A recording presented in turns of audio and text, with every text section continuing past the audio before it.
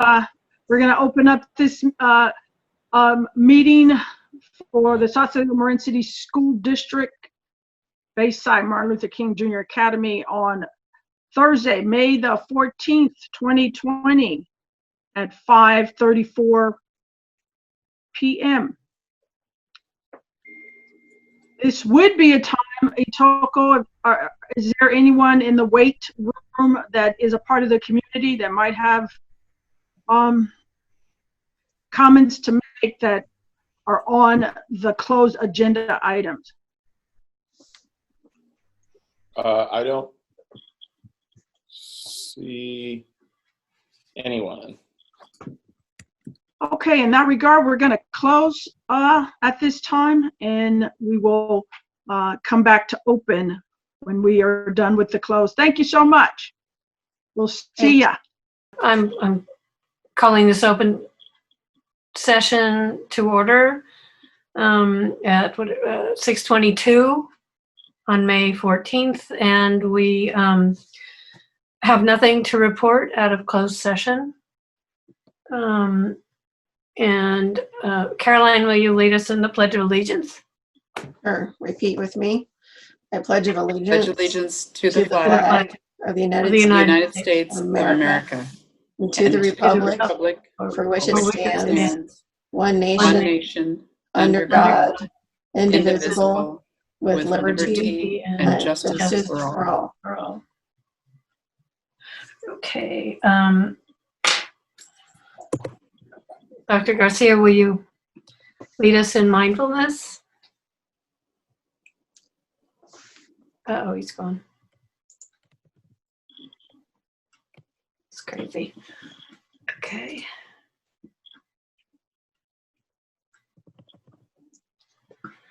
Oh, well.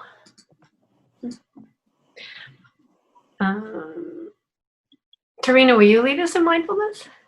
Of course. I'm sure he's here. No, I don't see him. Okay. I would be happy to. Maybe he is assisting Ida. Yeah, I think. So, okay, there he is. Huh. Right in time. Okay. We're at mindfulness, Dr. Garcia. But I think he's muted. I have had two computers die on me this week due to the volume of Zoom calls that I'm on. Oh. So my apologies there. Yes, if all of you would just join me in a brief moment of mindfulness, 3 deep cleansing breaths at a 8-4 ratio. Then we'll move on to the next part of our agenda. Please begin.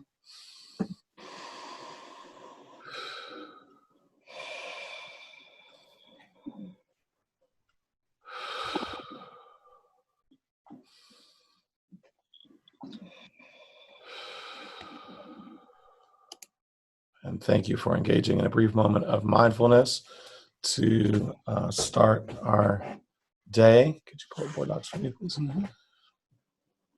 So we're at then 4.03. Is there any need to reorganize the agenda?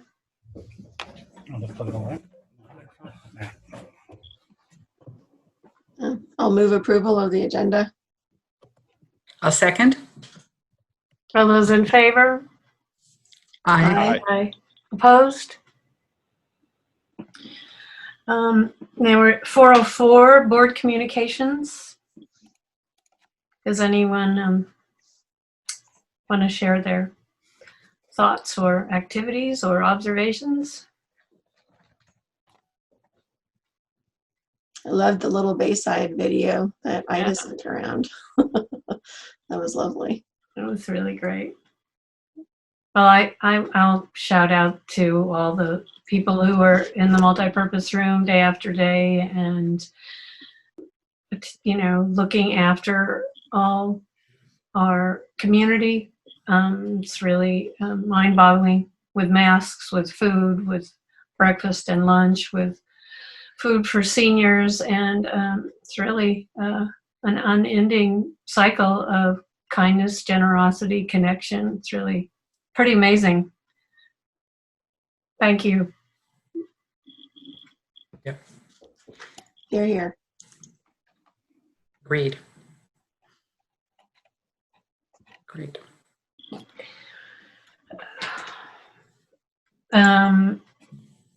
Dr. Garcia, is there anything in the way of acknowledgements? I just would like to echo what you said about the tremendous support from volunteers that we have received this week, last week, and really for 8 weeks. There are a core group of volunteers that show up every Wednesday and support us with the food bank. It is a tremendous thing to see. It's a well-oiled machine. At this point, we are able to unload 12,000 pounds of food off of 2 different trucks in less than an hour and assemble 400 plus food bags in a similar amount of time. And it's pretty much the same core group of folks that have come back now for ongoing for a month. Similarly, there's another core group of volunteers that shows up the following day to deliver bags of love and food bank bags out in the community to anybody that was not able to come by on Wednesday. And they are a pretty amazing group of folks that are out here doing that. Performing Stars has been a really important partner. I do want to give a special acknowledgement to the Tam High student who has the organization Feed the Frontlines Marin. She actually has been bringing our staff a few days a week fresh pressed juice and lunch, but she also feeds all of those volunteers that I just talked about on Wednesday, every Wednesday. She brings breakfast and fresh pressed juice at 10 a.m.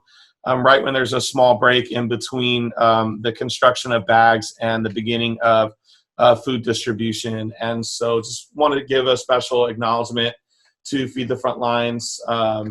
The AIM class from Tam High that did the desegregation and unification video. There's another group of students that are actually following her process on feeding the front lines and coming out with a new kind of mini documentary piece on her project. And they came and interviewed me and a few other folks last Wednesday. So we'll be excited to share that when it comes out. But there's just an amazing amount of work and collaboration being done in the community right now. And I also want to acknowledge, take a moment and just acknowledge our executive cabinet for the school district. Our principal, David Finan, and our CBO, Robert Clark, and our community school manager, Jamia Reynolds, and our M&O director, Cam Taylor, and our district admin assist, Steve Ayala. These gentlemen have come to work every single day of this shelter in place, and are here with me. And I also want to acknowledge some of our CSEA and SDTA staff that have been coming in as well into the building over the past week or so to support different students with distance learning. It's really an amazing thing to see, and I am honored to be a part of the community. Fabulous. That's great. President Green, we are up to 5:01. Yay. President Green, can I make one other acknowledgement, which is I really want to recognize Yasmin for writing that really nice piece for the IJ about unification and all the great work that's going on between Willow Creek and Bayside MLK for the work. And I thought that was a really positive piece and appreciated that effort. Thank you, Bonnie. That's so true. By chance, did you guys reorganize this meeting? No. Hallelujah.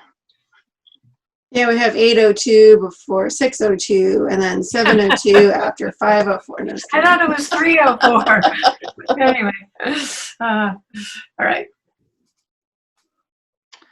As we learn to live with COVID. crazy. That's right. So Itoko, who's command down there? Are you taking care of people in the weight room? Is Steve taking care of people in the weight room? Who's on first? Steve is definitely taking care of people in the weight room. I'm hoping that at some point during the next presentation given by Principal Fanan that my computer will recover itself so I can do what I need to do for the rest of this meeting. Otherwise, No we're going to doubt. have to get creative. There's David. I see him now. He Let's looks get like in he's in his into a room. backyard. 5.01, if you would just, President Green, review the guidelines for public presentations to the board. And then I think we can move to the next ones. I'm sorry because I just came on to this meeting myself. So that has not already been done. Right. It has not. Okay. Itoko, wherever you are, it's really dark. So if there is Here, let me just shift where the angle. We're in the district office now. there you go. So if there are any members from the public that wish to address the board, this is a time under oral communications. Please state your name. And this is a time that you can address the board on any item that is not already on the agenda. We ask that you wait to talk about items that are on the agenda. We are not able to respond to any subject that you bring forth at this time. Is there anyone in the weight room that would like to have a public comment or under oral communication? We are scanning to see for any raised hands, but there currently are no raised hands in the waiting room. There is a comment in the comments from Lisa,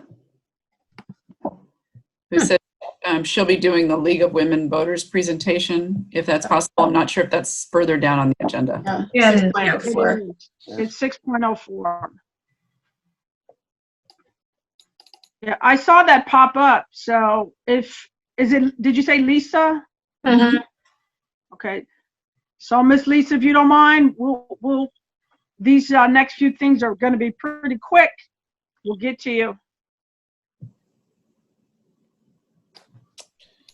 All right. We're going to move on to presentations, Itoko. Thank you. Principal Fanan, we are ready for your distance learning presentation.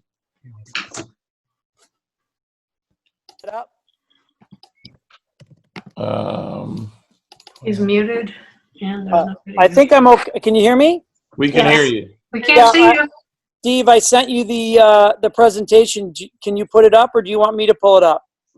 Steve's pulling it up right now. Give us just one moment, and then he'll share the screen and let you talk through it. You may have to prompt us to advance the slide, however.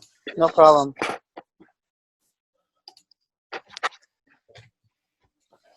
Ow. So go back. Whoa. Steve, Yes, I'm here. can you go to the cover page to start? There you go. Okay. Hi, everyone. Good evening. Good evening. Hello. I don't know if this is all working, but you can hear me.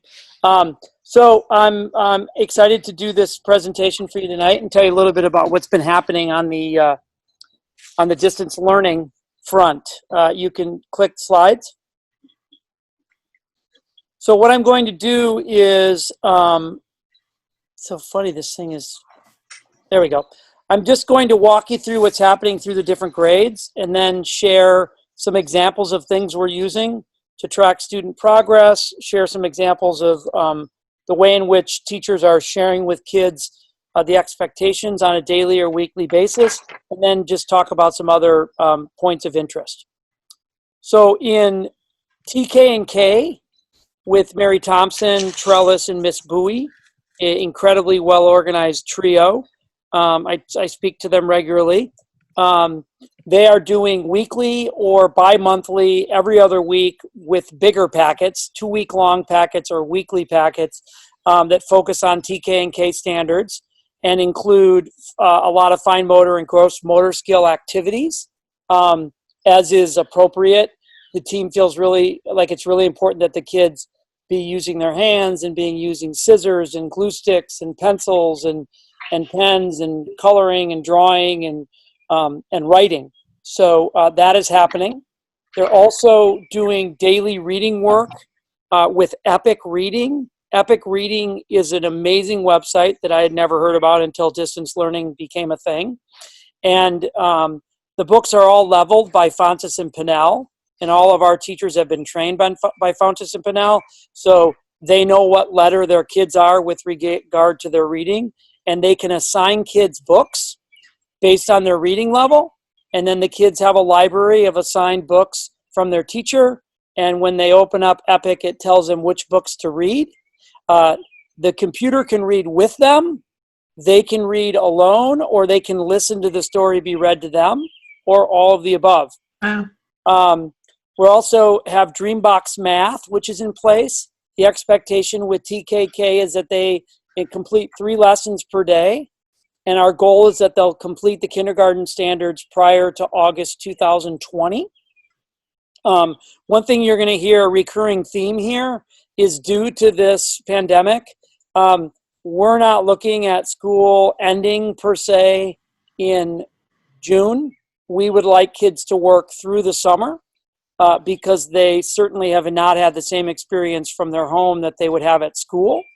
And the day has not been as long.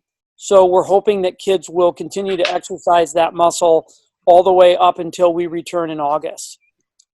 And then finally, we just initiated Smarty Ants literacy program. And actually on Tuesday, Shakana Trellis, Mary, myself, and Andrea Keenan are going to have a 1-hour Zoom call with Mike Wood, the gentleman that invented Smarty Ants, founded the program, and he's the one that is the donor that pays for all the licenses at our school. It's typically been used during Boys and Girls Club, but we're now using it as part of the TKK program. There isn't a TK component, so we're having the TK kids work with the kindergarten content, but frankly, they worked with the kindergarten content all year anyway, because they were in a TKK class and there were about twice as many K kids as there were TK. So they still had TK experiences, but I think I've shared with you previously that it's the curriculum certainly leaned up to K. Okay, you can, next slide, Steve, please. So for first and second grade, the kids have daily homework based on grade level standards through math, Big Ideas Math, and the kids are expected to do the work. It's out of their workbooks. There's a Khan Academy video that they get that does the instruction for them. They do the workbook page, they take a picture of it, and they text it to their teacher, or pages. And that's not perfectly smooth, as you can imagine, but that is the expectation. They have daily reading with Epic.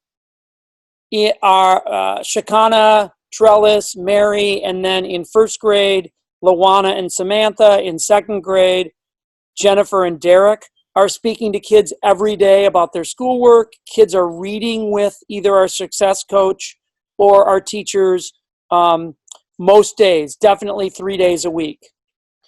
We also have Dreambox Math. Again, kids are to complete 3 lessons per day. And then iRead Literacy. The goal is to complete the first or second grade standards prior to August 2020. One thing I want to say about Dreambox's methodology or recommendation for program use during the school year is 5 lessons a week, 60 minutes a week. And our kids are now being asked to do in TKK 1 and 2, 15 lessons a week. So we have pushed the throttle forward because of the distance learning concept and the fact that they're not in school for regular instruction. They get instruction through Dreambox. They're also getting Khan Academy math instruction with their math workbook pages. The progress has been pretty amazing, and I'll show you an example in a little bit.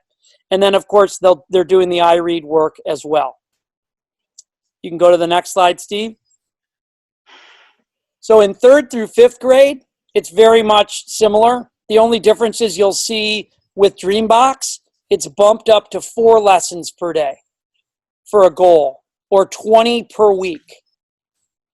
And 4 lessons for a child that's sitting down and paying attention and really serious about their work is maybe 45 minutes of work. Certainly not more than that, and for many kids, less than that, if they're really attentive. And then in 3rd through 5th grade, our 3rd graders do System 44, and our 4th and 5th graders do Read 180, which is the sister program to iRead.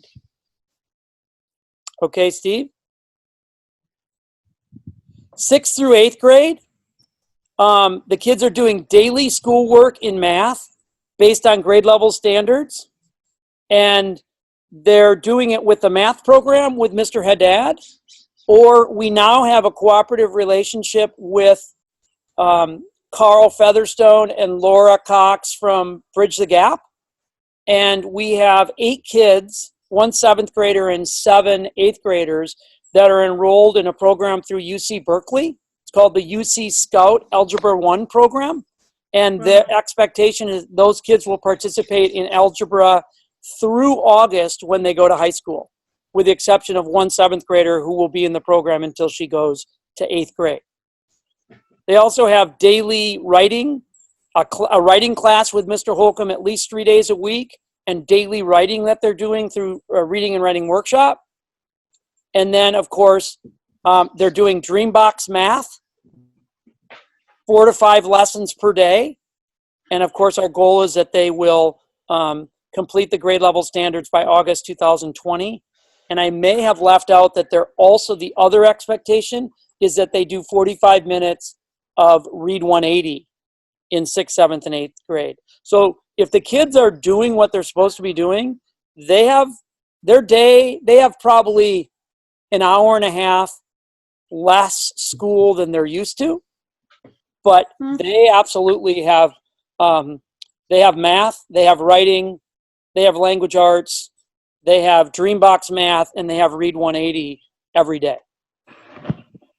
Okay? Nice, nice. So this is an example, just one example. This is a 2nd grade example of what kids get every week. This is texted out and emailed to their parents from Miss Kelly. She also sends it to Luana, Miss Luana, every Sunday, as well as me and a couple other volunteers we have working in the school. Miss Can Keenan you make as that well. bigger? Can you make that bigger? I Steve, don't is think it so, but possible?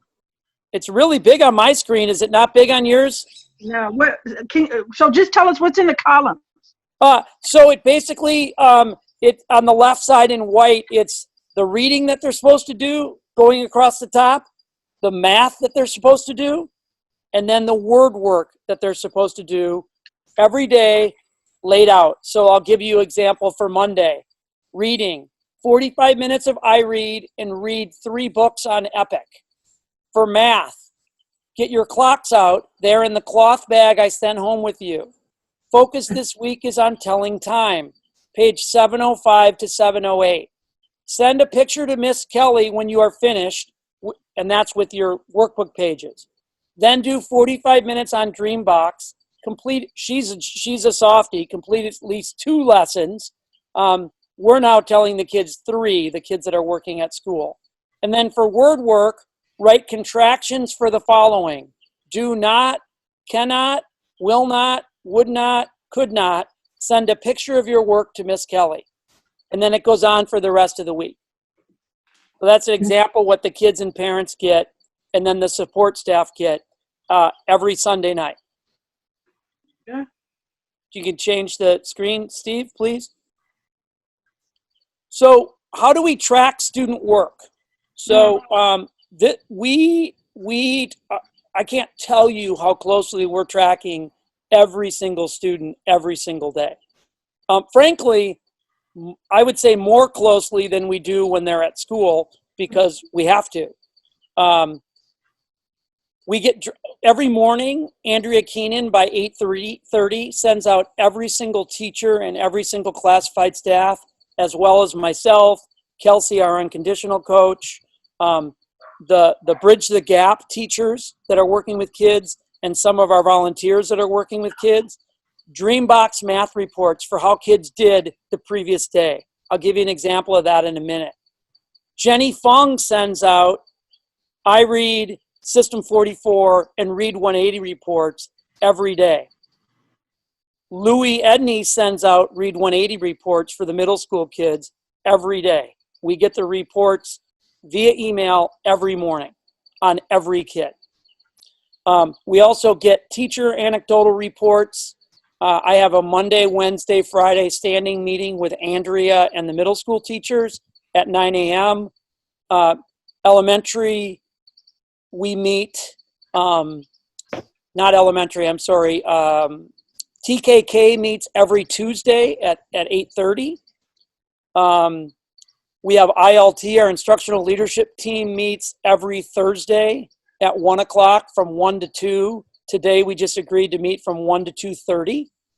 And I speak to Jen Kelly and Brandon and Samantha almost every single day. So there's a lot of back and forth anecdotally about how things are going. And then those reports and check-ins often lead to home visits by myself, by Mr. Phil, at times by Jamir, or at times I've taken Brandon up with me to go to a student's house. We knock on the door, they're having a problem with a Chromebook. He tries to problem solve. If he can't, he switches out their Chromebook right on the spot, right in front of Unit 12, Building 49. Wherever the need is, we'll go if the kids can't get to us. And then we're also have this amazing relationship with the library. Diana and Kayla are the two of the, and Shayla and staff are just remarkable partners. And so they've been providing us with hotspots. I get about maybe 3 requests a week. Doesn't matter what time I text Kayla and Diana. Last night I texted at 8 at night, and this morning when I got to work, there was a hotspot sitting on my doorknob for a student that came in and picked it up this morning at 10:30. And then there's other, miscellaneous issues. We had a student, we have a parent, I'm not sure right now, but a teacher texted me and said there's a parent with a fever. The doctor has advised that she quarantine herself. She really needs some fluids. Can you help? This teacher was in Rohnert Park. I was in San Anselmo. I texted Felicia Gaston.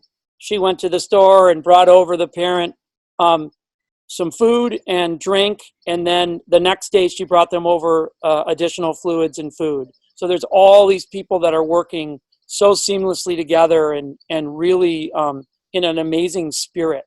It's been really wonderful. Next slide, please. So this is an example of our first grade and what report that we get every day. And so if you look at time spent, each one of those times spent is a student. I obviously got rid of their names. So if the green is filled up in any given category, that means the student is showing repeated mastery of the grade level standards for their grade level, and in this case, the grade level behind or the grade level above. So this is Sam Kelly's first grade class. You can see that nearly every single kid is on track to be at or above grade level by the end of the year. We have 2 kids we're worried about. One will fall into a category I'm going to talk about in a little bit. The other child is a child I'm going to tell you just a snicker about because obviously I don't want to break confidentiality. It was a student that came to our school, and the school that he had been at told us that they didn't think that he could make it at public school, and that they were very concerned about this child's ability to be successful at Bayside MLK. David, can I ask you a question on this slide? So there, where it says 32 minutes, lessons 0, but that kid is edging into grade level 2. How is Right. that possible when you had 0 lessons? Well, so this is every single day. So on this given day, this child either turned on the computer, got distracted and didn't do anything, and then logged off 32 minutes later, or maybe the child got on and the lessons were hard because he or she was working on second grade content that they're not familiar with, and they don't have a teacher in front of them, and maybe they couldn't complete a lesson. Let me finish what I was saying, then I'll go back to that. All right. So this child that you see, the 49-minute child, this is a child that had 0 green. Dr. Garcia, was it 3 months ago this child arrived? Something like that.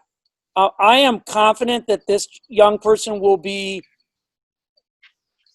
completely finished with kindergarten and well into first grade by August if we can keep the child engaged through August. Incredible success by our school community and by Miss Luana and Miss Kelly. And so that's a child that it looks like, oh my God, what are you doing? This is remarkable growth. The other child with 0 minutes is a child that we're concerned about, and we are working to get to come to school because most days look like that. The good news is this child is almost halfway through first grade. So if we can get this child to engage and do 3 lessons a week through August, that first grade is going to be filled. Last thing I want to tell you about this slide is we've done professional development in the last 2 weeks with the Dreambox technical staff, with all of our teachers, and they have all learned how to backfill the parts of first grade that the kids have not completed while they have jumped to second grade. So let's take 37 minutes down there, number 6 or 7 down, did 1 lesson 2 days ago. This child is now into second grade content, but hasn't completed all the first grade standards. So Miss Kelly is now assigning this child Dreambox lessons that he or she has to do before they can keep working on second grade. We want first grade all green before we move to another grade. Last thing I'll tell you is just a remarkable story. I mean, Dreambox ought to use it in their marketing. 51 minutes, 3 lessons. That's an ELD student that is receiving ELD services. Math at the younger grades is relatively concrete and primarily numbers and not a lot of word problems. But it begins to change as you get into end of first grade and second grade. This is a child that puts in easily 45 minutes to 90 minutes every single day. And you might say, how could a child without a teacher complete second grade?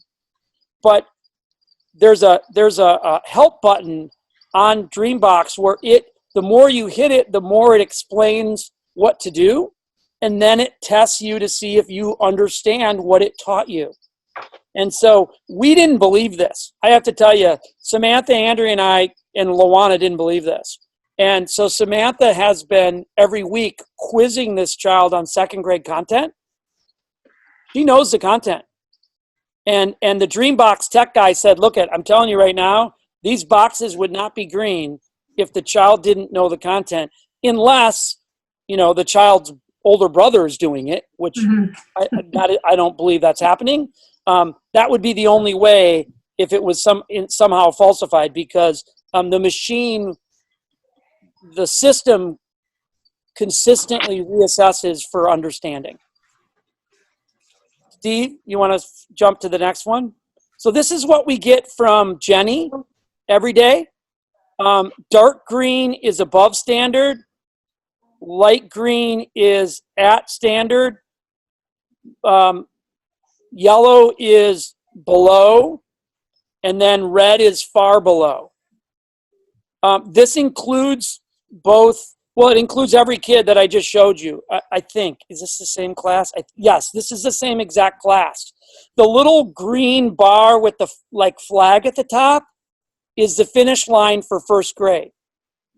So we have definitely, with some kids, lost momentum with this growth. With last time I met with you, we definitely had red. I'm not suggesting that if this hadn't happened, there wouldn't be red. There would be red.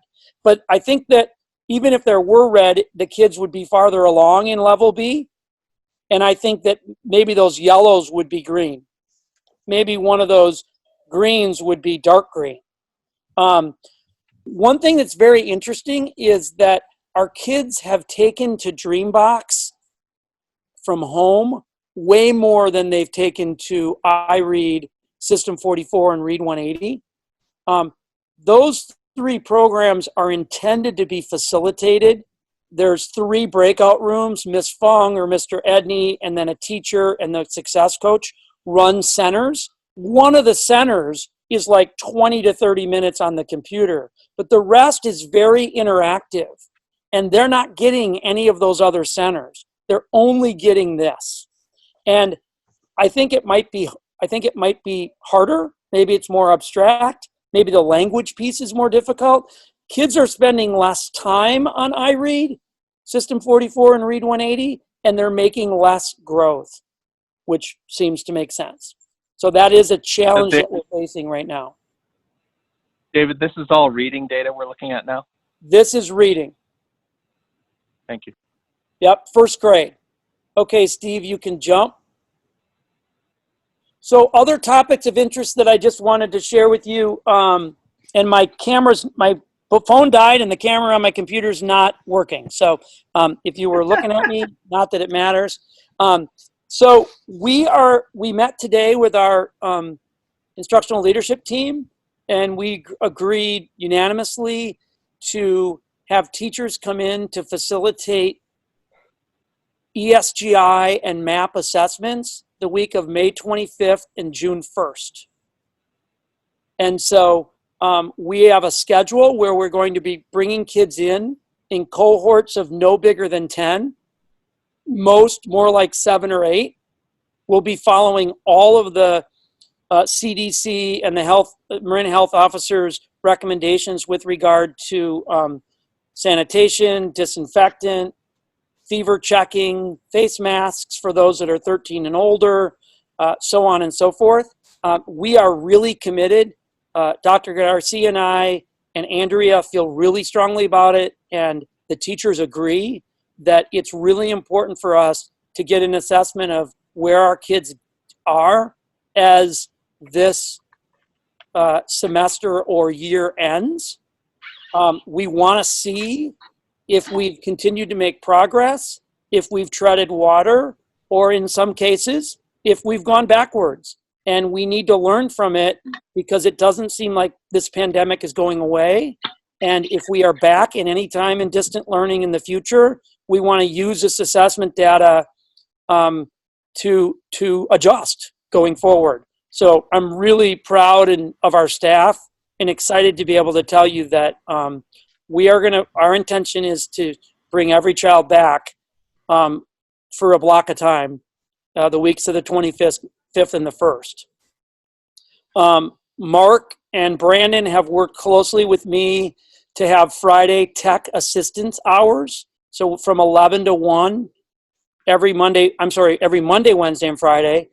Brandon is in the library to offer kids assistance. And I'm texting Brandon regularly with other needs. He has given his cell phone out to teachers to give out to parents and kids. They're calling him directly. Mark takes my calls 24/7. The tech guys are incredible, and the assistance has been really remarkable and timely. We currently have 12 students that are consistently coming to school from 9:30 to 11:30. For in-person work, those kids range in age from first grade to 8th grade. And our expectation is that will continue through June 11th or June 12th. And then I'll talk a little bit more about those kids in a minute.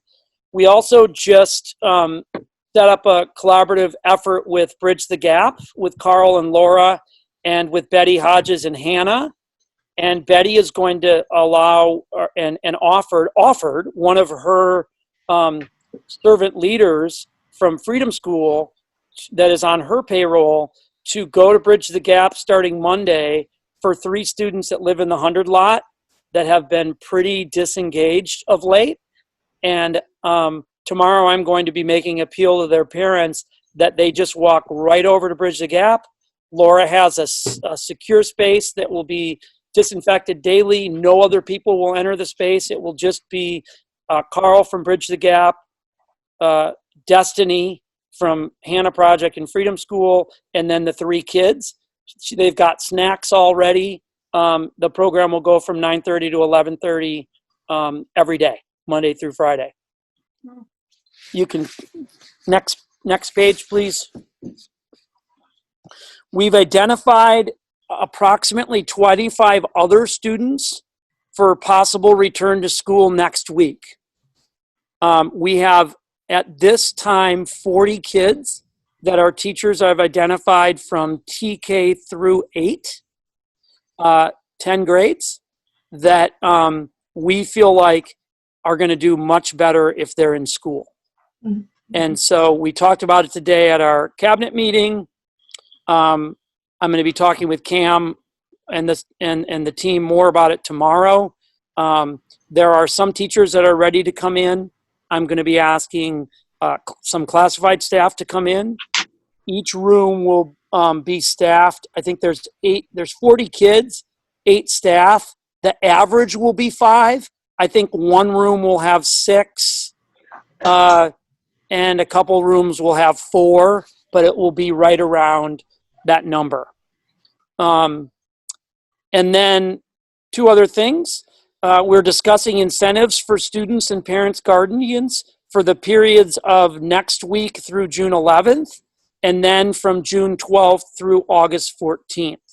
And we have some ideas. I had a long phone conversation today with Anna from Seneca, and I also spoke to Louis Jordan from Housing about to get their experience in incentives with parents and guardians for supporting their kids with their education. And I think there's a lot of examples out there and ways in which schools and communities support parents and give them an incentive as well as their kids to keep everyone engaged with the learning. And again, my thinking is we go May 18 to June 11, and then we turn right around and go June 12 to August 14, because our kids, a couple hours a day, June 12 to August 14th is going to make a huge difference when we start school in August. And then finally, we talked today, and Dr. Garcia recommended that we have an intention of highly recommending that student enrollment in Freedom School begin with a priority of those kids we've identified as needing additional assistance in order to actively engage in schoolwork. And that would be those 40 kids that I'm referring to. The 12 that are there now, the 3 that are starting at Bridge the Gap, hopefully on Monday, and then the additional 25 that we're looking at bringing in next week. Next slide. There you go. Wow. I have a question. Please. First of all, a comment. You're doing an amazing job across the board, particularly it sounds like with math and to some extent reading, although reading looks like a little more challenged with some of the grades. I didn't hear anything about other subjects like history or science or things that start to particularly differentiate by middle school.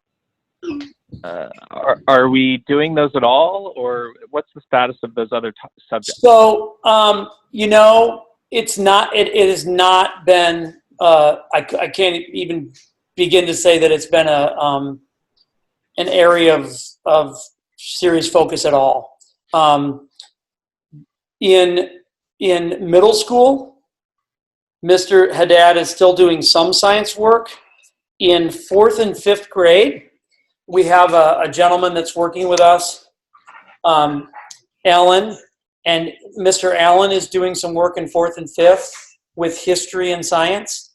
But TK, except for the packets that the kids get in TK and K, there is very little science being done 1st through 5th, or 3rd, I guess, 3rd. And then social studies, they're getting what they might get through the content that they're reading, because most of the literature has some some context of history, but it's not what we have had as a priority. And not at all defensive about it. It is what it is. It's been an incredibly challenging. It's taken every fiber of our energy just to engage our kids in a meaningful way in English, reading, writing, and math. And so we have settled on having that be the focus. It's not without its drawbacks, but we just decided that if we had to pick, that's where we were going to land. David, is that I think that pre-COVID? Oh, sorry, Josh. just as a follow-up, and then I'll turn to Deborah. I think that's the right pick for the priority for the students who maybe have the capacity and time to do more. As you probably know, Khan Academy, which you're using for some of the subjects, has a wonderful free library of history and science that I think would be pretty easy to recommend, if not require, at least for the students who are progressing through the core reading and math quickly, to give them some guidance on some exposure to minimize the learning loss. Right. You're right, Josh. We definitely could do more, and I will make a note of it. There's also these amazing virtual museum tours that you can go on, or you can go to the zoo and see the animals. I mean, anything like that would just be so meaningful for our kids. So I will make a note to make that a priority for the teachers to share. It's a point well taken. Great. Great. Deborah, were you going to say something? Oh, I just wondered about, I'm assuming this is like a question that doesn't belong in this pandemic situation, but it's a question of our compliance on the area of history, and I know we've talked about it, and I know that we'll address it when we can.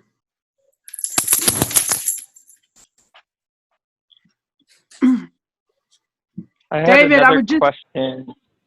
Yeah, I would just like to add, David, thanks for all that you guys are doing. Our school and our kids are not in a minority of checking out. It's just very hard, to get the same results from students when they are sheltered in their homes, looking at the same people day in and day out. Same for parents. So shout out to you. Thank you. I think your presentation answered partially, at least, the second question I had, which was about the summer. Early in your presentation, you talked about the importance of kids continuing through the summer. And I wondered how we were going to do that. And I think later in your presentation, you at least partially answered that. But am I correct in that we can't really compel anybody to continue through the summer? We can simply offer programs and encourage participation.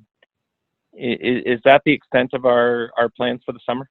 Right. Well, yeah, we talked about that this week, and Dr. Garcia said what you said is accurate, which is, we can't mandate with and even in special ed, we can offer extended school year programming, but parents don't have to agree to do it. Our hope is that we're going to come up with some incentives that are going to, combination of two things, continuing to have really honest conversations with parents about where their kids are and where we would like to see them. Not necessarily always at grade level, but at least bumping up towards grade level. And then for some kids, beyond grade level, if they're already at grade level, we would like to, I would like to be having those conversations with parents now. We've been having them, but as we approach summer, we want to work really closely with Betty and Phil Logan, who of course works for us and also runs the Freedom School, so that we can begin having conversations with our parents about their kids enrolling in Freedom School and participating in Freedom School for the entire 6 weeks. If kids either are not going to be in town or they're not inclined to go to Freedom School, we can't make them go. We're not going to offer this early on because we want them to go to Freedom School. But for those kids that are not going to go, then we're going to offer an incentive for them to do Dreambox and the literacy program at a very clearly identified level from June 12th to August 14th.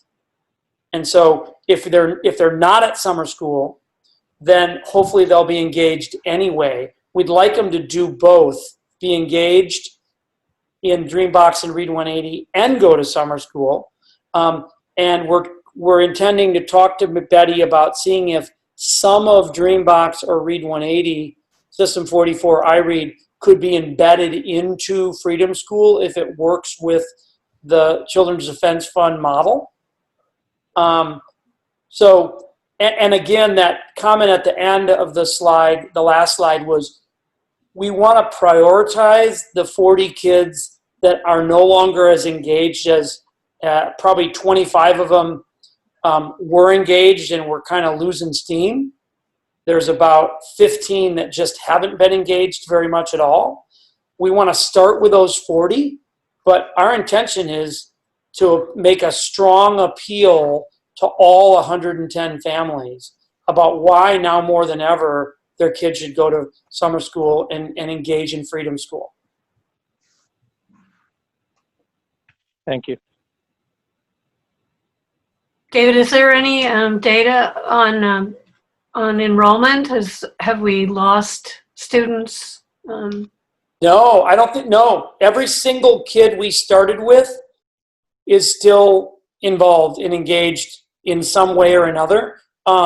We have one student that's moving to Vallejo. Mom just texted me yesterday. But otherwise, our kids are all present. I mean, present meaning in the area, not all necessarily present online. Right. And can we just assume that our teachers will be foregoing their break over the summer and staying, No, no, we can't assume that. And frankly, we shouldn't assume that because these people are working, our success coaches and our teachers are working, tirelessly. Yeah.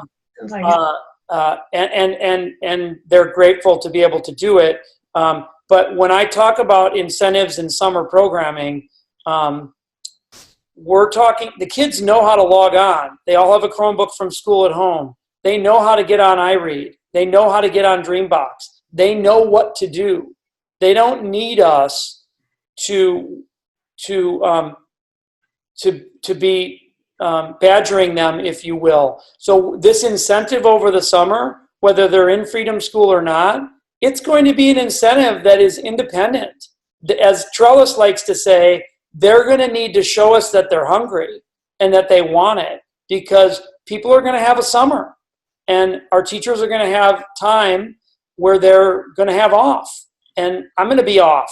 And so, I can easily from anywhere shoot out a Blackboard message encouraging, and I will, but the daily kind of work that we're doing, like minute to minute, hour to hour, the kids are going to have to want it in order to earn the incentives. It's not going to be because we're ever present like we are right now every day. Mm-hmm. So David, you just clarified something for me, and that those incentives would be over the summer months of continuing this distant learning.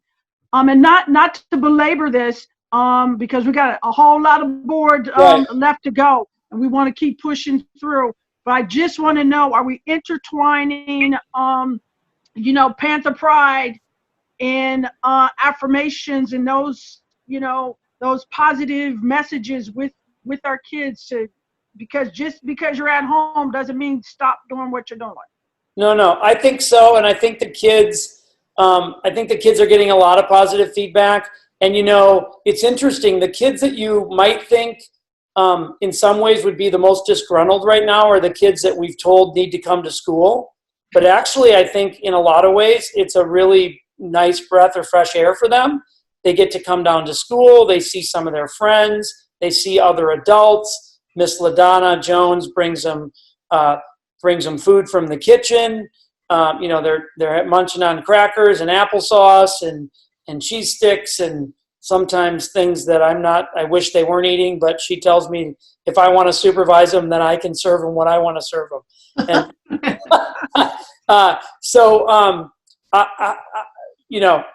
I think the kids are getting a lot of positive feedback, and I think the parents are as well. One thing that I regret now that this has become so busy is I was really deeply involved in delivering the food for like the first 3 weeks. And so I got to go to 15 or 20 houses and see people. And I'm not able to do that because it's just too much going on with the other work. But I think people feel supported and valued. We're telling the kids all day long at Bayside how proud we are of them, that they're coming to school and they're buckling down and getting their work done.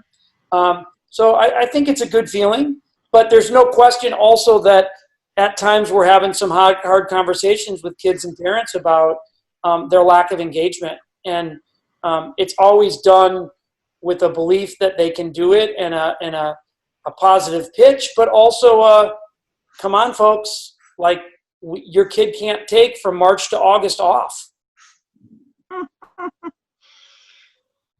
Thank you so much.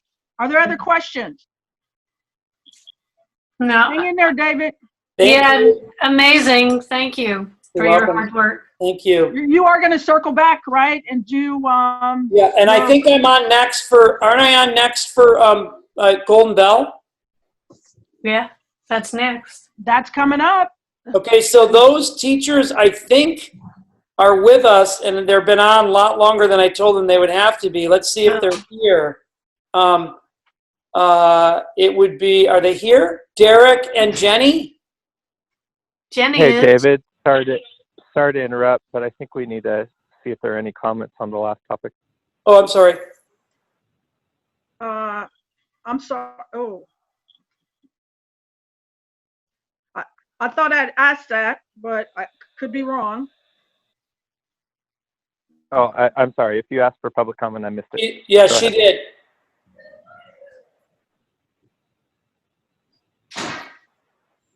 So, Steve, is there anyone who has a comment? Itoko.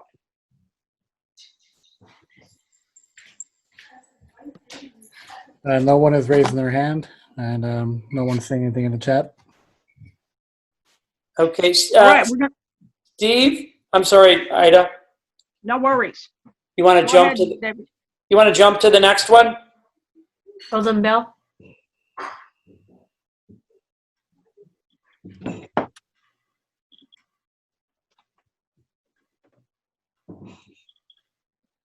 Hey, Kennedy, are we eating dinner tonight, or is that we missing that?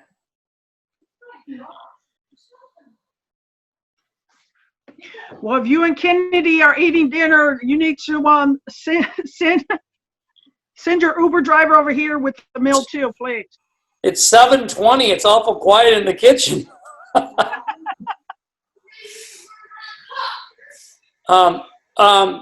So I don't see our Steve, our Jenny Fung or Derek on. I'm here. Hi, Jenny. Hi. So, folks, there's San Francisco Giants, Jenny Fung. She's obviously not sharing her video right now. Well, But I just want to sorry. take a minute. There she is. Ah, that's Jenny. So I want to take a minute and just introduce our certificated Golden Bell winner this year. Jenny has been known to Sausalito Marin City for years. She's been primarily working at Willow Creek, and this year we arranged to have her work 50% at Bayside MLK as a resource teacher and intervention teacher, and 50% at Willow Creek. And I have to tell you, I have never seen anybody that has taken on such a truly daunting task. She teaches first grade iRead, second grade iRead, third grade System 44, fourth and fifth grade System 44 and Read 180. She's responsible for the intervention programs in all of those classes. She has developed, just naturally developed, incredibly positive and productive working relationships with the teachers and the success coaches in each class. She knows the kids. She knows the routine. She literally goes from room to room to room with like 6 minutes between, and has to jump in and facilitate a different lesson with a different plan, different centers, while also working closely with Mr. Edney regarding our special ed caseload and supporting kids with their IEPs and assuring they meet their goals and objectives, meeting and facilitating conversations with parents. She's remarkable, and she's also a really thoughtful, positive influence with our staff. So I'm so honored to be able to recognize Jenny Fung. Thank you. Yay. Ariel's here to say congratulations. I see you.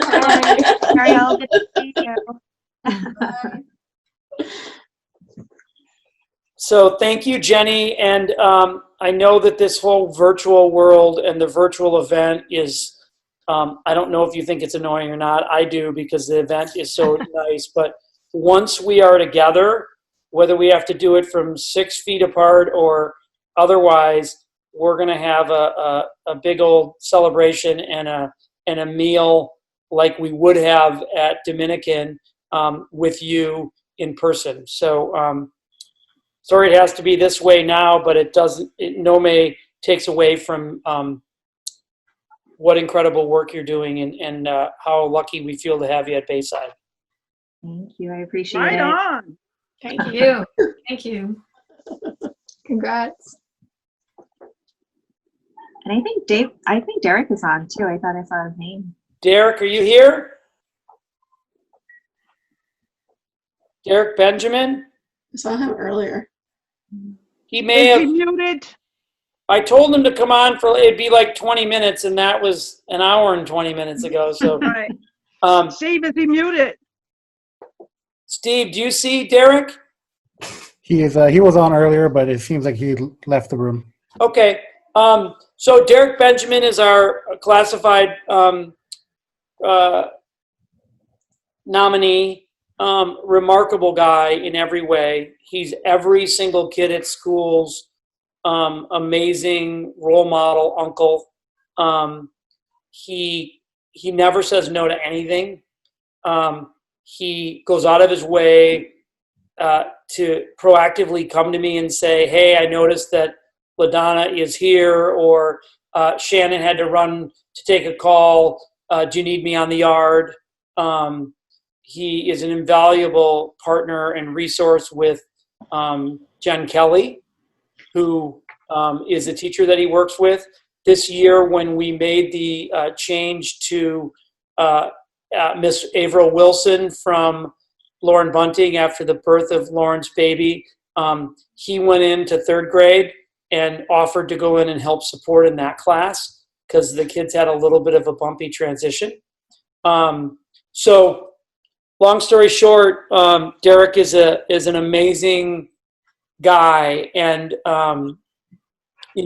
without getting into too much detail, I'll just say, and I know that Trina is smiling wherever she is sitting right now. Derek was at Willow Creek, and he applied to come over to go to Bayside, and I didn't know him, and I said, let's just put it out and we'll see what we get, and we can consider Derek as well. And Trina said, well, David, just meet with him first and see what you think. And you know him for Boys and Girls Club, but let's talk to Derek first and see what we think. And I met with him, and he started, and Trina checked in about 2 weeks later, said, so what do you think of Derek? And I said, oh my God, are you kidding me? This guy is incredible in every way. And so we're lucky to have him as well, and we'll be celebrating him. And when you see Derek, or when you get a chance to see Jenny in person, please let them know how lucky we feel to have him in our community. Yeah. Derek is our gentle giant. He is. He is. Thank you so much, David. Respect the man who keeps the schedule and bailed on us when we ran long. Yeah. Steve, do we have anyone that's in the weight room, or that anybody with their hand up on a comment regarding the Golden Bell Awards? Not to precede the board. Any comments from the board? Nobody in the weight room. Great. David, thank you so much. Thank you. Congratulations to both of our recipients. Woohoo! All right. Brings us to Inform to Inspire. Is this you, Dr. Garcia? It is I. It is Let's do it. me. So in our quest to become more data informed and data driven, we retained some outside help to do a level of CASP analysis that is unavailable to us from the California School Dashboard. And I'm excited to report that we are beginning to use this in ILT. And so what you have here is a ELA and math analysis done for Bayside MLK, and it tracks data over time, achievement over time, as well as growth in each knowledge claim, and does a like school comparison. And also we included Willow Creek data in this report so that we could have an inter-school comparison in the district. And as you can see here, this is what it covers. 5 years of CAF data, results by school. They're broken down by student group, by school. All of the ELA claims, all 4 of the claims, knowledge claims, are broken down by school and by student subgroup. And the same is true for math, but there's only 3 claims in math. And then at the end of the report, we'll get to the comparison for the 100 similar schools for both schools. I am going to focus my narrative more on Bayside MLK, but the information is there for both schools so that we can have accurate comparisons. As you can see here, results are presented for every student group unless they had less than 10 students. And the following student groups: initially fluent English proficient, Filipino, Asian, students with 2 or more races, Asian students who are not low income, African American students who are not low income, homeless students, and students with parents who declined to state their education level are not included in this report because there were less than 10 students that fit in those categories. But otherwise, we have it disaggregated by the other relevant student groups. Go ahead. There's a high-level analysis of the results.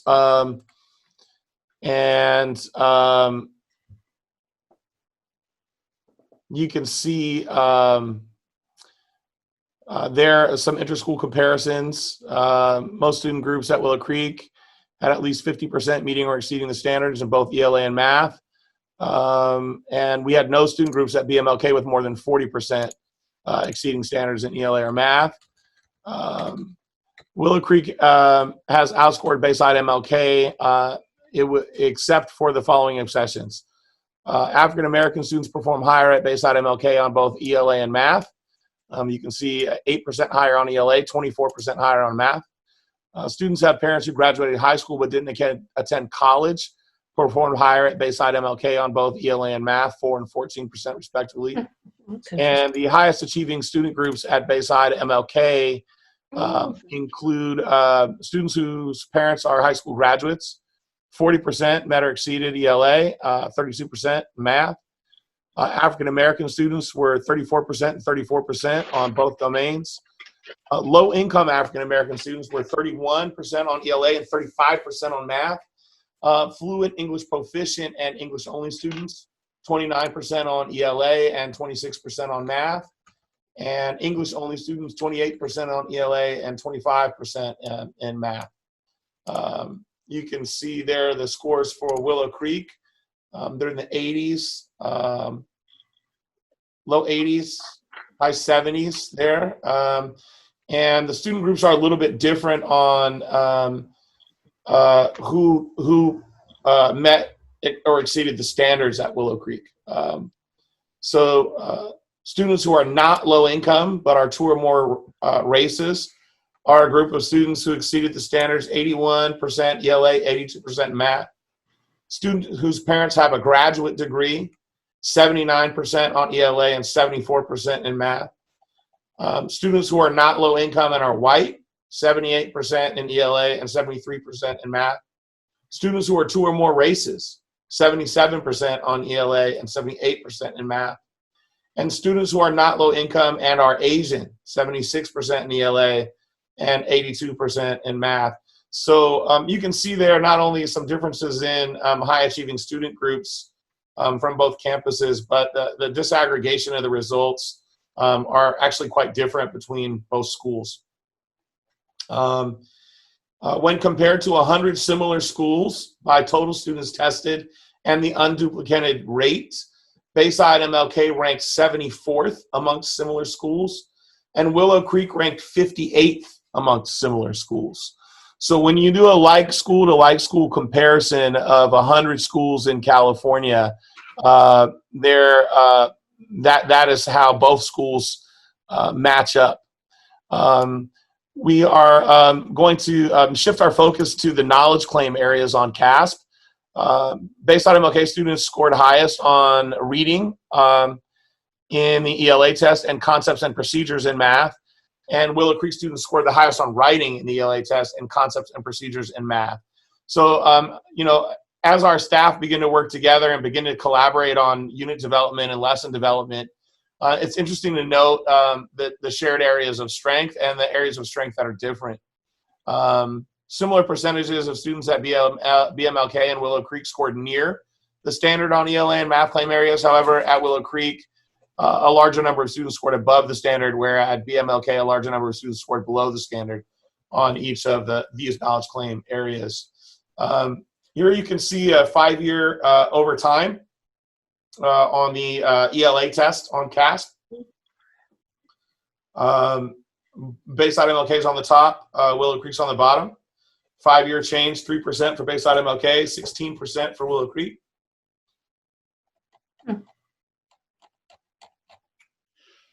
And then here the information is broken down by subgroup. I gave you the high-level analysis on the last page, so I won't go into each of these things. But those of you that are super interested in the fine-grained details, it's here available in the report, and we will post this to the website for anybody who's interested. And trustees, I'll send this to you individually. You can go ahead, Steve. Keep going. keep going. This is just all the raw data from the high level analysis that I just shared. So I do want to pause here briefly. I think it's really important that as we get deeper into CASP data analysis, that we really understand the way the CASP test is constructed and how it's broken up into different knowledge claims. So you can see here that this data is disaggregated by knowledge claim. Knowledge claim 1 is reading, knowledge claim 2 is writing, knowledge claim 3 is listening and speaking, and knowledge claim 4 is research and inquiry. This is the overall data for both schools. You can go ahead to the next slide. There we go. And then you have it disaggregated by student groups here. And again, this is the raw data used to give you the overview that I just gave you. But I think it's still of note as we look at data patterns across student groups and over time. This in particular is on knowledge claim 1 in reading. You can go ahead to the next slide there. Here you see African American students. I think it's also important to call out the differences in gender. Female students are outperforming male students at both schools on this knowledge claim. And here we have knowledge claim 2 in writing. Again, he starts with all students, goes through the disaggregation of student groups. Go to the next.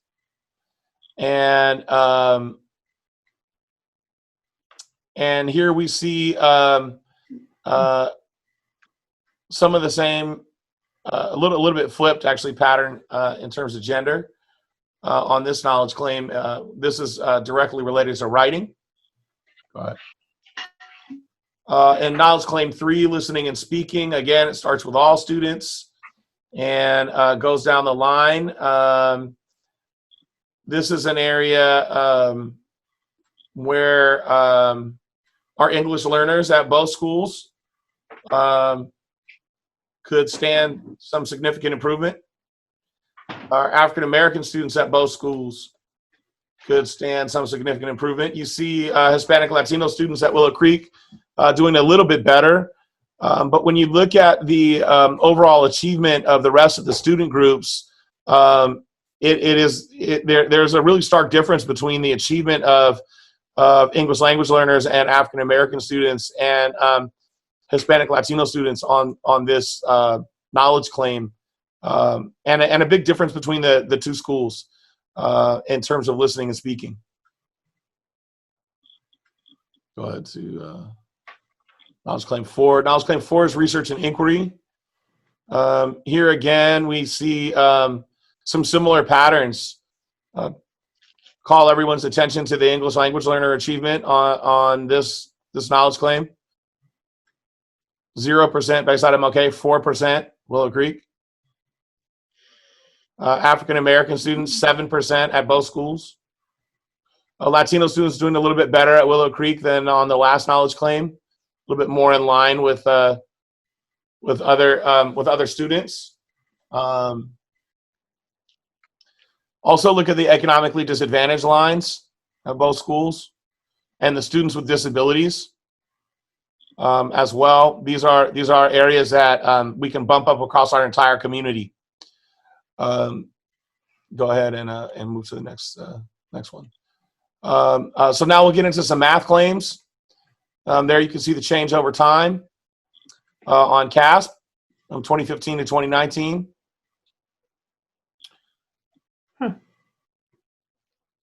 Go ahead. And again, a lot of raw data that was given in the overview that I started this presentation with. So go ahead and go down to the knowledge claims. There we go. And here again, we have the claims broken out by math claim performance. Math claim 1 is concepts and procedures. Math claim 2 is problem solving and data analysis. Math claim 3 is communicating reasoning. And there you can see the differences in achievement between both schools. Willow Creek's at or above 31% on all 3 claims in the met or exceeded standard. Bayside MLK is more like 6, 8, and 9% in all of those math claims. But as we disaggregate by student group, as you'll see on the next slides, it shows a little bit different tale than just looking at overall data. Here, math claim 1, concepts and procedures. Again, students with disabilities not having the same outcomes at either school. Economically disadvantaged students not having the same outcomes at either school. English language learners not having the same outcomes, 0 and 8% respectively. African American students on claim 1, Bayside MLK, 17% above the standard, 7% at Willow Creek. Hispanic Latino students, big difference there. Willow Creek, 25%, 0% at Bayside MLK. But many of the other student groups at Willow Creek are in the high 30s or 40s even. So even there, you see about a 15% disparity for Latino kids, even though they're doing significantly better at Willow Creek than they are at Bayside MLK. Let's go to math claim 2. There again, you see the beginning of the analysis with all students. Students with disabilities, both schools, area of significant growth. English language learners in problem solving and data analysis at both schools, 0%. Black or African American students on knowledge claim 2, equal at 10%. Hispanic Latino students, 15% at Willow Creek, 0% at Bayside MLK. But again, comparing to the other student groups, really some significant achievement gaps for our most vulnerable students in both schools. Let's go to knowledge claim 3. Here, again, you start with all students. Again, I want to call everybody's attention to the students with disability, 0 and 6%. Look at the economically disadvantaged students, 7 and 17%. Met or exceeded the standard. And knowledge claim 3, this is communicating reasoning. Here you see a little difference between the two schools. English language learners are at 7% at Bayside MLK.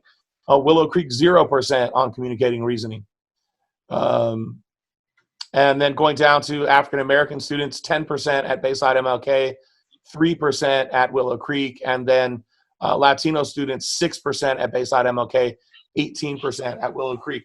And so my great hope is by drilling down in the knowledge claims in this way and disaggregating by the student groups, we can have some overall guidelines for all of our teaching staff when we begin collaborating and developing units and lessons together that are standards-based and standards-aligned, that we understand really clearly which standards make up each of these knowledge claims and how to develop units and lessons that support the overall student achievement of everyone in our school district, including students with disabilities, including English language learners, including low-income students, and including African-American students and Latino students.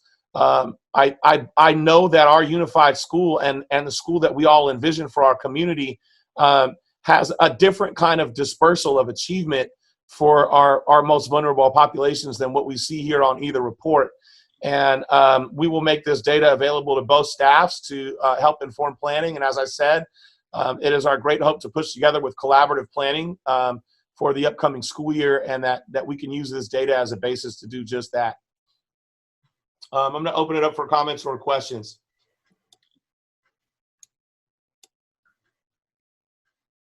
I'll start. I'll say this is the most thorough and honest view of achievement data I've seen since I've joined the board. So I appreciate how you've shared it. Thank you. Yeah, I'll second that.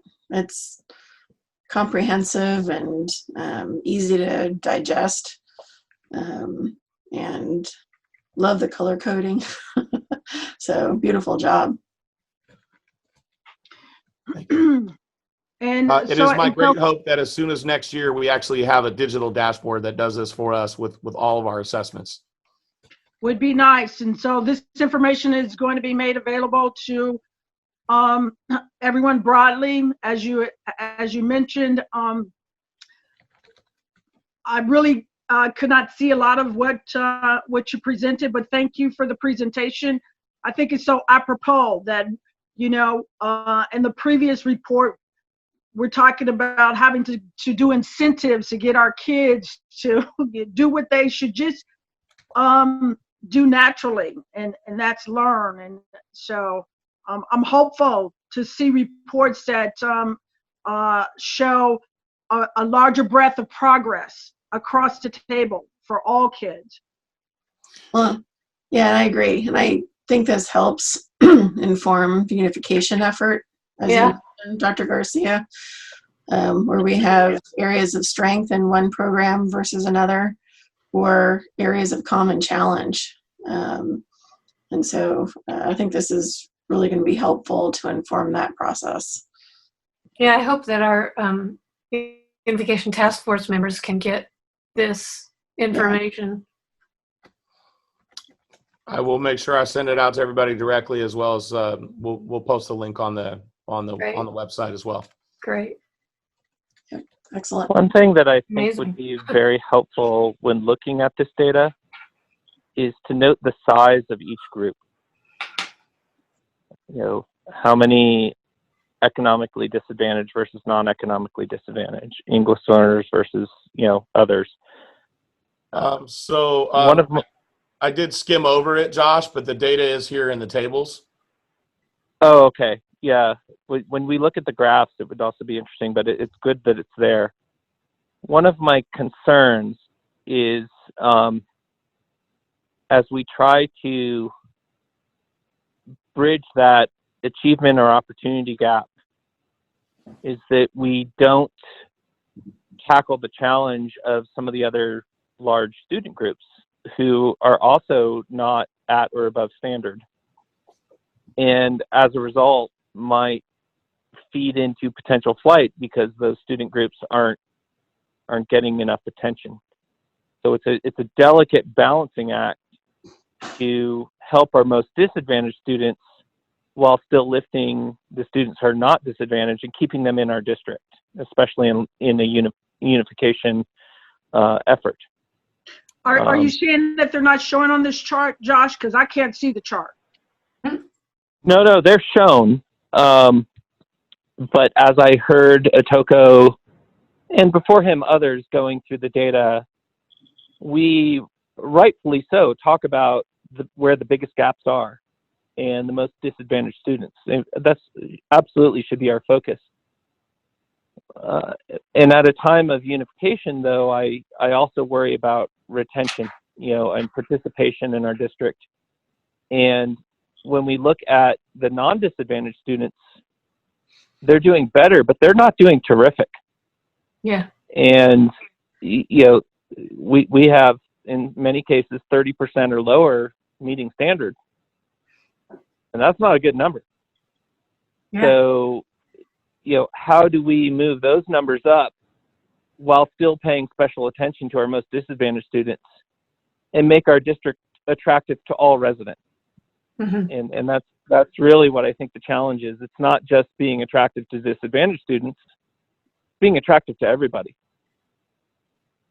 So maybe on the graphic or within these charts, we need some comparables, whether we would compare to a neighboring school district or similar schools.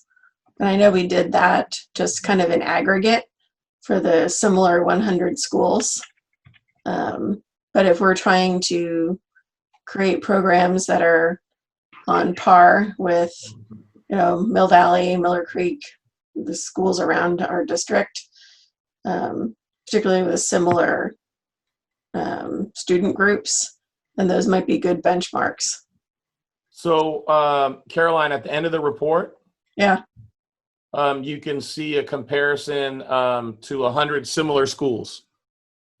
Okay. So the comparison for Bayside MLK is for schools across the state with unduplicated rates between 80 and 100%, where schools tested between 35 and 100 students. Mm-hmm.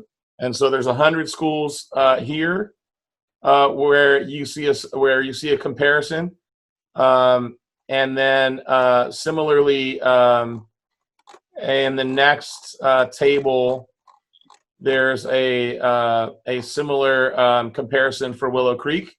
Schools with unduplicated rates between 40 and 50%, and schools testing between 240 and 315 students. So these are pretty similar schools. In different communities, you can see on the left-hand side is the district, and then the school, and then the rate of unduplicated students, and the percent meeting or exceeding ELA and math. And this is for Willow Creek. And you see Willow Creek there is 58th. And so I think to Josh's point, we want to make sure that whatever it is that we're doing moving forward as a unified school, that we're coming in at the top of these lists in comparison to like schools, and that we're not down in the 70s or not down in the 50s. And I think I have a strong belief in this educational community. I have a strong belief in the families here, and I have a strong belief in the educators that are here to do the work. And part of it is really grounding ourselves in a realistic view of the data, so we know where we need to get to. And I agree, Josh. I believe that we should be seeing kids at both schools above 80% in the met or exceeded category in every disaggregated student group. And I think with a few years of concerted work and effort and the building out of a shared curriculum in units and lessons, we should expect to see kids in the 90s. We should expect to be at the top of these lists when we compare with 100 similar schools. And I hope we can continue to engage in these kinds of comparisons. I do want to note, however, that this is all based on last year's data. And unfortunately, we won't be able to make this kind of comparison again until the fall of 2021. We're not going to have CASP data this year. And so we will not have CAPS data again until the spring of 2021. But I hope all of us can lean into the idea that this is the level of data analysis and disaggregation that is required to create targeted units and lessons that will drive the entire community forward. And I think that with a strong focus on project-based learning and arts integration and integrated ELD across the curriculum in all subjects, and the idea that science and history aren't add-ons, but they're subjects where these skills can be practiced and expanded upon for accelerated students and for students that need intervention. I think we have a really good chance of showing some really rapid gains, and I remain committed, as do the educators in this community, to continuing to work through this shutdown, through this summer, so that we can continue to make up some of the gains that some of the gaps that you see here in this data. I agree with all of that. And I think that this aggregated data comparison is extremely helpful. And I was just suggesting that it might be interesting to take a few schools from this list and disaggregate their data and compare it side by side like we did with Willow Creek and Bayside with the different groups to kind of see, what are some areas of similarity and what are some areas of change. Maybe you pick a couple that are, a few notches up and some further up. And it may just be that the student groups are so different, even within similar unduplicated count percentages. It could be there's more African American versus Latina students in one school versus another. But maybe we can find a couple that are comparable and, use them as kind of what they're doing. Use them also as models. Yeah, I think that's a really great suggestion. And I don't think it's actually would be that difficult to do. We'll just go back into the data and look at the ones that have the closest student groups to what we have. And I think one of the great benefits of COVID-19 is once we identify those districts and those schools we'll have the capacity to reach out and see what they're doing. I think we can all learn from each other. Mm-hmm. Agreed. Thank you. This is great. I love this. And as soon as we learn anything, they'll change the testing standard, and we'll have a multi-year gap. Figure it out from there. That's the only thing that's constant, Josh. I think CASP is here to stay at least for another 4 or 5 years. I hope so. Great. It gives us room for improvement. Are there other board comments? Anybody in the Wade area? Itoko got their hand up. I am looking. I don't see any digital hands. I'll give it just a moment. I have to kind of scroll up and down here. There's a little bit larger number of folks in this meeting than have been at past meetings. So there's sort of two fields of participants. I see one chat. Just a Jen comment. Conway has, Jen, does she have a question? It is. She wanted to echo the appreciation, but Jen, I'm gonna unmute you and give you an opportunity to share your comment. Hey, I just wanted to echo all the feedback you've gotten about this being the first honest, true, like really understandable report out of how we're doing at both schools, and very detailed, and it's clear where we have opportunity, and just glad to see this. I've not seen anything like it. And digital would be even better. You can play with it. Can't wait, but this is incredible. So great work. Thank you very much. Thank you. Any others, Itoko? Seeing none, I think we can. Move on. Yep. Wonderful. So Miss Lisa with the League of Women Voters. Hello. Am I unmuted? No, you're good. I was just going to do a public comment, but you guys were nice enough to give me time as a presentation. I promise this is fast. What I'd like to do is read through my version of the script that was presented and as part of the agenda, and if I can submit it later and become part of the official, that'd be great. You know me, I'm Lisa Bennett. I live in Sausalito. Today I'm representing the League of Women Voters in Marin County, who, along with a large and growing coalition of educators, labor, business, social justice organizations, and local community leaders, are dedicated to the passage of the Schools and Community First ballot measure. A lot of you are familiar with this. This is the revision to Prop 13, which was essentially carve out commercial properties from the protections under Prop 13. I'll go through this for you. Schools and Communities First will yield billions of dollars per year in additional commercial property tax revenue, which will be great. The money will provide much needed funding for schools and local communities throughout California. This funding is desperately needed now, especially given the fiscal challenges many schools and communities will be facing in the wake of the pandemic. For decades, many big corporations have not been paying their fair share of property taxes, leaving California schools with overcrowded classrooms and without adequate counselors, librarians, and nurses. At the same time, California's local governments have been chronically underfunded, which has hurt the quality of local services, including emergency responders, infrastructure repair, parks, libraries, and other vital programs. Here's the problem. 40 years ago, Californians passed Prop 13 in reaction to rapidly rising property taxes. It helped homeowners, but the biggest winners have been large commercial property owners. Under Prop 13, property is only reassessed when it changes hands. For residential property, that occurs on average every 10 years. Commercial properties, especially those owned by big companies, including Chevron, Walmart, and McDonald's, mostly avoid this reassessment. This happens because the properties don't change hands or because the owners employ a variety of loopholes that mask title changes. So Schools and Communities First initiative, this ballot measure coming on the ballot in November, requires periodic reassessment of commercial and industrial property, ensuring that this property is taxed at fair market value.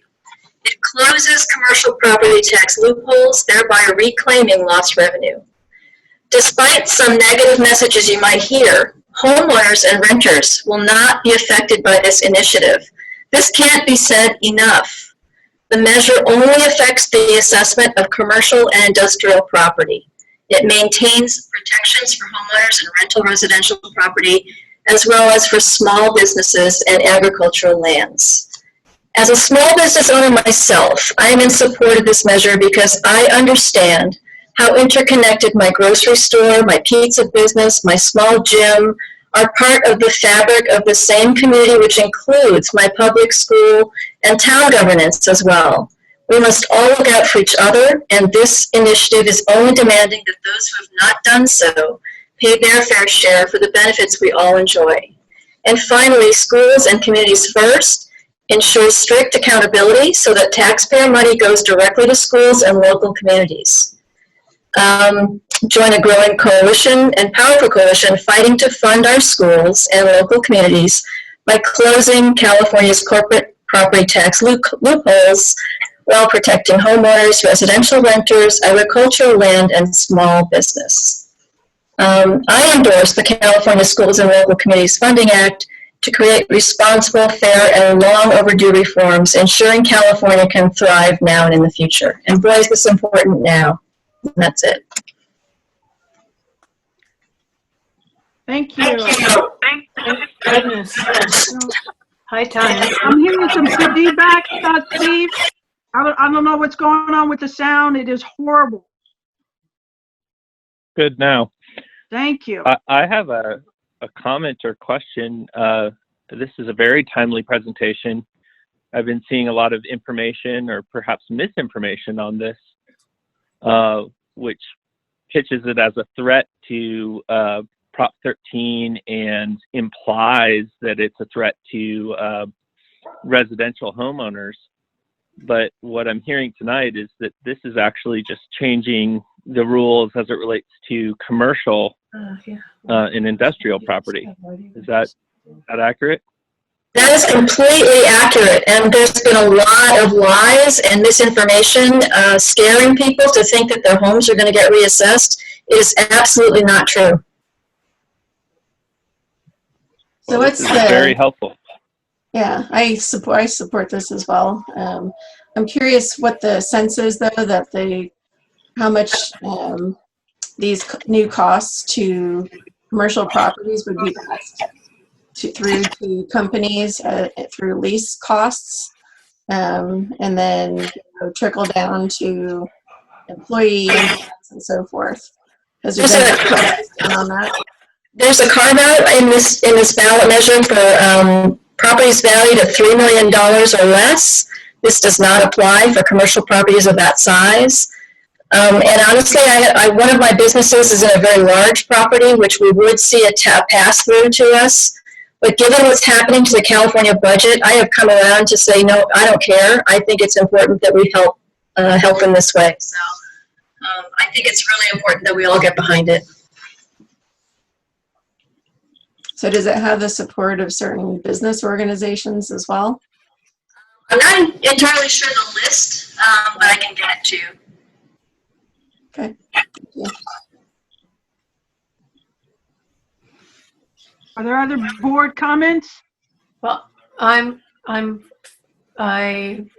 deeply hope that this succeeds in November, and I hope that as a district we will support this. If there's a resolution in this, it seemed like not.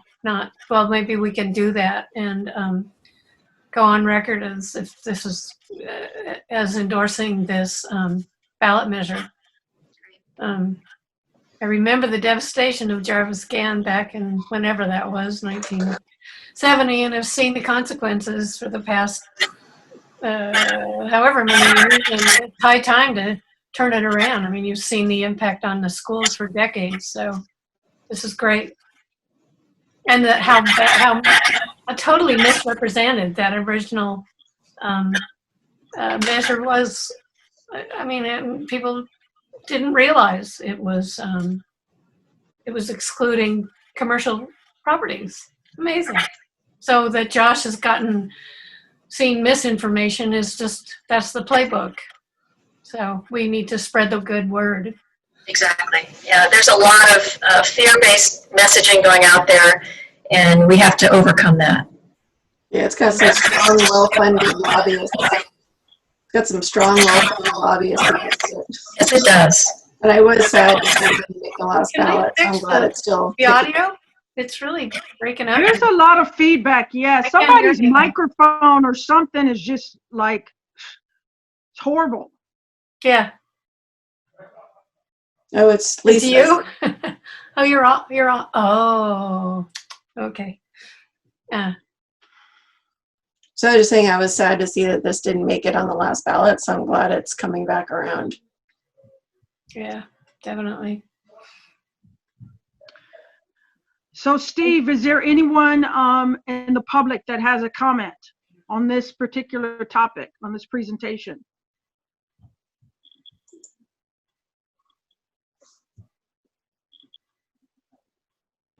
Doesn't look like anybody in the waiting room has a virtual hand. So I think we All right, can. Lisa, thank you so much for the Thank you. presentation. Thank you. We're going to move on. There is nothing under correspondence tonight. We're moving right on to Dr. Garcia's superintendent report.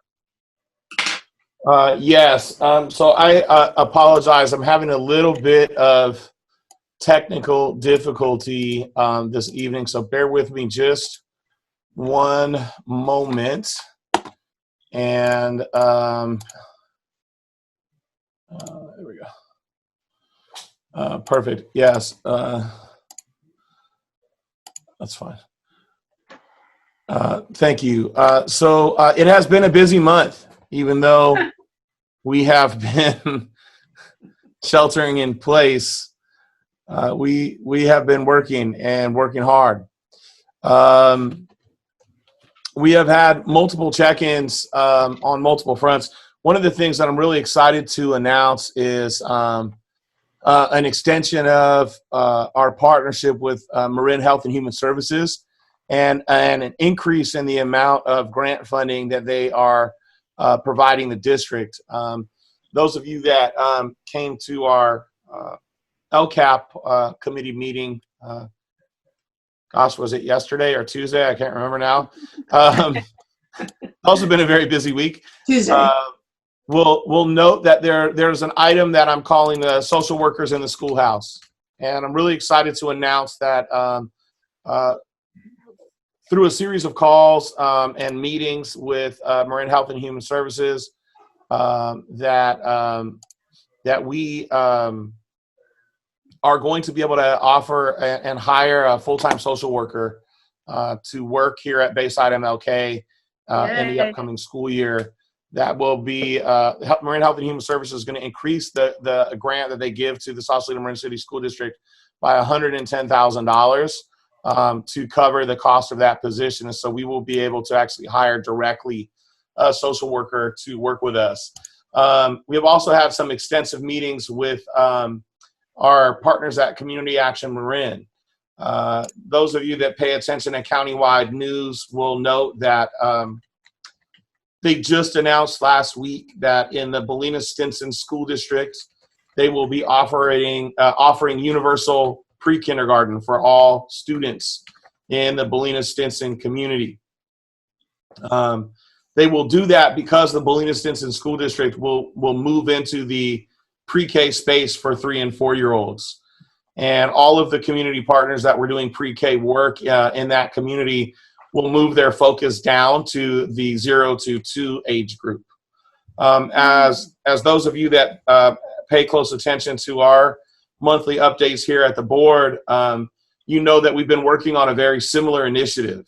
And it's actually really exciting news coming out of Bolinas-Stinson. We are well positioned to have a similar universal pre-K initiative for all students here in the 94965. And the pre-K committee has continued to meet and work in that direction.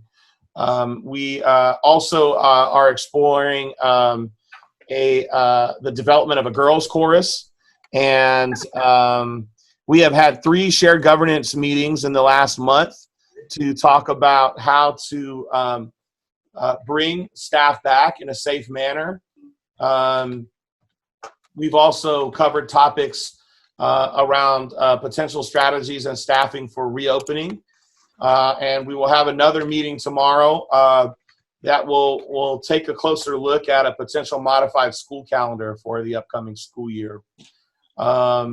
We have also been doing a lot of work in the area of teacher credentials for a couple reasons. One, everybody that was on an intern or close to finishing a program with the shelter in place has been unable to do so. And so the California Teacher Credentialing Commission has actually extended the opportunity for folks to work on intern or emergency credentials. And that has an impact for a number of our current staff members. But I am very excited to say that all of them are actually finishing their programs, either have finished them or will finish them in the next few weeks.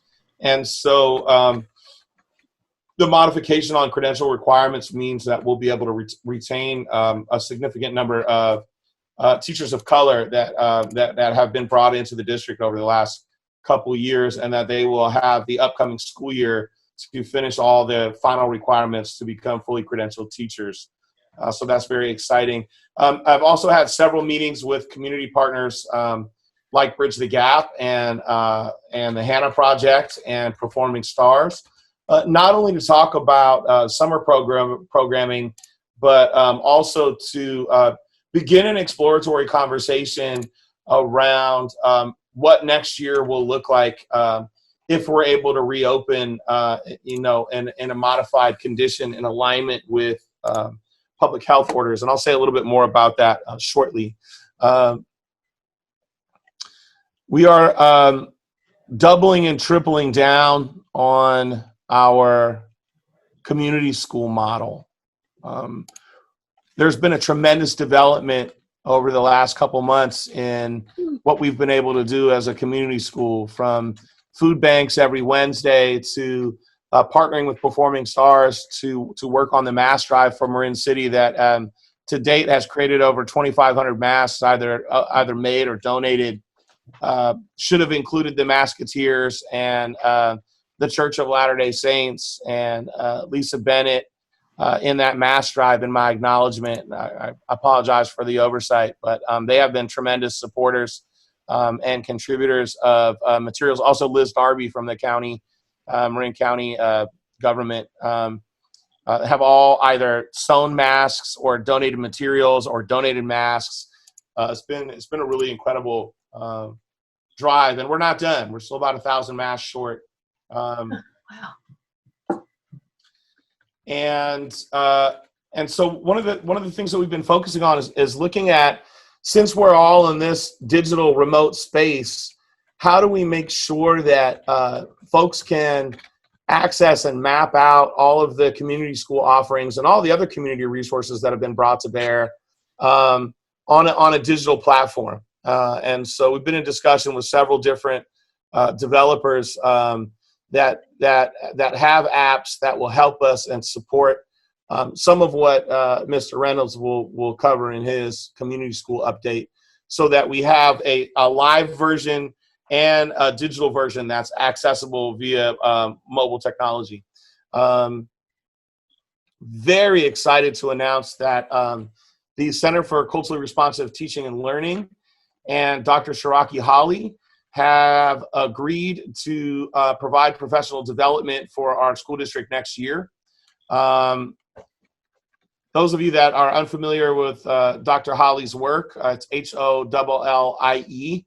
I would encourage you to do a quick internet search, but he is one of the pioneers of the concept of code switching and academic English development in working with Black and Latino students. And he has a series of 4 different professional learning workshops, one culturally responsive management, 2, culturally responsive vocabulary development, 3, culturally responsive student engagement, and 4, culturally responsive family engagement. That he will lead our staff in a series of professional learning over the upcoming school year.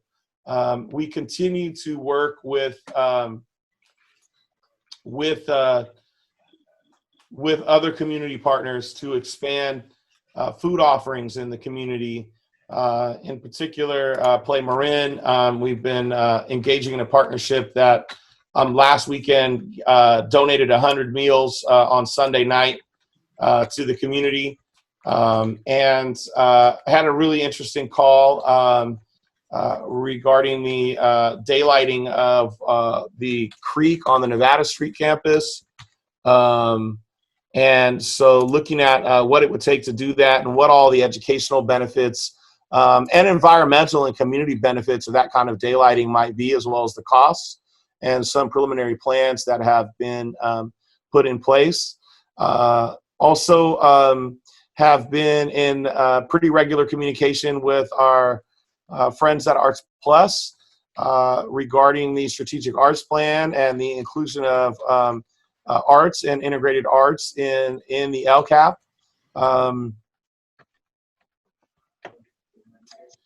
And a ton of work. I think 4, 5 unification task force meetings in the past month, and you will see an increasing frequency of those meetings over the next few weeks.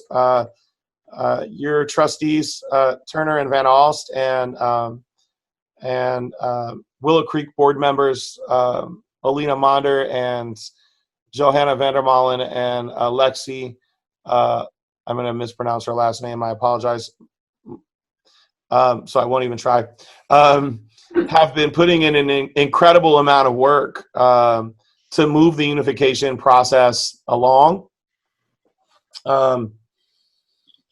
We continue to have emergency command meetings every day.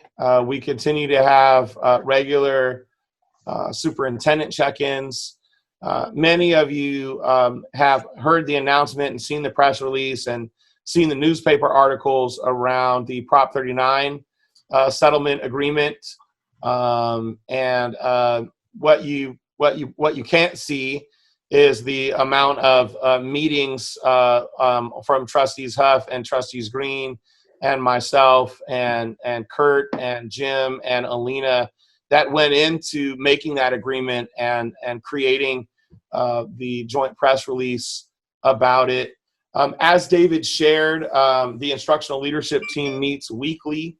One of the silver linings of the shelter in place is that I have been able to increase my participation in that space significantly.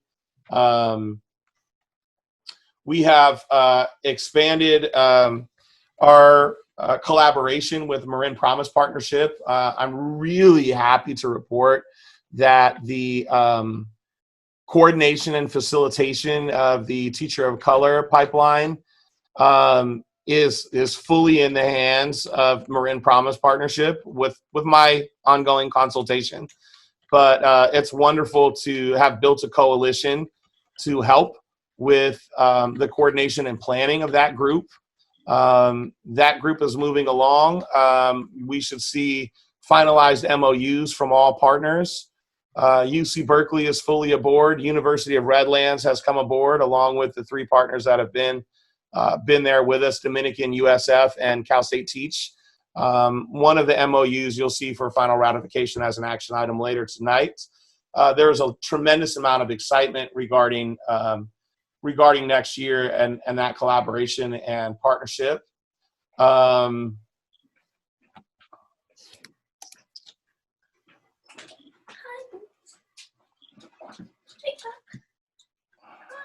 Continued meeting with my superintendent coach, continued food bank and love bag distribution on Wednesdays and Thursdays. We also recently announced a partnership with WeWork over in Strawberry Village.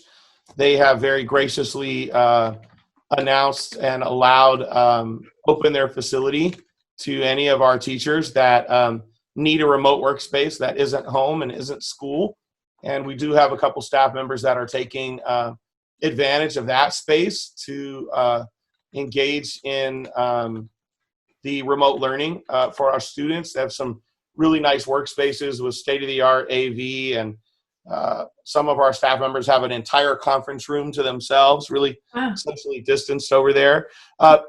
Board members, that is something that could be available to you as well. If you felt like you needed a workspace, just let me know or let David know, and we'll connect you there.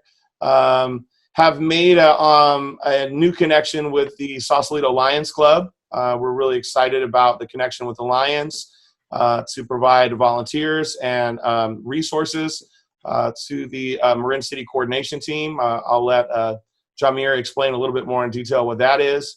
But I was really excited. I know that David Sudo is a Lion, and he's been a strong attendee of all our board meetings, but I was really happy to discover that one of my old schoolmates from Tam High is also involved in the Lions Club, and she reached out to make sure that we were in strong connection with the Lions. And Jamir has taken that partnership up and is working on helping to funnel the resources that the Lions have available and make sure it reaches the right space in the community. We have explored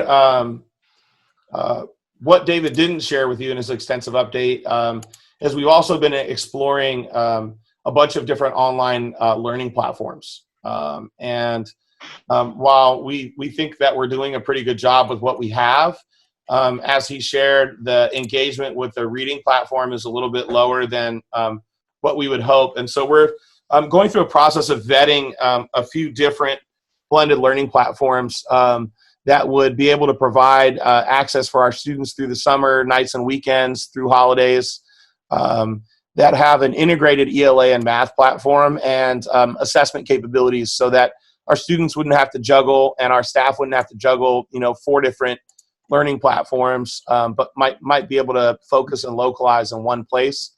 One of those is a company called Ready Common Core. One of the things that's good about their products is they are all California state standards aligned.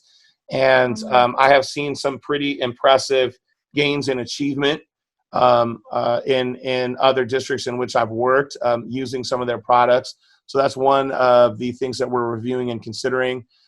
We have been, we got a donation of a grand piano to support our music program. And so we had a couple meetings around that donation, and then how to move a piano.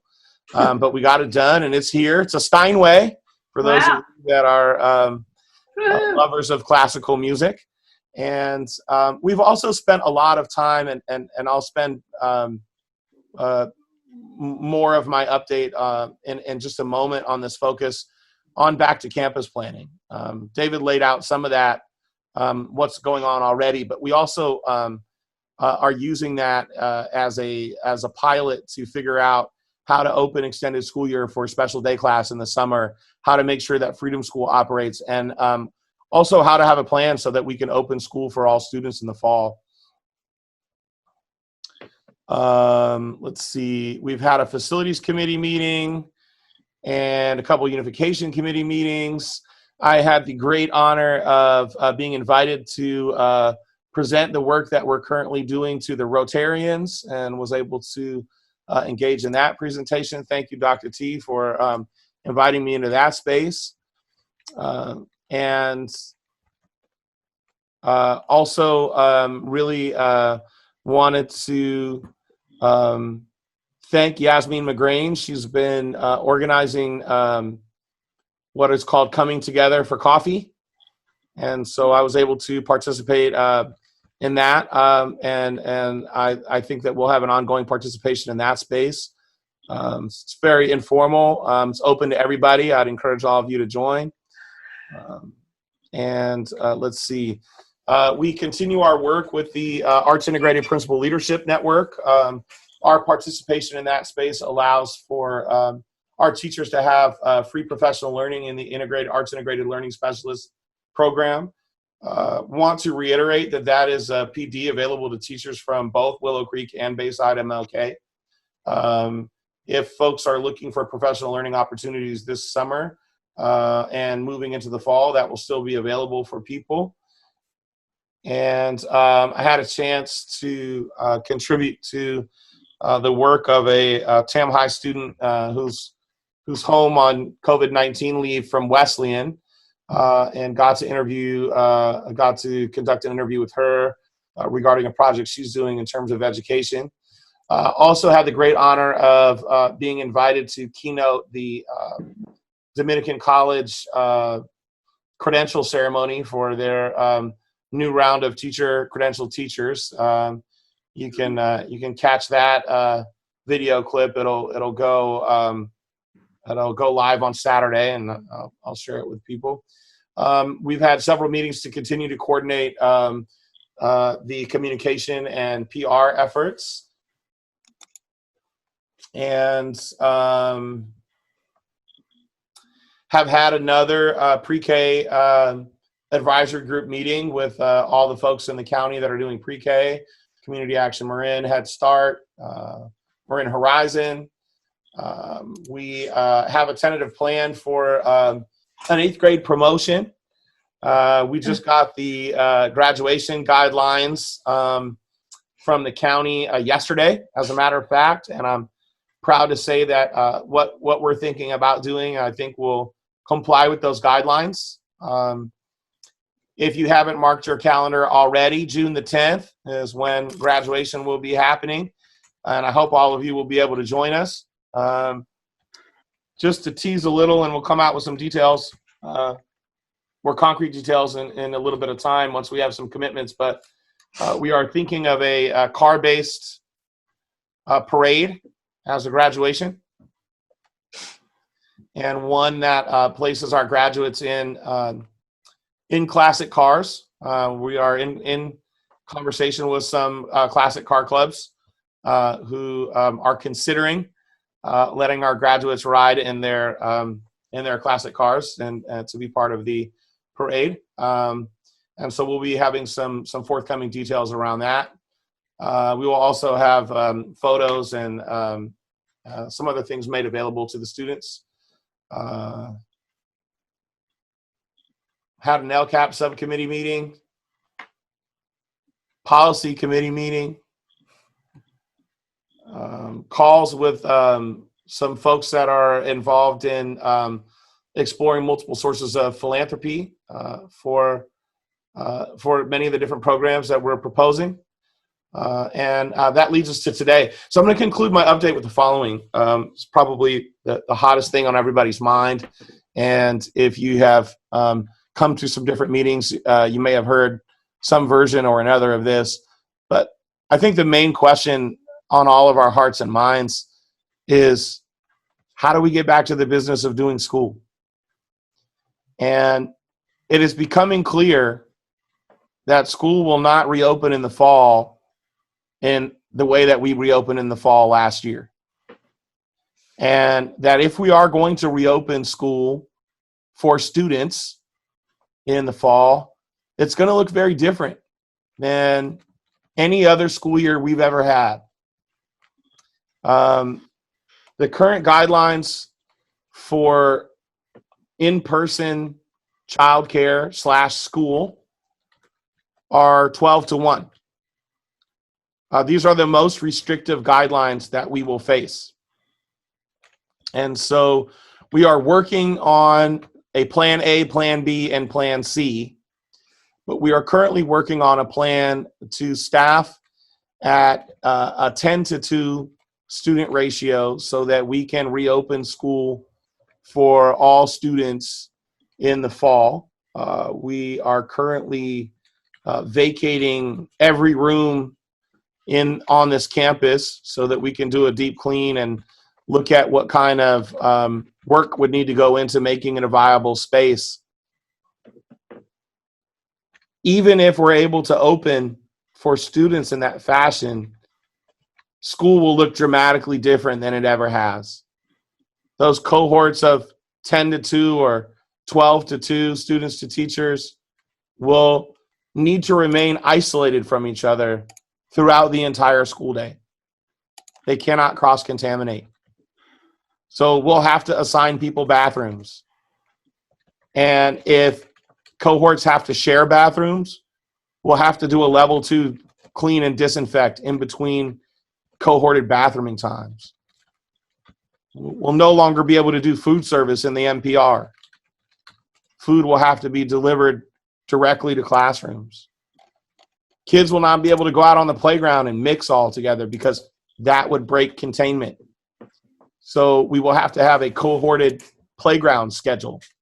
And our custodians will have to do a level 2 clean and disinfect of all playground equipment in between cohort use. These cohorts would need to extend into an after-school setting and still not cross-contaminate with each other or with adults. Things like art and music and PE and science, single subject science, math, history, and English would still need to be conducted via distance learning because we can't cross-contaminate the cohorts. And so our single subject credentialed English teacher, for instance, would be able to teach English and history to his cohort of 10 or 12 students, but would then have to jump on Zoom, just like we are on this meeting, to teach the cohort of 10 or 12 students right next door. That being said, we are, as David said, we've brought a small number of kids back. We're looking at bringing up to 40 students back in the upcoming week. And we plan to use that as a pilot so that we can run extended school year for our special day class students and run Freedom School and potentially the Summer Bridge program for TK and kindergarten. Those opportunities will allow us to tighten up any protocols prior to a regular school opening in the fall. But we are optimistic that we have the staff and we have the capability to run program in this way. And hopefully we can make up for some of the lost learning that our students have experienced over the past few months that way. I have begun a conversation with our labor partners, and I will pick it up again tomorrow, about potentially moving to a year-round school schedule. We don't have anything agreed to yet, but the idea is that if we know that cold and flu season is at its highest in November, December, January, and February, and we know that risk of transmission is lowest in July and August, perhaps instead of taking July and August off, we should use that time. And we should look at taking an more extended break in the winter months. A year-round school schedule basically is predicated on the idea that you go to school from between 8 to 12 week blocks, and that those 8 to 12 week blocks are punctuated by 2 to 4 week vacations. And so it's the same number of school days, 180 school days, but you break vacation up in a different time. I'm also excited to note that I brought this to the superintendent's group in the county, and it's something that's being considered across the other school districts in the county. The main stumbling block to this kind of a schedule generally is our high school partners. And so what we have done is asked TAM Union and Novato and San Rafael to come together and put their thinking caps on around what a year-round school schedule could look like for high school, or what the roadblocks would be in terms of feeder schools. But either way, a year-round school schedule with these kinds of breaks would require some very robust intercession programming. We would need to work with our community partners to make sure that our community that needs childcare 8 to 6 most days has it, even if school is out. I'm really pleased that all three of our main partners, Bridge the Gap and Performing Stars and the Hannah Project are interested in exploring how to run intersession programming if we move to a year-round school schedule. And what that would do is it would make sure that our students and families that need to access the services of our community school would be able to access those services basically every day of the calendar year that's not a federal holiday. I'm really excited to lean into those discussions with our labor partners. Obviously, we've done a lot of work and we were very proud to approve a 2021 school year calendar in our March board meeting. But that was before any of us knew the world was going to go crazy. And we are looking into multiple things. If we cannot make what I just laid out fly, then we'll look at things like a staggered day for students, AM, PM cohort, or A and B schedule where students come to school a couple days a week, but remain in distance learning for the rest of the time when they're not able to attend school. But right now, most of our time and energy and resources is focused on a plan to open school for all students sooner rather than later. And I will put a pin in my update at that point. A little busy. Yeah, really well. You've been a little busy. Toko, thank you so much for your report. Are there board comments? I have a couple of comments or questions. First, on the idea of year-round school, I think there's a certain percentage of families that would not embrace that. And so therefore, if they had a choice, may leave a year-round school option for a more traditional option. And so that concerns me. If everybody goes to year-round school and nobody has a choice, then that's a moot issue. But if we're kind of an outlier, I'm concerned about flight. I think it makes perfect sense for a lot of families. Some families would embrace it, but I worry about, what it would mean in a tiny district where some families might say, no, that's not for me. I value my summers and I'm out of here. So that's a concern I have with compulsory year-round school. I think optional during the summer is fantastic, but compulsory, it concerns me a little bit as it relates to flight. My second question or kind of comment is I think the small cohort plan is great. There's some interesting staffing things that we'll continue to talk through, but my concern is actually if that breaks down.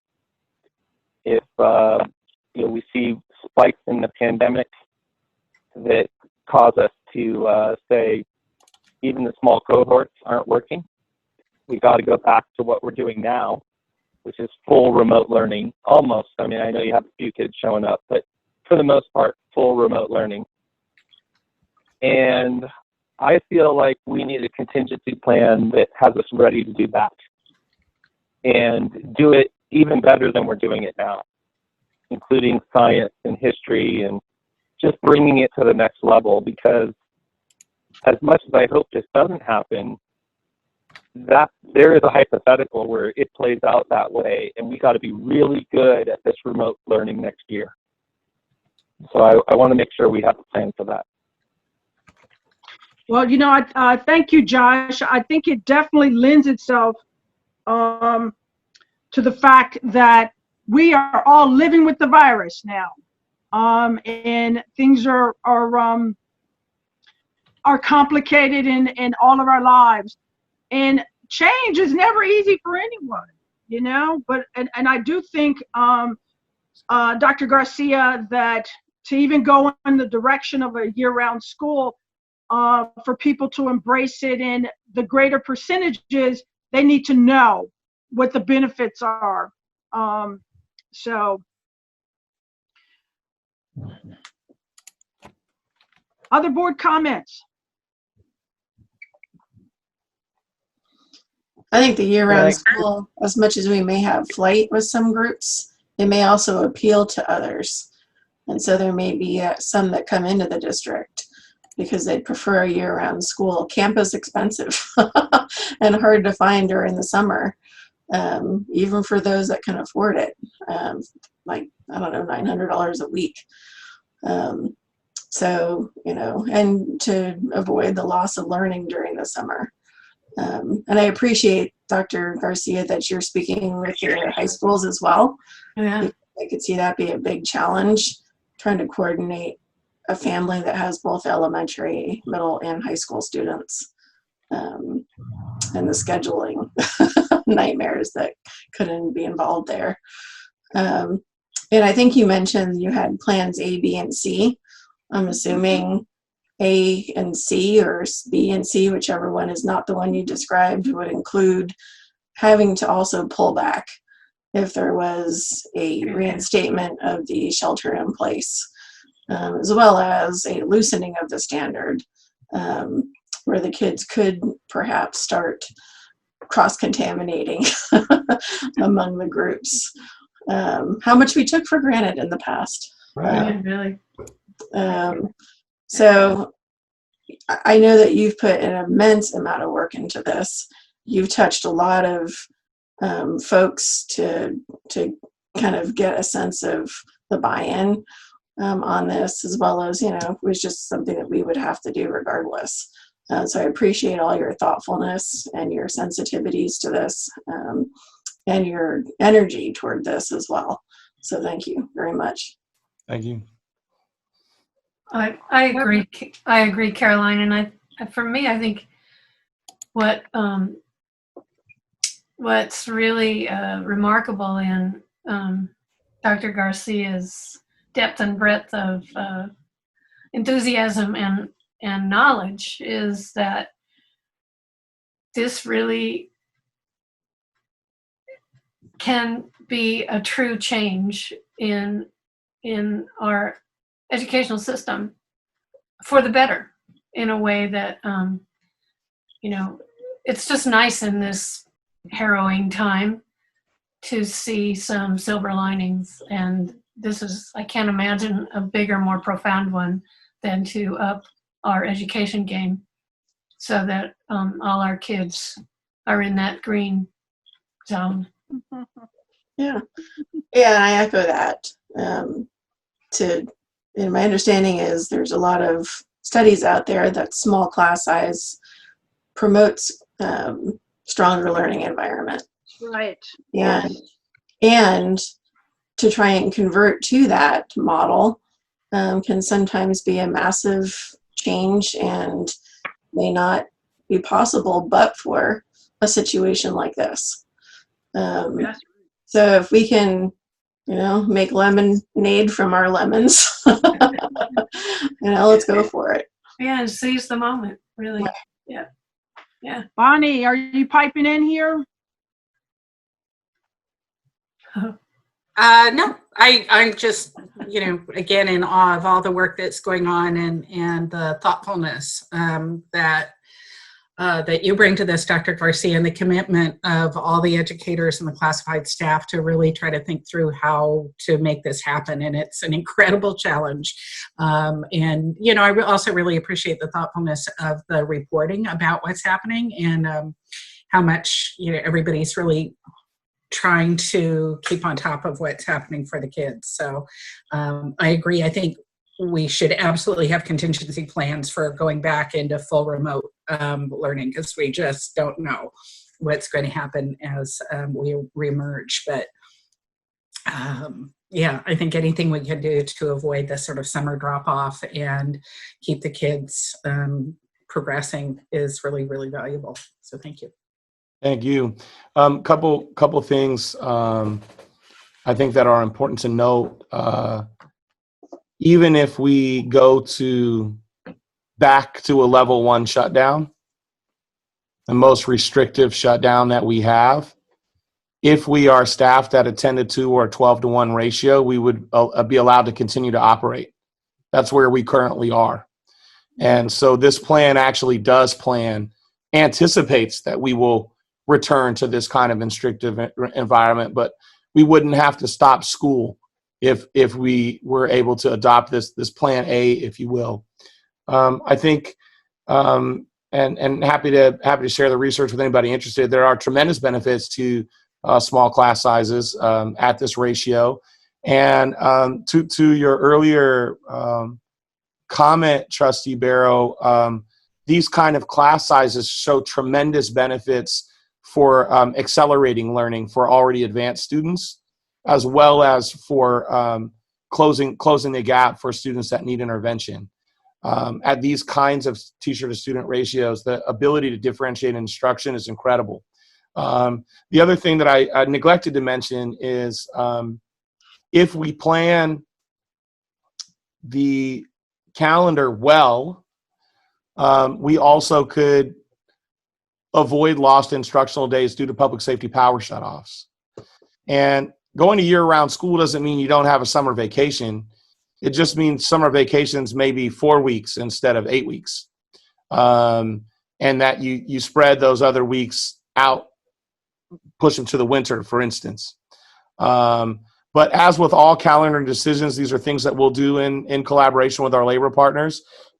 And we will bring any proposed calendars before the board for final ratification. So, everyone will have a chance to continue to weigh in, and we'll remain in discussion around the benefits and as well as the drawbacks of all options.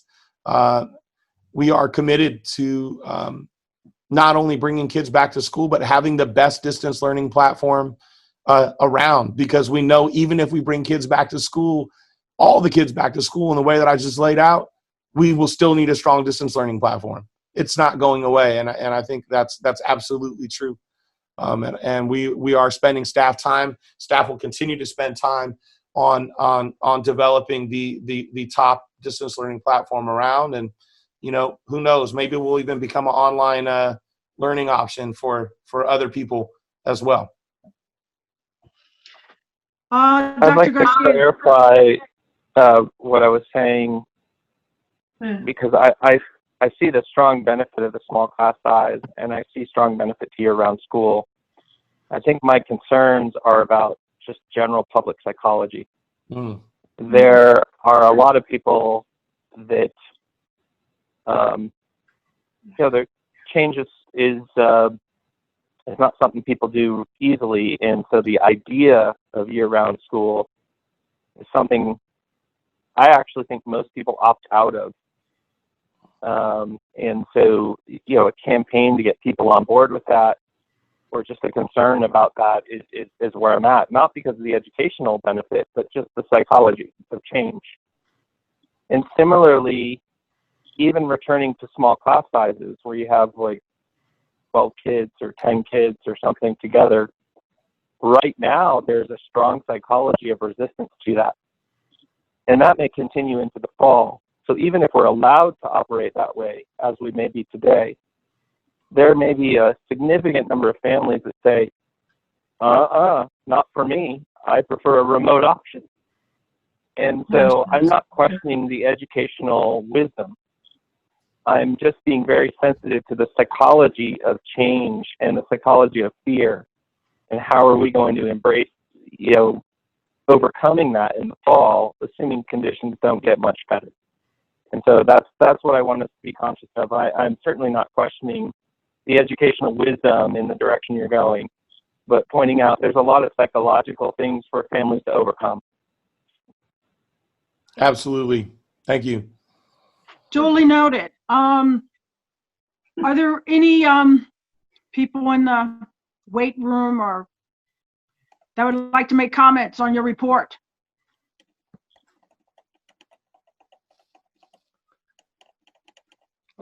Scanning. Don't see any virtual hands. Don't see a chat. I think we're safe to move on. All right. We have a lot of board meeting left to go, folks. It's 9 o'clock. So,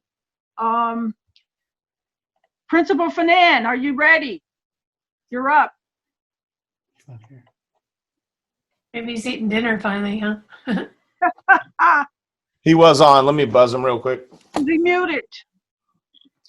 Let's give him just a moment. All right. And while we're giving him a moment, is Emily Cox in the among our viewers, or somebody from Willow Creek that's going to come up after David with the report? Emily is once again unable to attend. All right. She did send me her update, so I will do my best Emily Cox impression. Okay. Is David on? I don't see him. Can you do your Emily Cox impression right now, please? Hi, this is David. All right. Can you hear me? We can. I don't know what's going on. I was muted and my video is muted or whatever. So Jameer Reynolds asked that I spend no less than 40 minutes on my presentation. But I'll be back in 40 minutes. no, I covered everything that needs to be covered. I just want to take 1 second to acknowledge the work of everyone associated with the school, from the trustees to Dr. Garcia to the cabinet to all the staff who are working tirelessly at home, on campus. Trellis is at school every day and then working with kids throughout the day. People have just rallied together in a remarkable way, and I feel like there's a really a feeling that people feel lucky to be able to do this work and to be able to be in the place they are at this time. So I just want to acknowledge all of our partners and volunteers and staff and community, because what's happening is really remarkable, and I know it's making a difference, and I think the community feels our compassion and support, and that's it for me. So agree, David. Don't go anywhere. Don't go back to your filet mignon. Wait just a second. Are there any board comments or questions for Principal Fanan? Any intent from the public?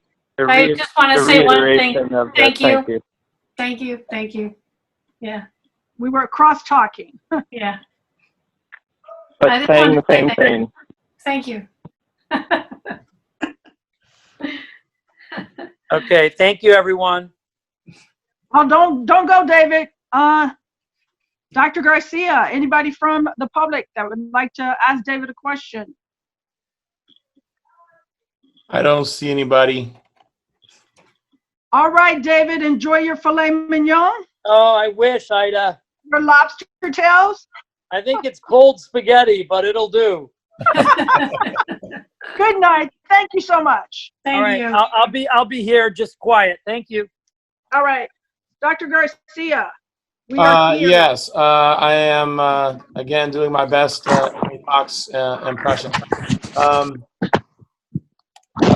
Willow Creek has started a If You Could Be Anything Wednesday, which is a kind of virtual presentation from different professionals, dancer from The Lion King, the California State Treasurer, and an animator from Pixar. And the students had an opportunity to do a Q&A and learn about all those kinds of careers. BMLK students have been invited to participate, and the next one will happen next Wednesday from 9 to 12. And BMLK has been added as a co-planner to help encourage our students to participate and attend.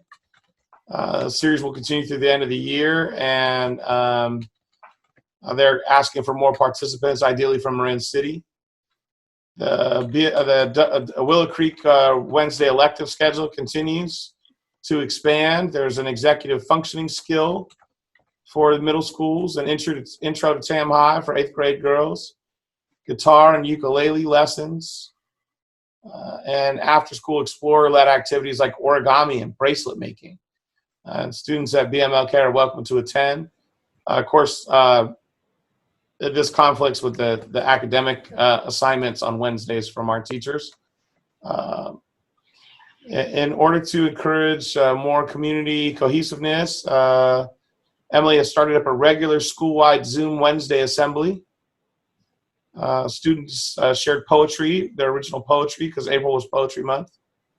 And they're recognizing student achievement in math and art and getting live updates from Chef G. They're having about 80 participants in the Wednesday assemblies each Wednesday. They started a news station called the Willow Creek Howler, online student-run newspaper. It was accessible through the Willow Creek website with a Dear Abby advice column. And the paper will be used to share student artwork. There's been some changes in food distribution. They made campus food pickup on the Willow Creek campus available Tuesdays, Thursdays, and Fridays. And they're continuing with food service here at BMLK 5 days a week. They're now serving an average of 50 to 75 school breakfasts and lunches and 260 dinners, including 125 that go to the senior center. Willow Creek parents and staff volunteers are assisting Chef G's day to transport meals to BMLK and hand out to Willow Creek families and helping with the Bags of Love initiative. There's 4 days a week of direct core instruction. Most teachers K-5 are still continuing to have at least a check-in on Wednesday mornings. Overall positive feedback and a high level of engagement in electives. All teachers are delivering live instruction and using Zoom breakout rooms to engage students in small group instruction and guided reading. Most teachers have established online office hours. Intervention specialists regularly meet with small groups online. Resource teachers have established a learning center, which operates 5 days a week. Specific time slots available for each grade level. Teachers are inviting one another to their Google Classrooms, so there's lots of sharing and collaboration. Regular grade level meetings to identify struggling students and develop action plans. Teachers are beginning to make home visits to struggling students, delivering meals and supplies. And student support specialists have regular one-on-one check-ins with more difficult to reach students. Shared a new remote learning grading policy. This policy, no student can fail. Students engaged 3 through 8 will receive a credit or no mark with feedback in each subject area, and students in K2 will receive standards-based feedback only. Blackboard Connect, daily reminders about food and grocery pickup, online coffee hours with the principal. 2021 staff handbook was updated to include a remote learning policy. And working on a COVID operational template due by July 1st for the LCAP. 2021 LCAP due on December the 15th. A new template will be made available in July.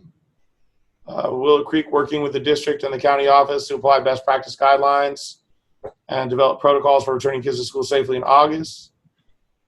Goals to support and maximize learning for all students while doing everything possible to ensure health, well-being, safety. Willow Creek has a team working on what this means specifically to Willow Creek, current campus facilities, and unique conditions of the family and staff community. Marika, the Willow Creek board member who works in a professional capacity with districts throughout California to develop back-to-campus protocols. And we are currently evaluating what strategies we can deploy to adequately support social distancing guidelines and the requirement to limit in-class instruction to stable cohorts of 1 teacher to 12 students. Our guidelines are changing regularly, so we're looking at several scenarios for potential restrictions. And that is Ms. Cox's update. Thank you so much, Dr. Itoko. Since you're not Ms. Cox, I'm sure you cannot answer any of the questions that might come up, but are there any questions from the board? I'll just say as an active parent, and I'm probably the only one left with kids at Willow Creek, it's a mixed bag. You know, this remote instruction is working for some and not for others. And I really feel the need for professional development. I think some teachers are better at dealing with remote instruction than others. And I have firsthand experience at Willow Creek. I'm sure the same is true at Bayside MLK.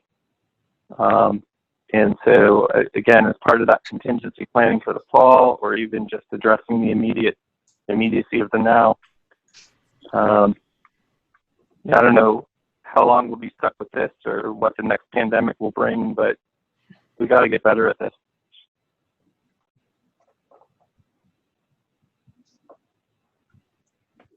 Indeed. Agree. Any public comments? I mean, I know you can't answer this, or maybe you can. I was just curious how their enrollment is shaping up for next year. But we can table that for another time. I have had some ongoing conversations in that regard. It looks to be holding stable at current. I think that there, another perhaps silver lining to this crisis is that I think less families are currently looking at leaving. I would hope that the ability of Willow Creek to maintain a lot of its programming and staff based on the Prop 39 settlement also helps folks make that decision. But it looks to be holding stable is what the information that I currently have. Okay, thanks. Thank you. Any public comments?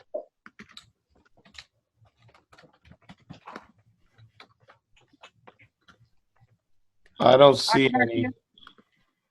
All right. Thank you so much for stepping in for Emily on tonight. Brings us to 8.04 community school update. Mr. Reynolds, I believe Hello. you were going to. There you go. Hey. Hello, sir. Can you guys hear me? Yeah. Yes. All right. Well, good evening, everyone. Haven't stood in front of you guys since December, and so what I did was created a up-to-date report, and so it's pulled up in front of you. So, community school manager update. Next slide, Steve. So just can you turn your mic down a little bit, please? How's that? Is that better? Much better. All right. Sorry, I was screaming. The community schools approach is rooted in the belief that strong connections between the school system and local resources benefit all students, families, and communities. By developing strategic partnerships to align school and community resources, this strategy combines a strong instructional program with supports for families and youth development, as well as health and social services. So I'll just cut right to the chase. And Steve, if you can go to slide 4. Okay, so I know it's really small, but this is just a list of things that was accomplished in the month of January. So we developed a partnership with the Marin Wellness Clinic, Shannon Wozniak, who's the health director, to aid in providing social emotional support services for students who are on the waiting list at BMLK regardless of insurance restrictions. So we had a lot of students who were not able to receive, I'm not going to say mental health, but mindfulness assistance due to their insurance. And so we actually worked out a partnership with the Marin Wellness Clinic to not only work with our students, but also to be able to see them during the day. Secondly, we established the ELAC committee, and we elected the ELAC officers. We also held regular meetings to discuss concerns and alternative ways to support our ESL students and families. One thing that is not listed here, we also started the Parent School Alliance, which was a monthly morning meeting where we would discuss data, community issues and topics, and just ways to increase parent involvement at the school. Attended several LCAP trainings, worked with Dr. Itoko, Dr. Clark, to establish some broad and focused goals. A LCAP committee was formed with members of the community, admin staff, and some organizations as well. Worked with Drawbridge, who had an alternative art program. We used a third grade class to pilot the program. It was taken off. The goal of Drawbridge was not to just have an art program with a curriculum, but really creating a space for students to just venture into new art projects and let them choose and, just let their mind wander and be creative. We founded the Family and Community Engagement Department. This department goes beyond the concerns being raised at the cost meetings and focuses on complete family and community support. Oftentimes, majority of the times at cost, the only individual being discussed, which it should be, is the student. And so what happened was myself and some of the school clinicians and even some other school staff decided to start a family and community engagement department to tackle those needs.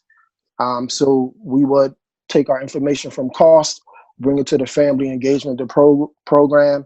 And we also had a template for community outreach. So all our efforts were strategic. Joined the Success Network to support our outgoing 8th graders in their transition to TAM High. We wanted to do a warm handoff and establish relationships prior to releasing our 8th graders who are attending TAM into their care, and also provide some data, be made aware of the academic programs that are being offered, and even supports to parents who are first-time high schooler parents. Continue the provider meetings and monthly reports from community-based organizations that SMCSD will monitor to ensure supports being provided are aligned with SMCD mission and vision statement. And at the end of the month, we launched our robotics program. February. Slide 5. Okay. We created a BMLK Instagram page to serve as a communication platform for community members and partners. We launched our first broadcast of the Bayside News Network, which is a subsidiary of the Bayside Public Relations and Marketing firm that is actually ran by our students. And so we had our first segment, which was called Vibing with Staff, where our correspondent, Tajon Carter, actually interviewed Mr. Julius Holtzclaw to just do a get to know the staff segment. We hosted a paint and chill event. Over 70 individuals attended. This event was designed to create an atmosphere that is relaxed and just let folks be creative. It was a tremendous success. Just got a lot of great feedback of just being able to just be free, being able to paint and connect, bringing together the community under this one event. We piloted a Microsoft STEM and coding program for grades 4 and 5. We also worked with Northbridge Academy to provide a summer camp for BMLK students, it should say, who are not currently reading at grade level. In addition to the reading enrichment, a STEM and sports component as well. The scholarship benefits are finalists. One student will be scholarship finalist with the estimated value of this Larry P. Full scholarship is $13,000 to $14,000, and the runner-ups for before students to receive partial scholarships. The estimated value of the Larry P. partial scholarship is approximately $3,000 each. And with Northbridge Academy, they were only taking students from grades 2 to 5. But after meeting with Karen, who's the founder of Northbridge Academy, we actually worked out a partnership to allow our 6th grader to be a part of the program as well. So they've actually rewritten the program to allow our 6th graders to be a part of this scholarship process. We had a partnership with the San Francisco Symphony to host an enrichment program We provided 15 tickets to our families to actually attend a performance. And from there, we were in works to bring an enrichment program to BMLK. We received a grant for over $200,000 to be used to enhance our capacity as a trauma-informed campus. And this grant was awarded to us by the Department of Probation just after months of revamping things and going back to the drawing board with Dr. Itoko, Mr. Fernand, Samantha Klein, and Eric Olson. We finally agreed to a program, and this is actually $50,000 more than the original grant. And so, we made tremendous strides in that area. For March, we had a partnership with the Marin Girls Chorus after school to potentially launch in the fall, established a food bank and distribution center, and then COVID-19 happened. Right. And SMSC, our school district response to COVID was the creation of the Marin City Coordinations Team. The purpose of the MCCT is to provide comprehensive support services to Marin City and the surrounding areas. The MCCT is operating in 3 phases with 7 teams. In April, May, this is not on there, and I'll go to the next slide, but initiated talks with Microsoft to provide virtual certification for our parents at BMLK. So our community members will be able to become certified in Microsoft software applications and things like that. And so, which I think is a wonderful thing. So getting to the Marin City Coordinations teams. Before I start, I know that during the onset of COVID, organizations, individuals were trying to figure out how to service the community, how to be proactive instead of reactive, and, just wanting to help. And so just after reading, a host of emails, I met with Mr. Fernand, Dr. Garcia, and our emergency cabinet, and we came up with the Marin City Coordinations Team. Each team is focused on a specialized area. So we have the academic outreach team, the mindfulness mental health outreach team, families with infants outreach team, senior and disabled outreach teams, college student, and emergency crisis. And so with those teams, I think I sent an email to a lot of you guys, but if I didn't, please reach out and I'll send it to you. It has the team descriptions. So the 3 phases of the MCCT implementation is phase 1, identify areas of support and survey community for ways to effectively conduct community outreach. We didn't want to just do something and throw something against the wall to see what sticks. We wanted to speak to the people before just trying to tell them what they need. And I think that was the best way to go. All teams will identify students and families who have priority. For an example, academics team will compile a list of students who have yet to show any academic activity, either electronically or verbal communication, in addition to a list of resources necessary to ensure successful engagement. An example of families and families with infants who have reported the need for aid and support or that you are knowing distress, please place them at the top of the list. Once those individuals have been identified, create an effective outreach strategy such as home visits, Zoom, FaceTime, develop a communication system that works for all parties. Each team will report back to their team lead and co-lead to discuss successes and challenges with each interaction. From that meeting, the team lead and co-lead will meet with community school manager via Zoom for an overview of progress. Please regularly schedule calendar dates with your team to ensure constant and consistent communication. Outreach will begin, phase 3, outreach will begin, and progress will be tracked through monthly reports and bi-weekly Zoom meetings with community school manager. just to take a breath with that. So I've actually met with a parent from Sausalito who survived COVID. And for 8 weeks, she was bedridden. Her husband couldn't leave. She is a Willow Creek parent. And when I presented this to her, she said, had I known that this type of support was available, I would have felt a whole lot better. And what I posed to her, I said, just imagine your husband is taking care of you and you need someone to work with your son or your daughter on Zoom, but then you need someone who can run to the grocery store for you, and your husband could stay at your bedside. And so her exact words were, when I was going through COVID, I was wondering if there's something out there that is like this.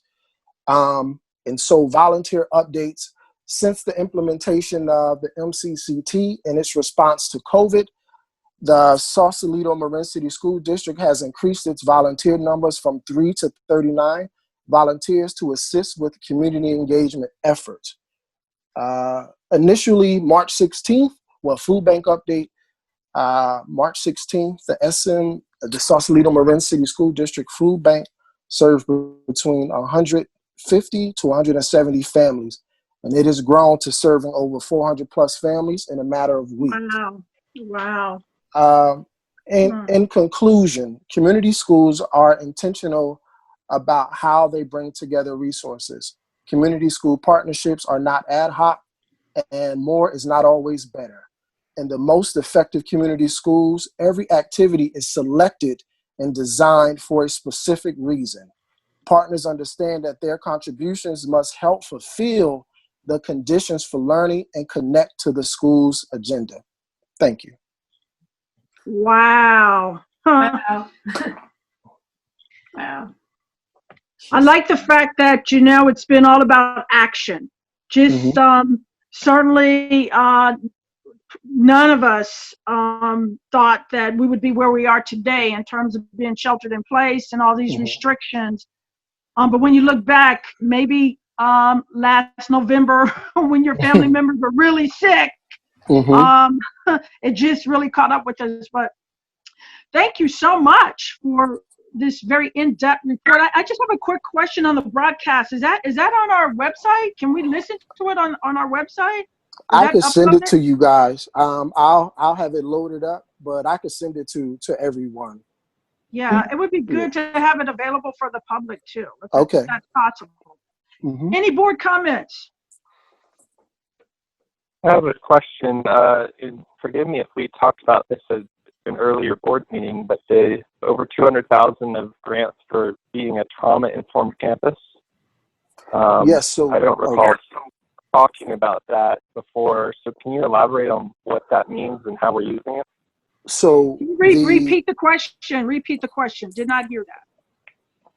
You're kind Jameer of had made mention in February of us receiving over 200,000 in grants to become a trauma-informed campus. And I was stating that I don't recall discussing that. That's wonderful news. I'm wondering what that means and how we are using it, especially with the changes going on.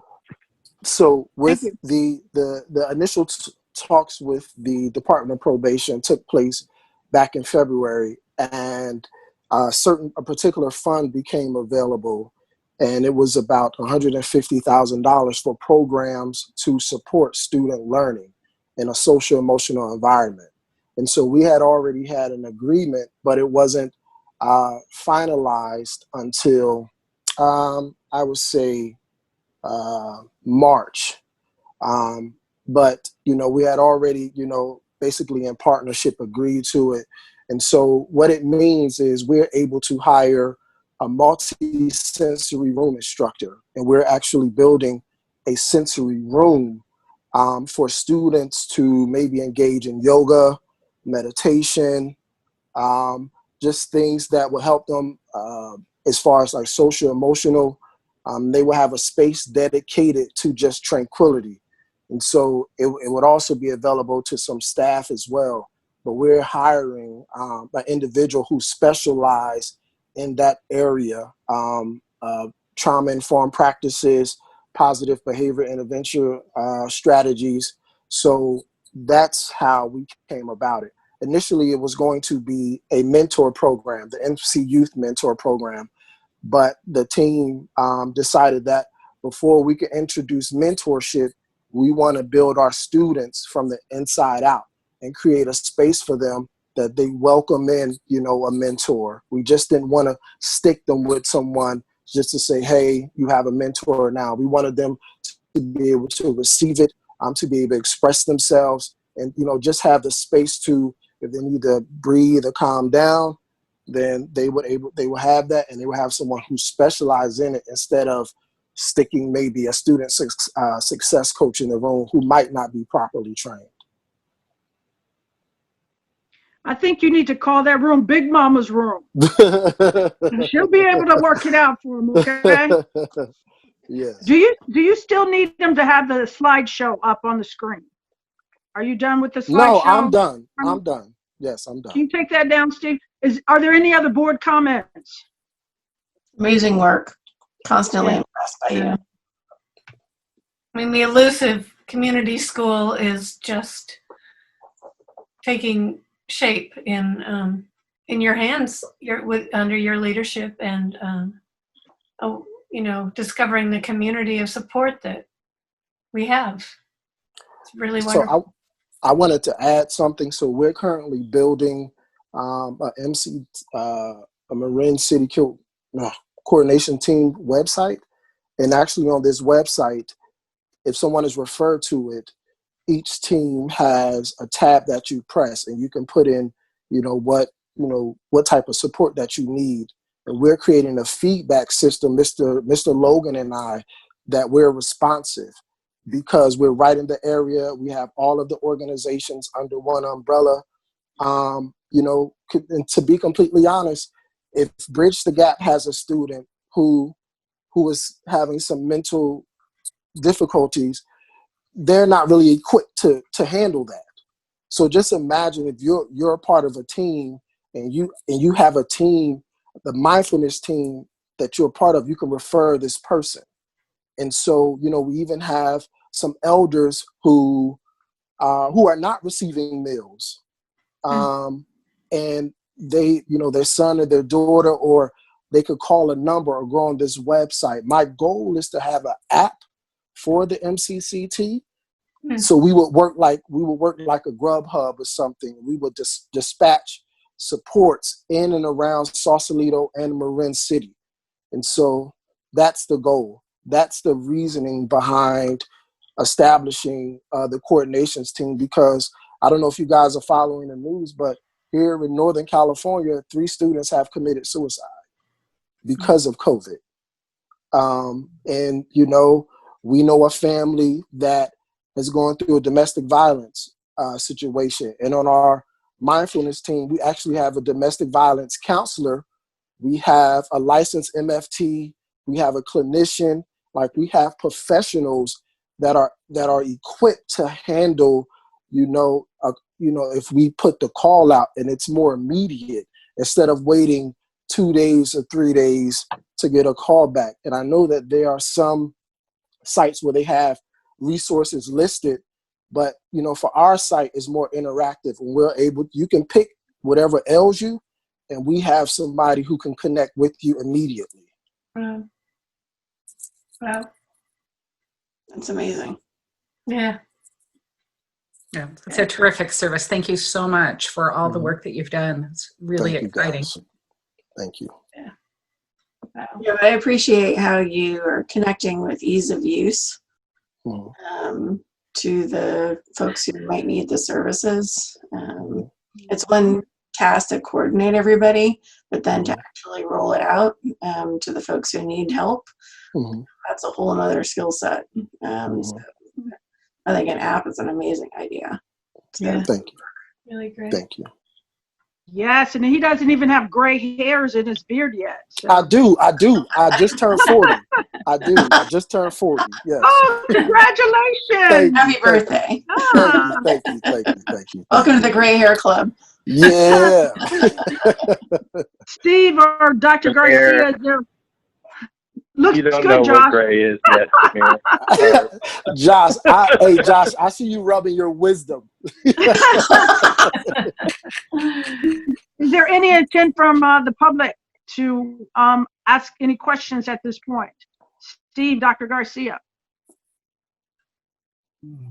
I don't see any virtual hands raised, and we have received nothing by way of chat.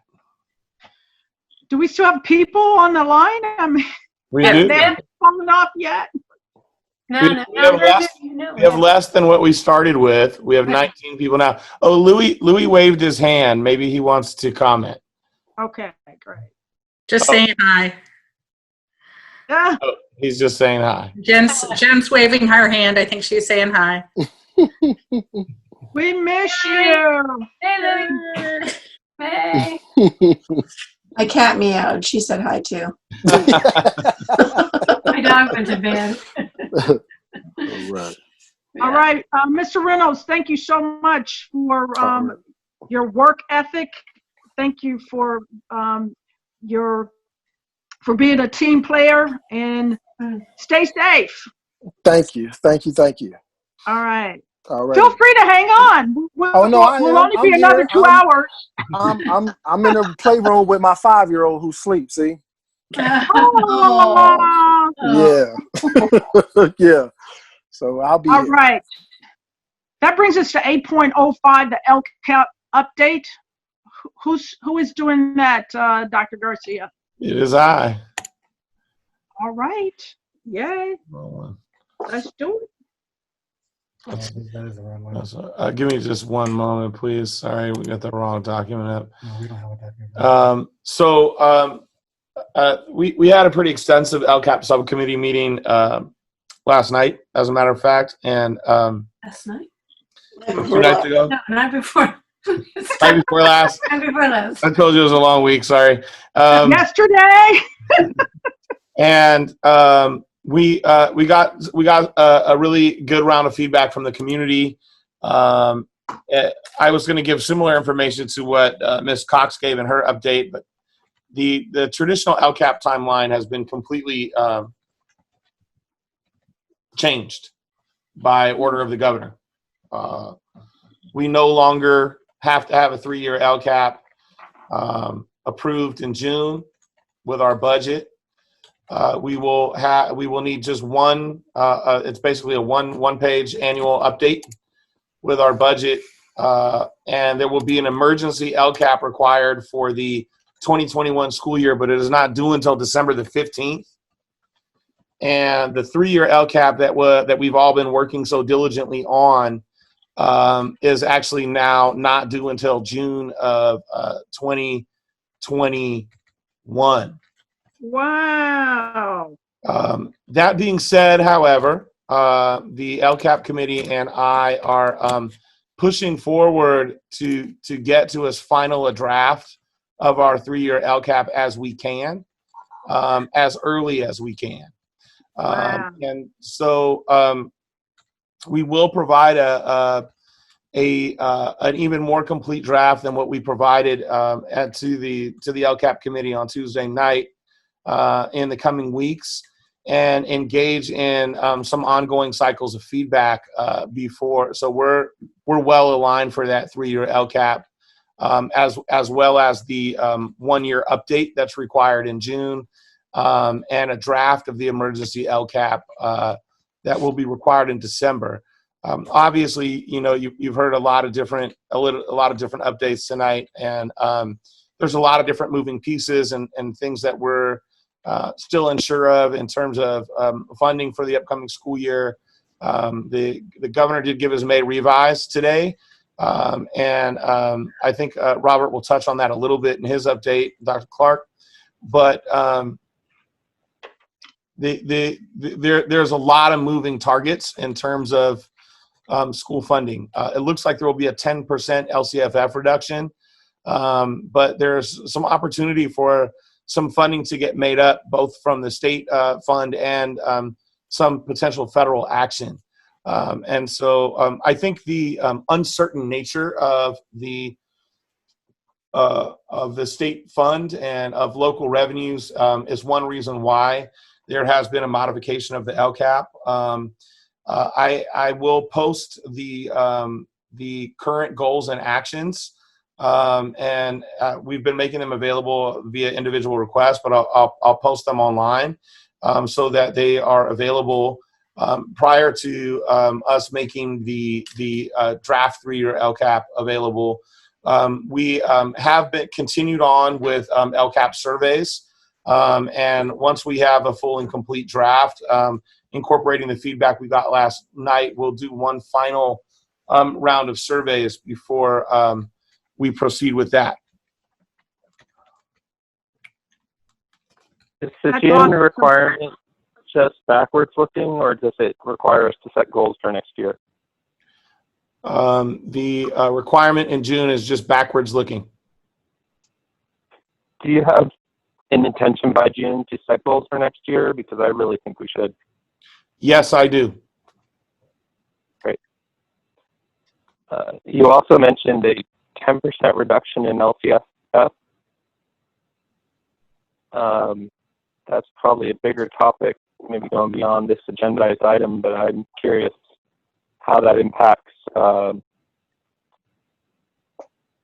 got a lot of questions related to property tax for us and LCFS for our charter and how that impacts next year. So I don't know if we can talk about that now, but that opens up some interesting questions. It does. I agree. We are actively researching and pulling together all the information that we can. It's a little bit unclear given some of the potential makeup in funding from state and federal funds right now. The other thing that we're keeping a very close watch on is, as you probably remember, Trustee Barrow, in the Great Recession, the state even dipped into basic aid districts' local property tax revenues to help balance the state's general education fund. We don't have an indication that that's going to happen yet, but the plan is not totally finalized from the state either, and so there's a lot of moving pieces, and hence the flexibility on the LCAP. I think by the time we have a next board meeting, we'll have a much clearer picture of the landscape, and we'll give a detailed update and agendize a discussion item in that regard. Thank you. I have one quick question about deferrals. And do they impact us, and I don't think they do because we're not state funded or property taxes. But would they impact Willow Creek's in lieu?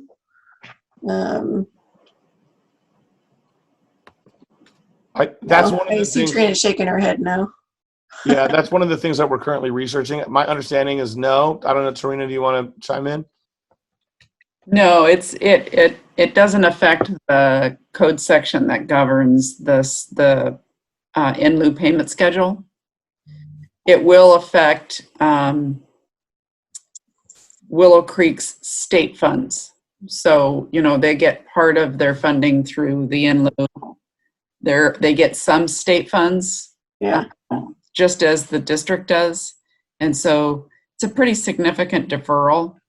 I don't know what Willow Creek's cash is, but I know that their percentage of funding from state funds is, I won't say it's small, but it's certainly not as large as their in lieu is. Yeah. Okay. Thank you. Mm-hmm.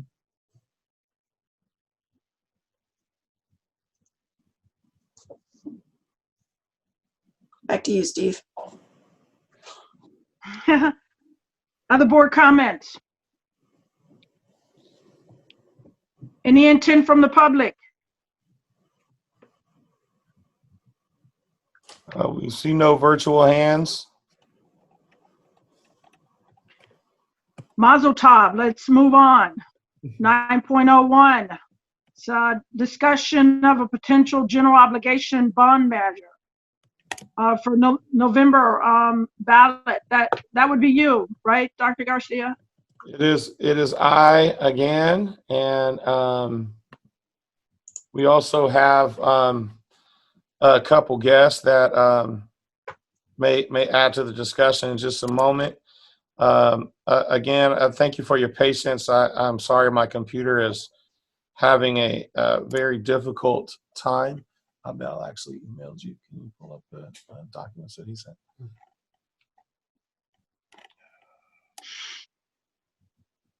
Give me just a minute and we'll screen share here. Basically wanted to have a discussion in open session about and ask the board, the full board's direction in terms of the potential general obligation bond member for the November 2020 ballot to address current and future facilities needs and improvements. And so we'll share screen here in just a minute. And share the PDF first. And so in order to scaffold the discussion, I'm going to share a document here prepared by Caldwell, Flores, and Winters. And they have been gracious enough to call in tonight as well to support the discussion. There we go. All right, so this lays out a general timeline of what would have to happen if we decided to go for a bond in November. And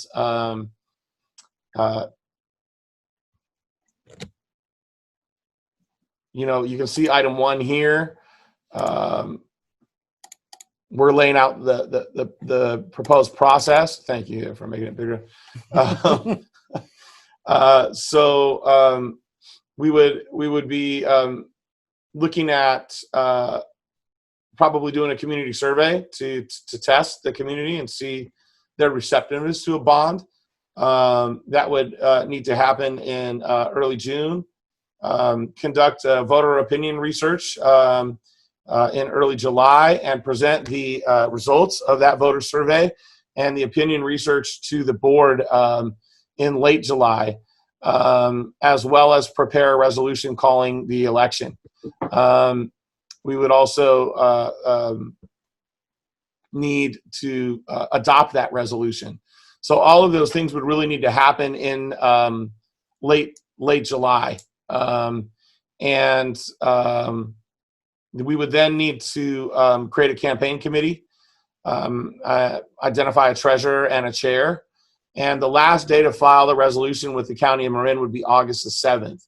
So all of these things would need to occur prior to August the 7th so that we could meet the filing deadline. The last day to file arguments in favor and against the measure with the county would be August 17th. And the last day to submit rebuttals to those arguments would be August the 24th. That would give us the August through November time period for the campaign committee to execute its election strategy and bring us to election day, November the 3rd, 2020. If you can scroll up, you can see below that timeline some tasks that would need to happen and the attached dates. The board meeting to discuss the potential general obligation bond program. And then the direction from staff to proceed with the voter survey. The projected date for that would be May the 28th. The survey being completed June the 8th.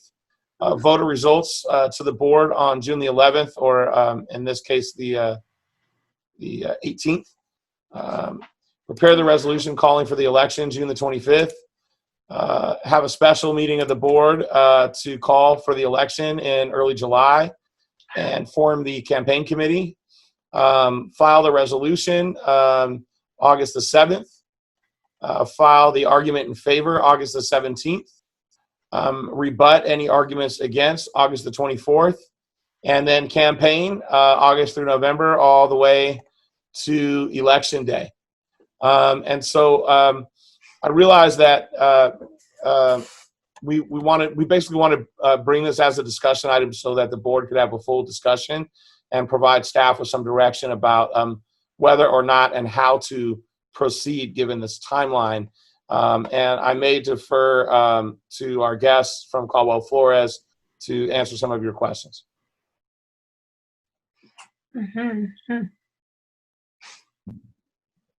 Well, I have an observation. I don't see anything on this list where we discuss what we're actually going to do with the bond money and how it relates to our unification plan.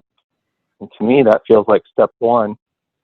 And I'll also add, this is the sole agenda item I got multiple calls on, basically saying, what the heck are you guys doing? So I'm very reluctant to try to move forward under this schedule. So, Josh, I think on the, and yeah, may not be as broad, but on the description sheet, if you will, it says to address future facilities improvements. Maybe that's ambiguous in the sense, but we have current needs on our facilities.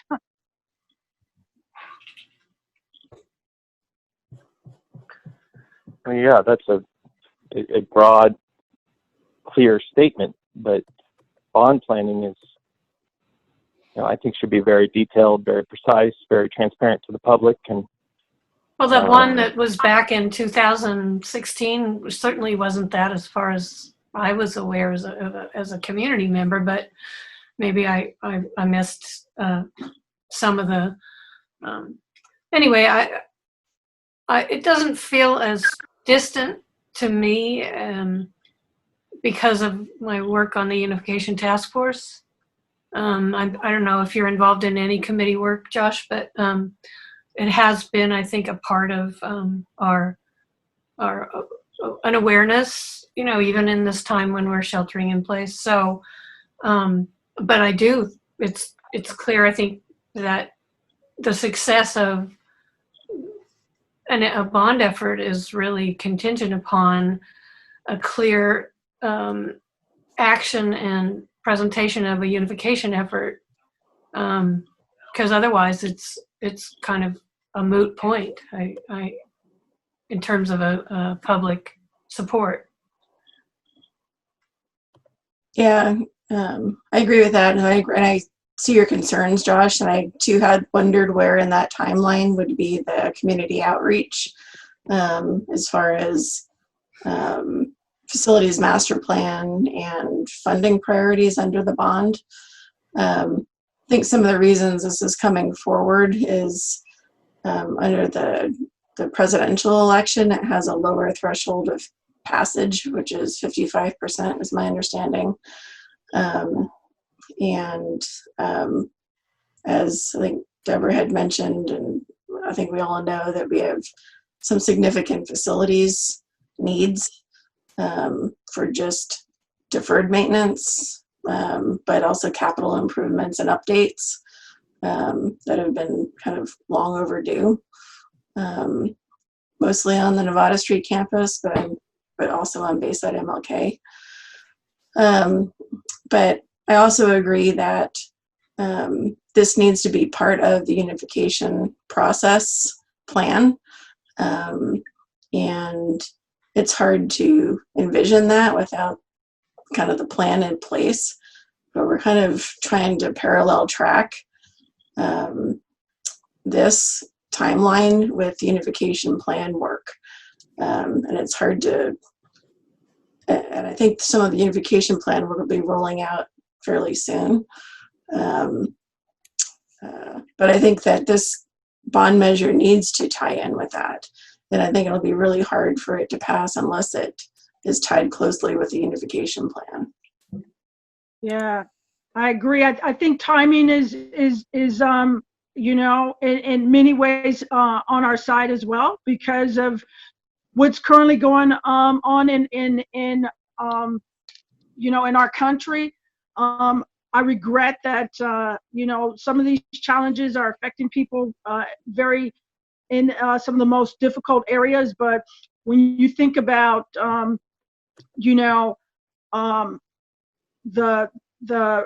interest rates that are available for new construction or loans or whatever the case may be, and I don't know if that was alluded to in what you just showed us, Itoko, but that's very promising. I think to float a bond in 2020 is favorable in many ways. Yeah, it does mean that we have to give it more breath, and I think that can happen in this timeline. Yeah, and I agree with the interest rate. I think also the thought is that construction prices would be favorable in the next year or two, and considering the state of the economy, and come down off of the highs of where it's been. But we can't predict that right now, but it can only get better from where it was, hopefully, but not likely worse. So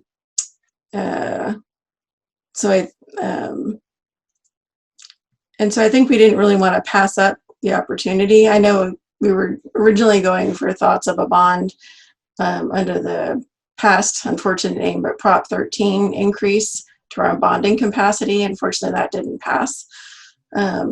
So we're left with 55 million under our current capacity to float a bond.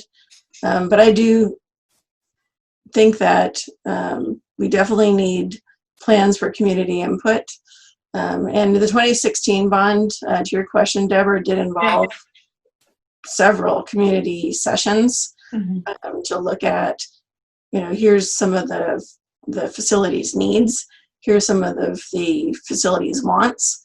We're also, both schools are setting up a new structure under the COVID-19 world.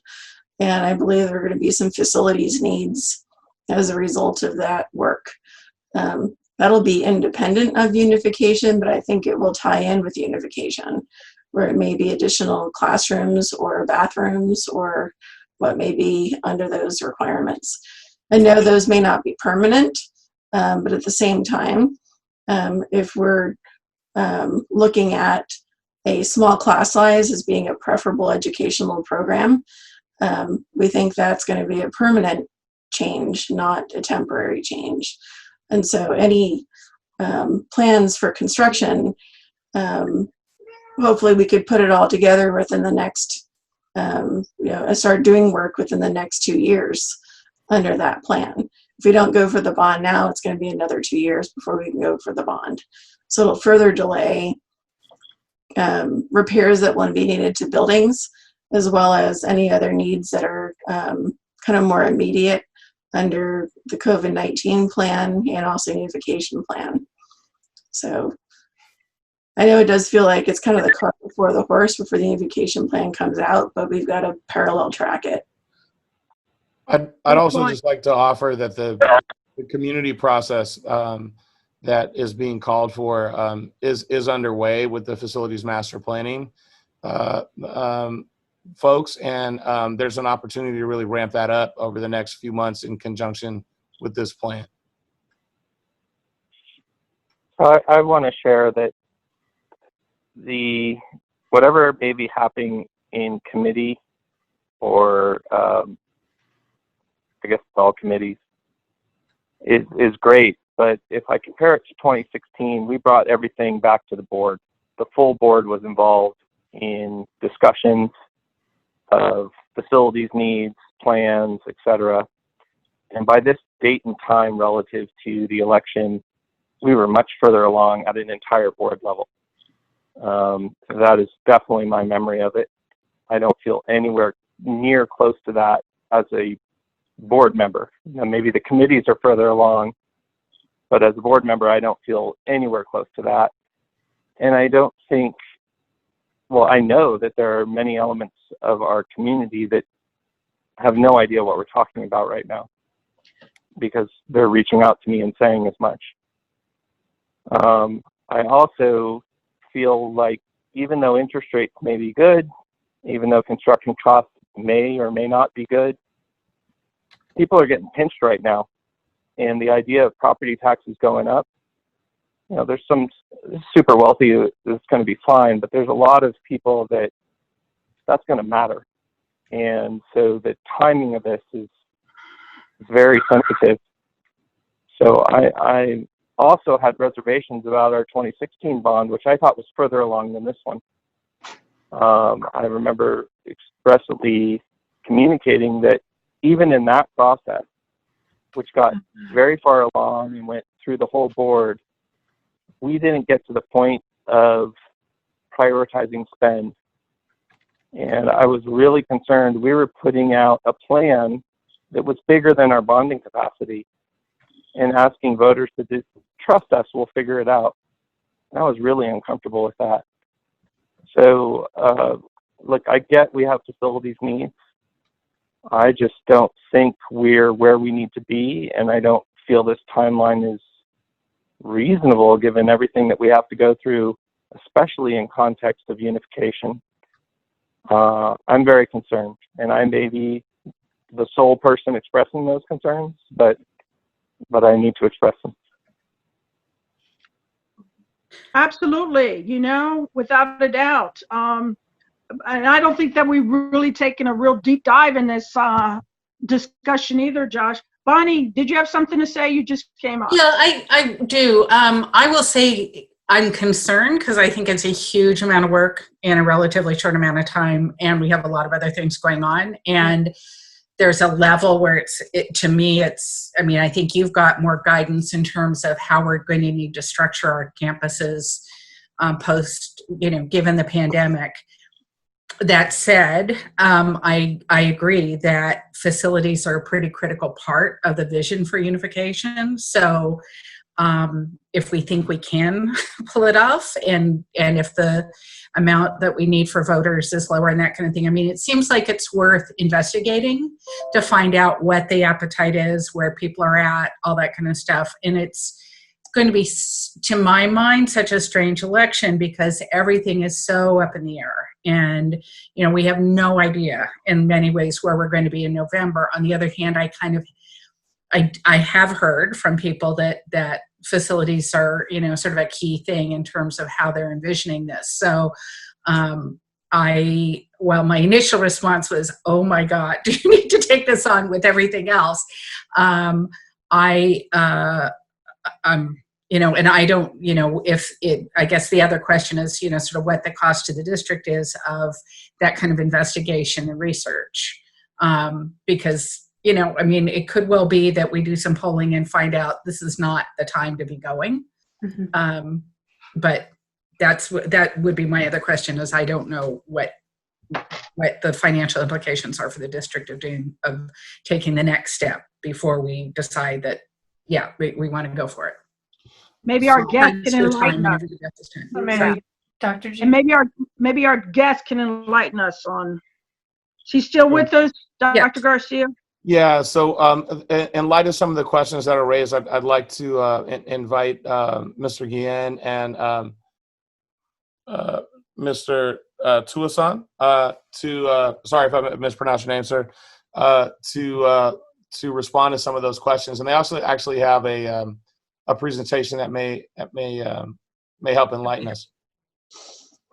Thank you so much, President Green, trustees, Superintendent Garcia, Dr. Clark, and members of the public. My name is Abel Guillen.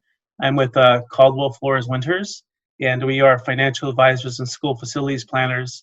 Thank you for the opportunity to be here tonight. I understand some of the questions of your discussion here. I wanted to provide some information that may be helpful in informing your discussion and your decision this evening. Our firm has been around for about 30 years, and we've passed over 200 school bonds up and down the state of California, and raised close to $10 billion in funding for school facilities. I myself have been with the firm for close to 20 years. Gosh, I can't believe it's 20 years. Wow. And I also served as a trustee in my community, so I understand the concerns and some of the questions that are coming up. And because I was a trustee, I want to thank you all for your service on your school board. I know it's a difficult job, and sometimes it could be a very stressful job, especially under the current conditions. If I may, I do have a presentation. If it's okay, I'd like to walk through it. Is that okay with you? Please. Yes. Okay. So I think if we can go to the next slide, maybe skip this. And we talked a little bit about who we are as a firm. My colleague David Kelly is here as well. and we'll both be chiming in here as needed. We took a look at the school district's state aid grant opportunities, and currently there's about $782,000 in state matching funds that would be available to the district.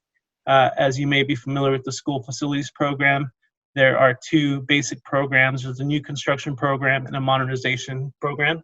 Unfortunately, as one of the trustees mentioned, Prop 13 did fail. And so there's still some money from Prop 51 that's available that hasn't been allocated. Unfortunately, all that money is spoken for. So what districts are going to have to do is essentially be able to come up with their own money and wait in line and get reimbursed until the state does pass a new facilities program. Next slide, please. So wanted to share with you a little bit about the district's assessed valuation and your bonding capacity statistics.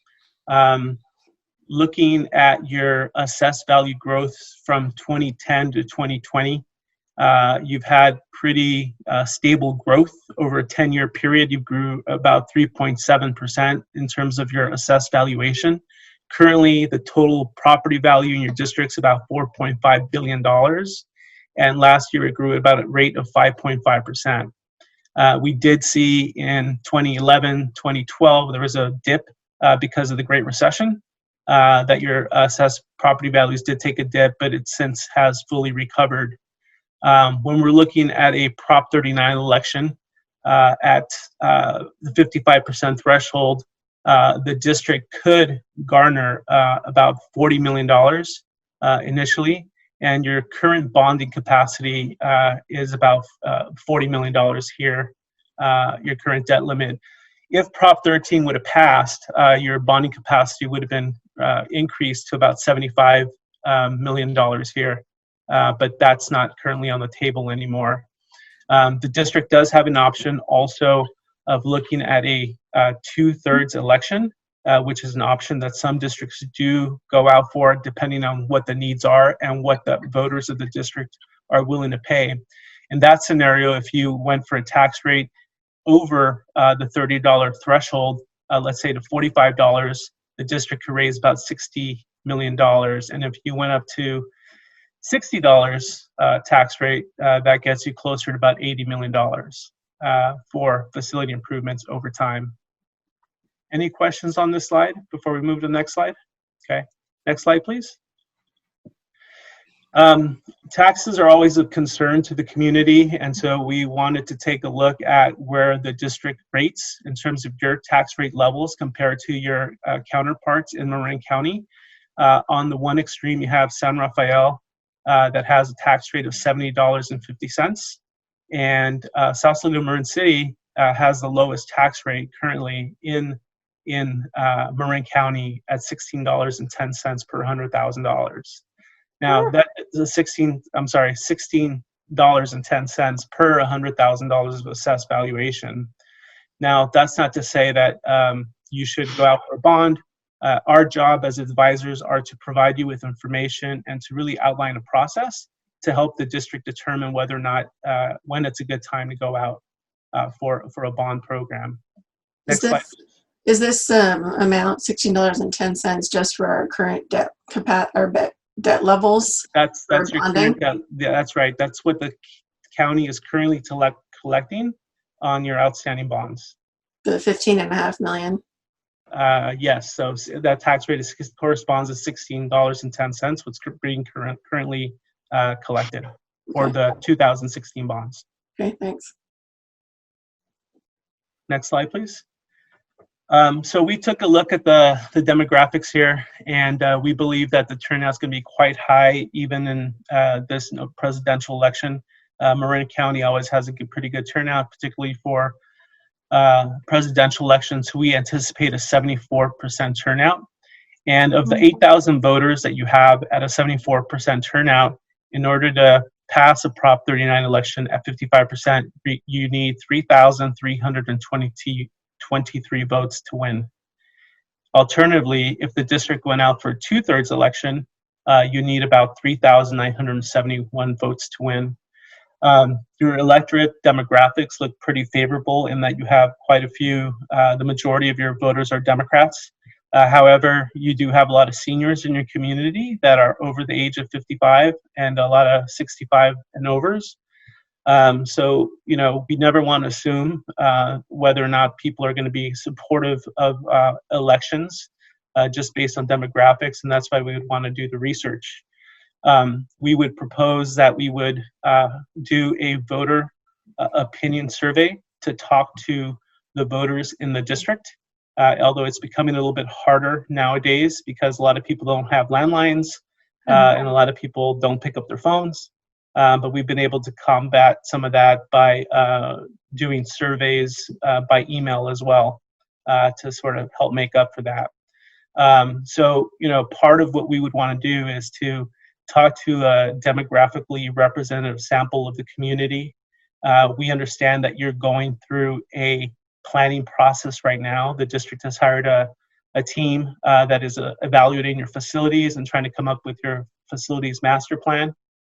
With numbers and evaluating what the needs are. What we would propose is to, part of your process is to talk to voters, ask them which projects they may be willing to support, what they think about the COVID-19 situation, whether or not this is a good time to go out, and if they are, if they'd be willing to support a bond. And if they are willing to support a bond, how much are they willing to tax themselves for those improvements? Just from keeping tracks of your district, we know that you all have been very engaged in the community with various planning processes, with unification discussions, and there's been a lot of robust community engagement. And I think all of that work will help really inform the survey that's completed. And I think the survey will help you decide a little bit better whether or not it's feasible at this time to go out for an election. Next slide, please. So just to recap, you know, the district we always try to tell districts that the best time to go for a bond is when the district is ready. And it may be 2020, it may be 2021, it may be 2022. We don't know, but we do know a process in terms of helping you come to that decision. And the way that we work is that there is a cost to do a survey. We're proposing that survey would cost about $12,000 or so that we would use to be able to take to go out and talk to the voters in the community, and then come back to the board with some real feedback and some real information with a margin of error, hopefully about 5%, that you can make some educated guesses in terms of how to proceed. And whether or not you decide to go or not, I think it would be good information for the district to take a pulse of what's going on in the community and what some of those needs may be. And so I know it's been a long night for you all, so I'd like to just leave it at that and just open it up to any questions that y'all may have. Actually, this is not a long night. We're normally, you know, we got another 2 hours. So okay. You know how it is. So if we waited for 2022, what's the disadvantage? Is there disadvantage to waiting until 2022 as far as approval majority, voter majority required? So 2022 will not be a presidential election, so turnout's going to be lower. Yeah. 2024 would be the next opportunity. But, you know, I think every election is different, unfortunately, or fortunately. So I think you'd want to, right now, the way that the current electorate, there are districts that are pushing forward, continuing to move the needle and want to have the conversation and go out for a bond this November. There are some districts in the Bay Area that just have needs, feel like they have pressing needs. And there are other districts that are pulling back and saying, no, this isn't a good time. Unemployment is pretty high. Property values are at risk. My future is uncertain. But what we are recommending the districts is to have that conversation with the voters through a voter opinion survey to make that determination. 2022 could be successful as well, but you wouldn't have as high of a turnout that you do that you would in a presidential election. We're going to have a lot of eager Democrats coming out to go vote in this election, which always makes it easier when you're trying to pass a tax initiative. But could you still do a Prop 39 55% bond in 2022? You could do a Prop 39 election in 2022, as long as it's a regularly scheduled election. Okay. But it's just the lower number of voters that makes it harder. That's right. So it's a lower turnout. So, you know, what typically happens, trustee, is that in many of these elections, sometimes you always get a good segment of the population that will always come out and vote no matter what, just because it's their right and their duty to participate. But there are people in the margin, a lot of times parents, unfortunately, who don't come out and vote as often. Parents don't usually, although they have a lot to benefit from this, sometimes they forget, or there's other things going on and they're not as engaged as they would be in a presidential election, unfortunately. Okay, thank you. You mentioned 2021 as a possibility. How does that change in 2021 versus now or 2022? Yeah, thank you for that question. So Marin County, according to your Register of Voters, still has elections available in 2021, off-year elections. And so that's currently an election that is scheduled according to the Register of Voters. And so November of 2021 would be another option for the district to consider as well. That would be sort of a special election. There's not going to be a whole lot of items on the ballot driving people out to go vote. But certainly that is an option that would be available to the district as well.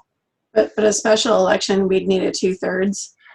No. So in November of 2021, my understanding from the Register of Voters is that it's a regularly scheduled election that would take place. So you would still only need 55% for that election. Okay. Thank you.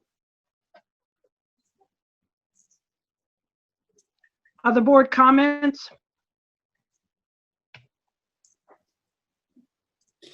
So let me just, at this point, if we invested in the survey, it would be roughly a $12,000 investment. That's right.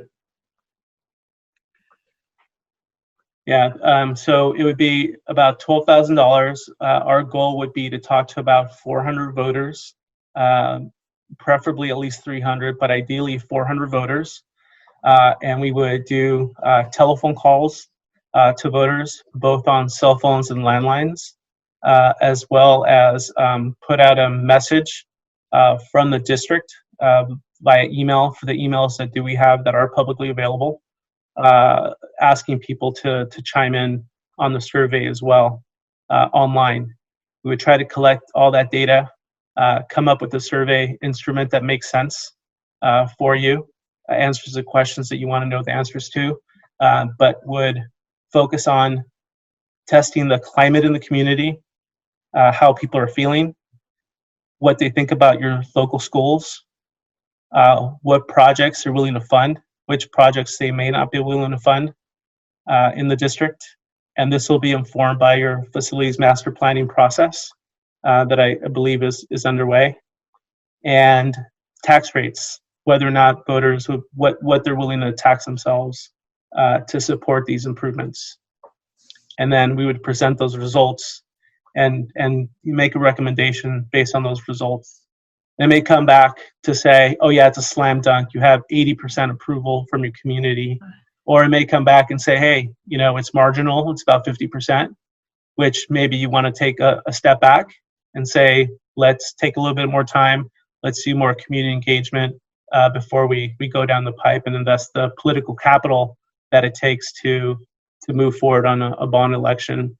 The way that we work, other than the cost of the survey, our firm only gets paid if you're successful. So we don't get paid if we lose. We only get paid if we actually sell bonds for the district. Wow. Our job as advisors is to provide you, to serve as a fiduciary and to provide you with information to help inform your decision-making process. So I have a question. Because there was a bond that floated with the TAM Union District, and I'm just wondering if your firm was privy to just kind of glean or get some of the information that led to that bond and the results of it. And I'm sorry that we weren't a part of that. We would have liked to have been, but unfortunately, we weren't a part of that that effort. Ida, just for clarification, are you talking about the election that just passed? I am. I believe that The was bond. a partial tax. Oh, it was a partial tax. Parcel tax just failed, I thought. It did, but Yeah. it wasn't a bond. It was a parcel tax. Yeah. Well, thank you for that clarity. I thought it was a bond. Are there other questions from the board? I heard, well, on that score, I read that TAM Union, they're doing surveys to float that bond again. I mean, float that parcel tax again. Is that, That's is there right. truth? Do you know? Is that true? Yeah. Okay. I believe so. Uh-huh. They're engaging in a similar process right now to determine whether to replace that parcel tax on the November election. There is some feeling statewide that the name of the ill-fated Prop 13 did not help passage of that general bond across the state, and also swung some sentiment against other local measures. Although one could make a bunch of other assumptions about why things didn't pass statewide as well. Right. So, sorry, Dr. Garcia, you said there was another guest that was on. Was he piping in here from the same firm? David, do you have anything to add? No, I'm just here to answer any questions regarding the analysis of assessed valuations and the size of the bonds. But I think, Abel, you covered it pretty well. Can I ask if is the survey information that you would gather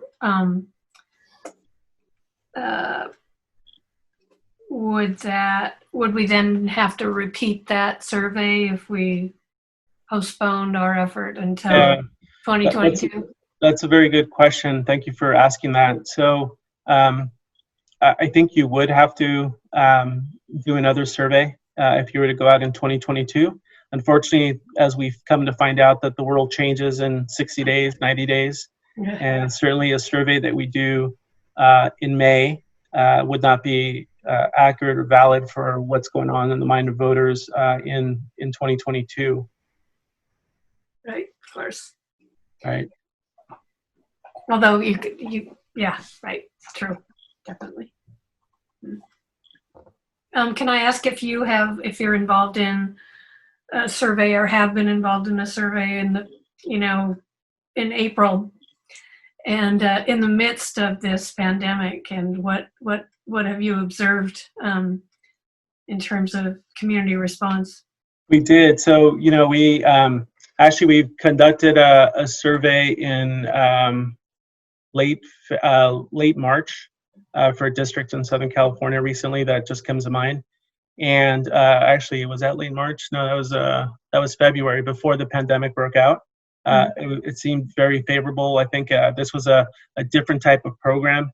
It was actually a tax rate extension where the tax rate isn't being increased. It was just extending the term of the program. But we were actually going to go out into the field this next month.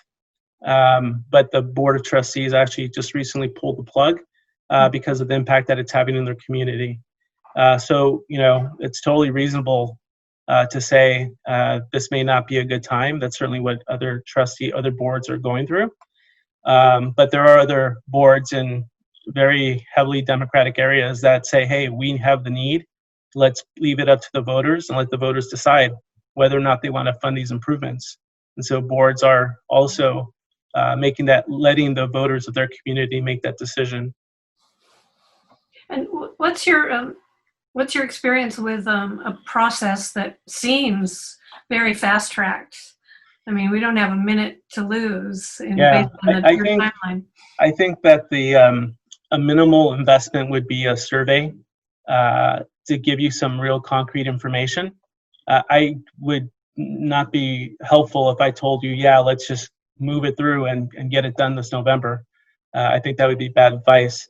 But I do know that a survey can be pretty reliable in helping you determine whether to make that choice, that decision. Obviously, more time is better for planning. But you may have to wait till 2022 or 2021. It really just depends on what the needs of the district are. So have you worked on those time constraints before? Yes, we have.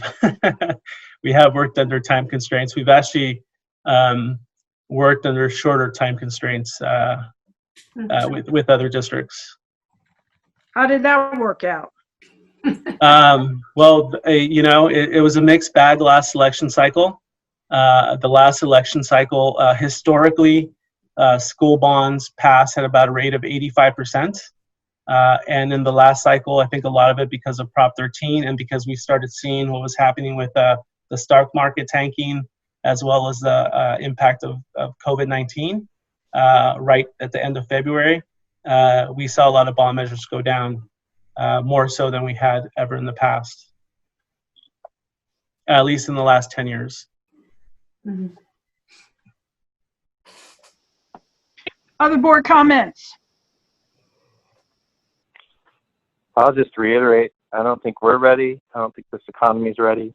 I think we got to tap the brake. Thank you. Any others? I think Dr. Clark had a question. Abel, I just to clarify, as the only fee the district would be responsible for is the survey, and then if the bond was to pass in November, then it would be essentially the cost of issuance would be the fee for bond counsel and the financial advisor. Correct? That's right. So, so let me just say a little bit more about that.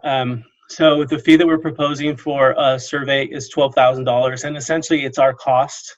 We're not charging any markup to do that. It's $12,000 to gather the data, to do the data analysis, to make the phone calls, and take that stuff. So that's the only cost out of pocket, if you will, for the district. If the district elected to move forward with to prepare a resolution, the district would engage your bond counsel, your bond attorney, and usually it costs about $5,000 or so, at least the firms that we work with, and we work with all the top firms in the state. They usually charge about $5,000 or $7,000 to write that resolution for the district. It used to be that firms like bond counsel would work on a contingency basis, like our firm does. But bond counsel are no longer allowed to work on a contingency basis. They actually have to charge districts, and they usually charge them about $5,000 to write that resolution for the district to adopt to move forward. And that's what your firm would charge. But I'm sorry. And that's what your firm would charge. No, we wouldn't charge. We wouldn't charge. We're actually we would provide our services on a contingency basis. So there's no upfront payment to us as financial advisors for the district. The only fee we would charge is for the survey, and we would not get paid unless we sold bonds for the district. But I thought you just said that I thought you just said bond counsels weren't allowed to work on contingency. So we're not. I'm sorry. So we're not bond counsel. We're financial advisors. We're municipal advisors to the district. Bond counsels are the attorneys that actually certify that the bonds being sold are tax exempt. And so that wouldn't be our firm. That would be another firm that would provide that service. Sorry for the confusion. I thought you guys did like start to finish. We do, but we're not lawyers. we're financial. Yeah, we're financial. 100% of the work, right? I'm sorry. But you don't do 100% of the work. That was my understanding, that you guys did all the work necessary from start to finish for a bond. We do, with the exception of writing the resolution. There we go. Okay. That's right. And then just to clarify for the board and the community, if we were to wait until November of 21, we could try to go for a 2/3 bond, correct? Approximately 6. So technically, you can go any time for a 2/3 election. You don't necessarily, you can go any Tuesday so you can go on a June election, July election, any Tuesday. If you're going to call a special election, that's going to require 2/3 vote. You don't necessarily have to wait till November to do that. So then we could actually wait until like later spring of 21 and call a special election for a 2/3. You could do that, but it would depend. I guess it would depend on what the appetite is in the community, what the voters would say. You know, it's very difficult to get 2/3 of anyone to agree to anything these days. It's not impossible. We have done it. I've won several 2/3 elections. You know, but I think that's why the investment in a survey might make sense. I think it's a small investment to maybe provide some information to the board that would be helpful in your planning process, whether you go in November of this year or early spring of 2021. Right, because now we have the numbers. In 2021, the numbers would be a little lower in terms of interest in people. Voter turnout, yeah.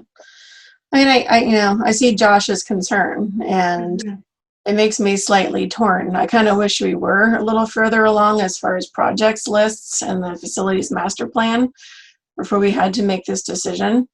But I also don't want to derail what could be possible if we have to make a decision tonight on this. So just for clarification, tonight this is just an informational item. I don't think we're asking you to make a decision. Certainly, if the district decided to move forward in the process, we can get started very quickly. You know, but that action would happen at a subsequent meeting. Okay. Yeah, Thank you for that. This is just for discussion. I think Dr. Garcia alluded to earlier of potentially having a special board meeting for the 28th, and I would imagine that this would come back then. All right, thank you for that. Yeah. So my first feeling on this when we talked about it in the unification task force was that, you know, no, it's a terrible idea. Just given, you know, COVID. And then I was sort of persuaded otherwise, but it's certainly not a perfect situation by any means. And I think my biggest worry isn't really, it's really about people power to really do this and to do it well. Given everything that is on everybody's table right now, you know, just in terms of all the work that has to happen to get this ready by November, and then and the likelihood that you know we'll see a surge in COVID outbreaks. And I mean, it just feels like I think that's my biggest hesitation is the cost, the people cost. You know, we're already asking so much of every staff person, of our leadership, and that's my biggest, most substantive, heartfelt worry is that if we can, I didn't know about 2021 as an option, and I'm not sure that I completely understand the pluses and minuses, but that seems like a time that we might be better prepared and have a little more room to do the work. And I know that one other aspect of enthusiasm for this was that it might really kind of help us visualize unification in a more fully enthusiastic way. You start talking about having $45 and $50 million to spend to upgrade this campus and add this so that, we've got a better STEAM offering, we got robotics, we got, this kind of stuff. But, and people get excited and they can see what things might be. So that's the other aspect that I just want everyone here to consider. Right. I hear you on that, Deborah. I think that's key to selling this bond, is to have the unification plan and have everybody excited about it.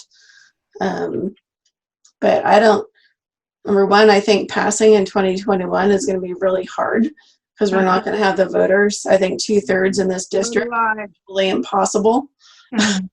So I think we're going to be left with 55%.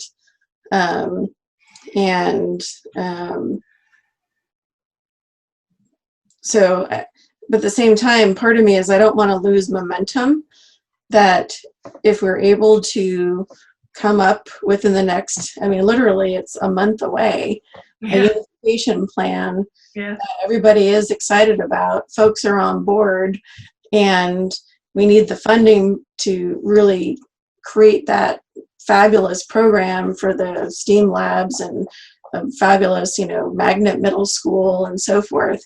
But we have to wait 2 years to float a bond, and then construction won't happen for another year or two after that, because it takes the time. So it'll be 4 years until we could really start construction if we're not passing a bond until 2022. So it's not just wait 1 year. It's not likely going to be working until 2022, and it'll be waiting 2 more years after that. So So I'm glad that we're not making a decision tonight. I'm glad we're talking about all of this. It's not an easy decision to make. I think it'd be helpful if we had more, information about facilities options that are being considered, so that folks can start visualizing what $40 million might go toward. And if we have some glimmers of what the unification plan is by that time, that'd be great. But I don't know how all that timing works together. So. Yeah, and once again, this is an item for discussion. I know in 2016, I was new to the board. The whole bond issue that never reached the ballot. I don't remember, us spending a large breadth of time, and I could be wrong, because I forget sometimes what happened on yesterday. But I don't remember us spending a great amount of time of, ironing out all the details on that bond before we brought it to the public. But at any rate, not to belabor this any longer, unless there is somebody from the community that wants to ask a question. There is. Wonderful. Mr. David Sudo has been waiting very patiently. David Sudo. Hi, thanks. Sorry, David. Hi, thanks for having this discussion. I pretty much agree with every single point that everybody's brought up right now. I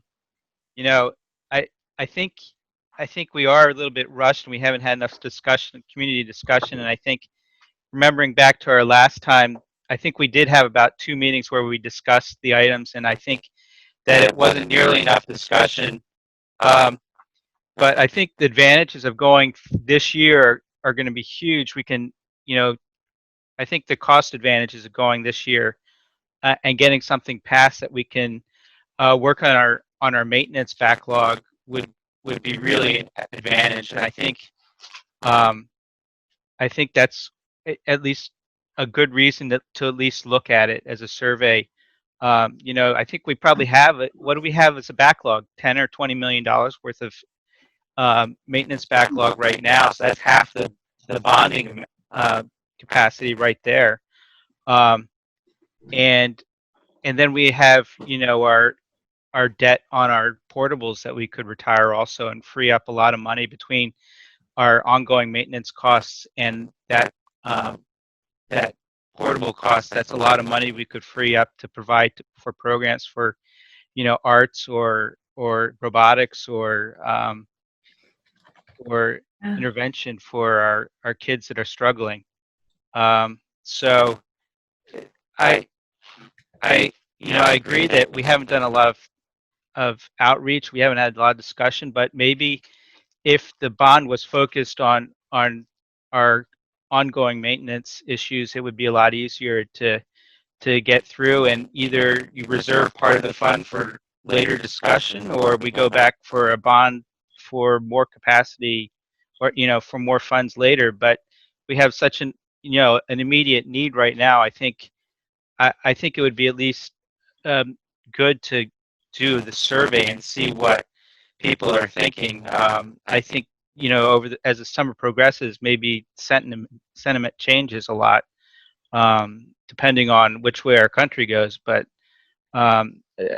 just advantages that going this year are going to be a lot. But I think we got to get buy-in from both school communities, because the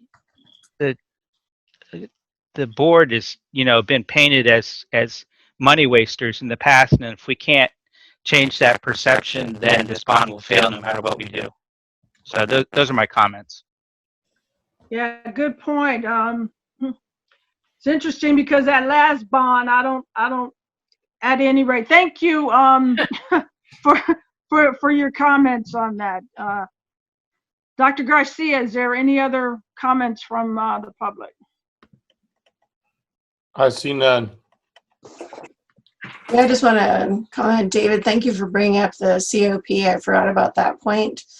We've got, I think, roughly 3 million outstanding on the COP. And if we were able to pay that off through this bond, that would free up Dr. Clark, around 300,000 a year in debt service that we're currently paying out of the general fund. I think it's closer Wouldn't that to be 200,000. I think it's 95 now. Definitely, I thought it was closer to 2. Whether it's 2 or 3, I'm definitely in favor of retiring that debt. But the impression I get is we're not going for just a little bond to retire that debt and do some small maintenance. We'd be evaluating a very major bond, and I'm personally curious what we'd be spending it on. And since I don't even know as a board member, I know a lot of our community doesn't know. And if it's all been worked out in committee, there's a lot of communication work to do. That's why I feel we're not ready. I could be convinced otherwise with the great communication from these committees, and then maybe our public could be convinced otherwise.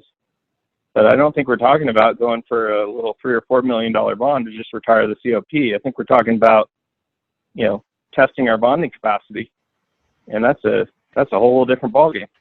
No, and we haven't had that discussion. Sorry. Yeah, I didn't mean that the COP would be paid off as part of the larger bond. It wasn't just a small bond to go for that. And just to be clear, it's not all been worked out in committee. It's not like this committee has a plan and then suddenly it's going to be sprung on everybody. Yes. There's various committees. There's the the facilities committee. That's the master plan has yet been to see, the light of day, to the facilities committee, and then there's unification committee, which is still working. So there's a lot of things still in progress. It's not like there's some hidden plan that's going to be revealed all of a sudden. So there's still a lot of progress. Yeah, there's not been a deep dive in what the bond would go for. So. But I have homework to do. As David, we have a lot of information about maintenance needs. Yeah, exactly. I mean, we do know that. Yeah. What was the estimate on deferred maintenance on Nevada Street alone? Wasn't it like my recollection? It was around 30 million, but yeah, that's what I thought. Right. Yeah. So. Yeah, I mean, I've been on this board 8 years, and we've had 30 million in deferred maintenance the whole time. Right. So that's nothing new. Those needs were there before Caroline and before any of us joined the board, a bond was being considered, and it didn't make it to ballot either. And they were looking at similar deferred maintenance issues. So none of that's new. Right. The question is, what's our plan? And if we don't have a plan, and we're sitting here in mid-May, I don't know how we're taking this to the voters in November. I get it's a favorable year, but I don't feel ready. And I will 12,000 would wanna- inform us, but we're going to have to do that 12,000 later, in my opinion, because we're going to find out that this is not palatable.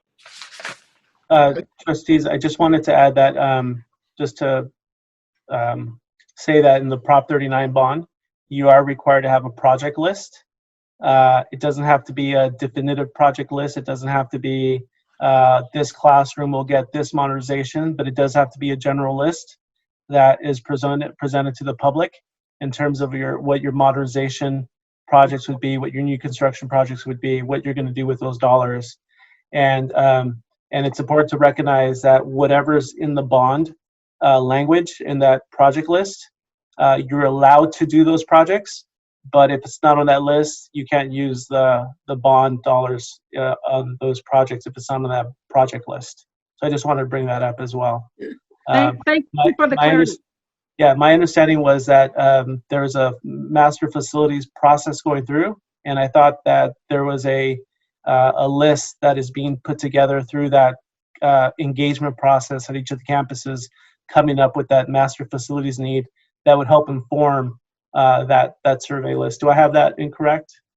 No, That's correct. that is correct. And I do want to just offer to the discussion that there actually has been a lot of community input through the unification work groups, through the unification meetings, town halls, and also to a certain extent in the desegregation advisory group around the project lists that would make this a world-class school district and would support unification. So while I want to double down and second what Caroline said, there's no set list that we're ready to jump out of the facilities committee with tomorrow.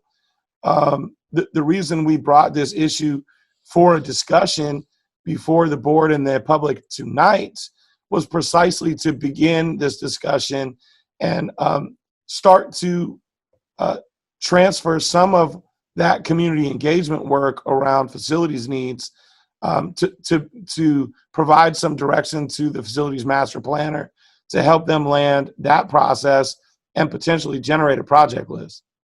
So that's not going to happen tonight. Because well, let me comment on what I've observed through that, because yeah, there has been a lot of community engagement, but I've seen split community opinion on number of campuses, location of campuses, and a lot of details on what might be needed. So in the context of unification, I don't think we have a clear direction yet. In the context of needs at both campuses in their current configuration, we definitely have a lot of information. We had a lot of information in 2016. There was a lot of information in 2012. And most of that hasn't changed.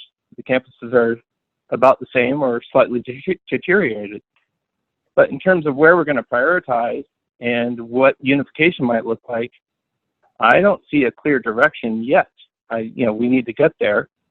And I think the approach in 2016, which never met the ballot, was let's build a huge project list beyond what a bond could afford. And so that gives us a lot of latitude to make decisions downstream because our project list is bigger than the bond. And that's what I took issue with at the time. So if we just, draw up this huge wish list of what could happen anywhere in any configuration, we're really not constrained, and we're really asking the voters to just say, hey, trust us, we're going to work it out. And I don't think that's being genuine with the voters.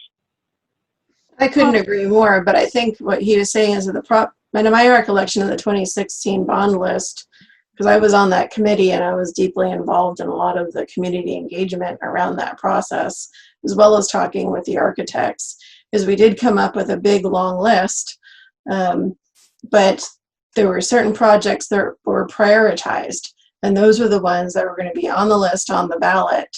And because you have to put that list on the ballot, and you're constrained to that list. And I agree, for this community, you have to have a list for everyone to trust that this is where the money is going to go. If you don't have that list and you're not committing it to those projects, I don't think this bond will pass. Okay, folks, once again, great deep discussion.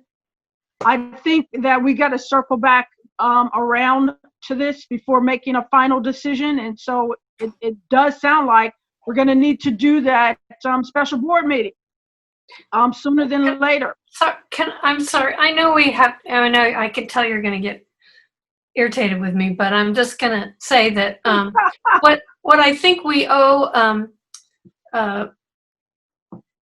Dr. Garcia is what needs to be, what more information do we need so that we don't just pick up this conversation where it is now on May 28th.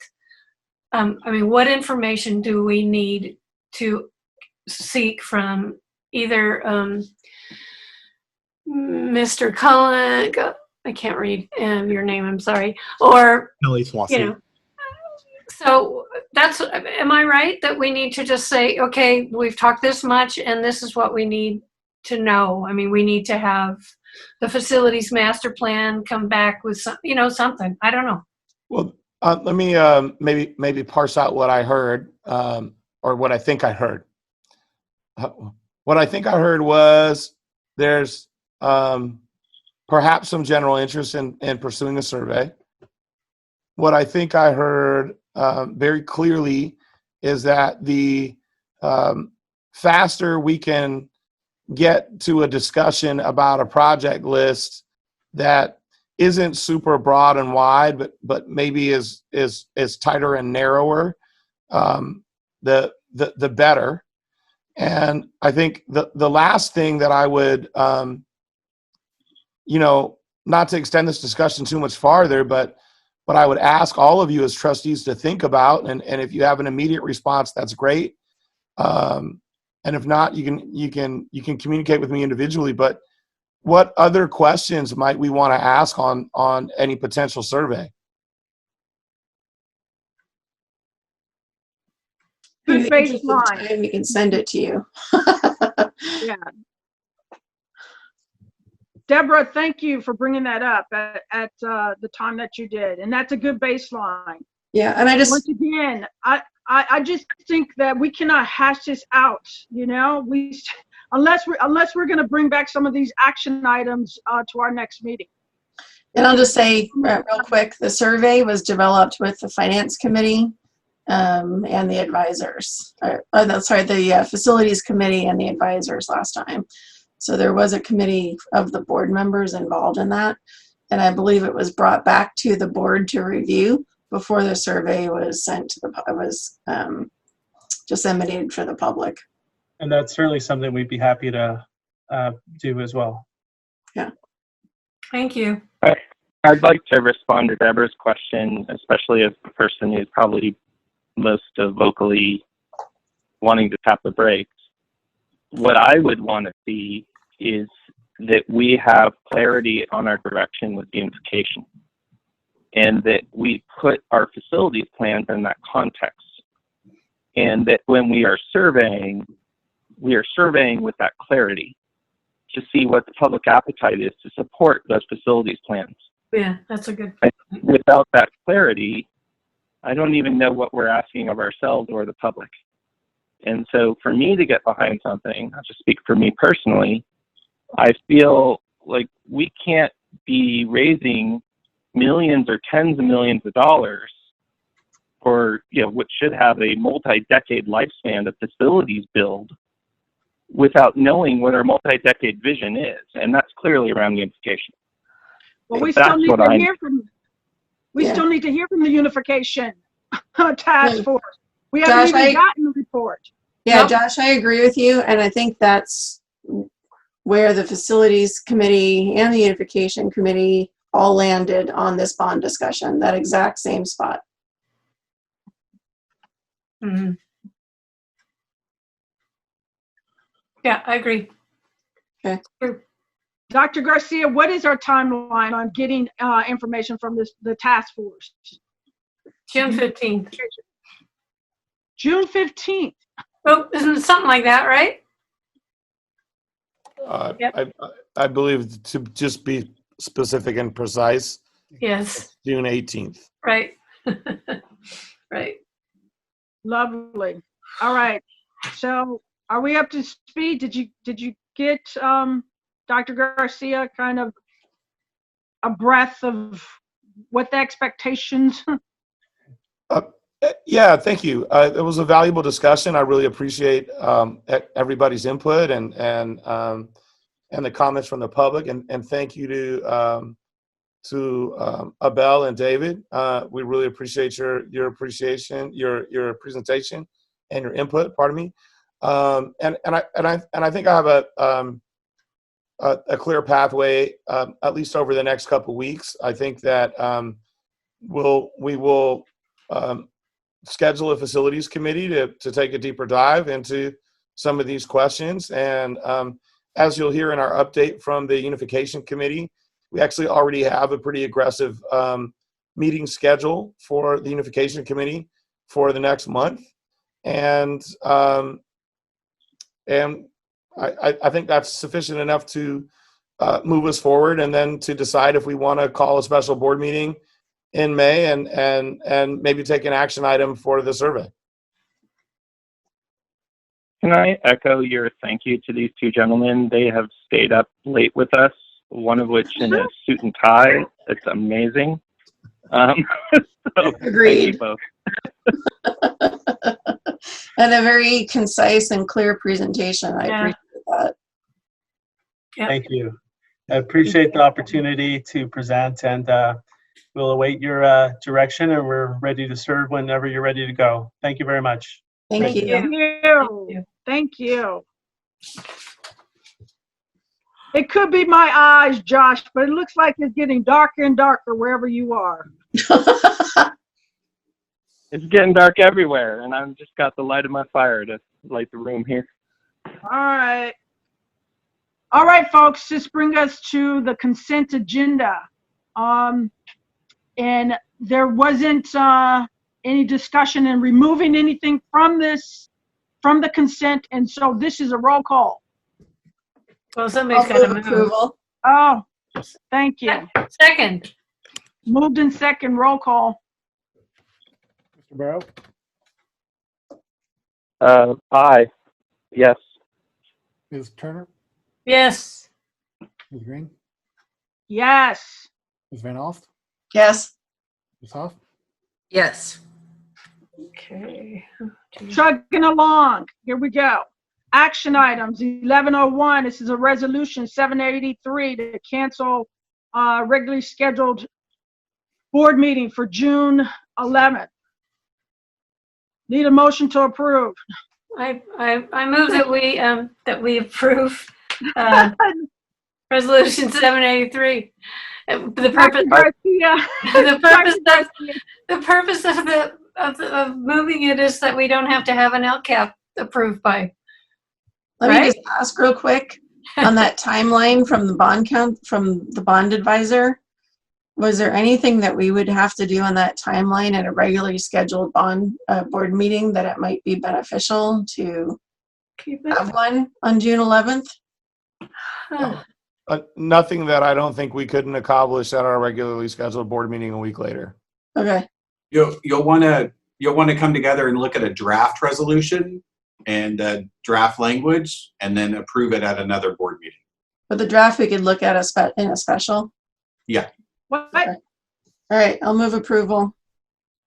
So we had meetings 1 week apart, regular meetings, and we're just canceling one because of deadline changes. Is that the context here? Correct. Okay, thank you. Yeah, normally you would have to have a one public hearing for the LCAP at a regularly scheduled board meeting, and a final round of community input, and then at a follow regularly scheduled board meeting we would need to adopt. But since the LCAP timeline has been blown up by COVID-19, we don't have to do that. And the governor just put this executive order in as well, right? Yeah. Great. Second. Oh, Any intent from the public? Seeing I have a Oh, I have a question or comment. Earlier, we talked about still trying to get our LCAP done on that timeline. And I've heard mention of a potential special meeting. Why wouldn't we just keep these, even if they're not required, just to give the community opportunity and to get it done on the schedule we intend to? We actually will not be able to get approval from the county on our 3-year LCAP. The template for the December 15th deadline for the 1-year emergency LCAP isn't out yet. And so our thinking was that we would be able to take care of it at one board meeting instead of 2. Okay. I mean, nobody's showing up to these online meetings anyway. I shouldn't say that, especially for Mr. Cito and Miss Conway and a few others, but very few people are showing up, so I don't have a big issue with that. Well, we started with 20-something. We're down to 2. This is an action item. Yeah, it's been moved and seconded. Right? Who seconded? Me. Caroline moved. it. All No, right. Caroline It's been moved. Yeah. It's been moved in second. All in favor? It's a resolution, so I have to do a roll call. I'm sorry. It is a resolution. All right, Mr. Barrow, Aye. Ms. Turner, Aye. Ms. Green, Yes. Ms. Van Hoff, Yes. Ms. Hoff. Aye. It's been a long day, folks, of one virtual meeting after the other. So, moving along, 1102. This is a topographic survey. Consider it being awarded. Dr. Clark. Yes, hi, thank you. Good morning. So this is the board took action previously in the spring to do an RFQ for a topographic survey work and soil survey of the BMOK field. We're bringing back the proposal that we selected, which is BKF Engineers, to do the work this summer. And you can see it's just under $20,000, $19,800. So staff's recommending approval so they can get started for this summer. It's funded by a donation, right? Correct. Yeah. Approval. Second. All right, it's been moved in second. Who donated the money and what strings did they attach to it? There weren't any strings, and there were 2 donors, $10,000 check each, and they were, I cannot remember exactly, but they were local sports people. FC Marin and Marin Lacrosse. There you go. Yeah, I was going to say, wasn't it the people who used the field? Yeah, we talked about this at an earlier meeting. Yeah, we already talked about it. Yeah, we already talked about it.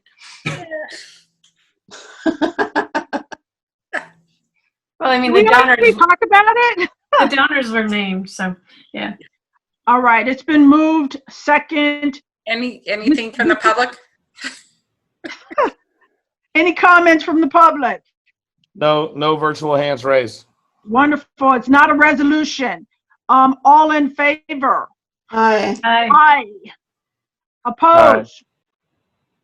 All right, that was, I think that's all of us, Steve, for the record, if you didn't hear it. That said aye, yes. No opposed, no abstain. We're moving to 1103, Willow Creek Academy Settlement Financial Impact. So, it's Dr. me. Clark. Yes, so I will try to be concise and I don't remember what Trustee Van Elst, concise and succinct. I don't know how you made the last presentation. So Steve, if you'll share or let me host, I'll or bring up the documents. You have these in front of you as attached to the board agenda. This was the Willow Creek settlement for Prop 39. This is the financial impact. So the cost of the settlement itself with all those items put together, or at least outlined, and then the impact it has on us for the 1920 school year. And then there is a resolution that goes with this, Resolution 784, which outlines the details of the settlement and calls for the additional in lieu payment. The county was recommending that we don't just add more money to the amount of in lieu, and that we actually call it out separately to keep track of it, because this is in excess of the statutory requirement for the in lieu payment for the charter school. And then also part of this resolution authorizes the transfer from Fund 40. It was the recommendation from board members to take or transfer $500,000 from Fund 40 to Fund 1 to help mitigate the financial impact. So I don't have access to the monitor, so I can't pull up or so. Yeah, I'm reclaiming host now.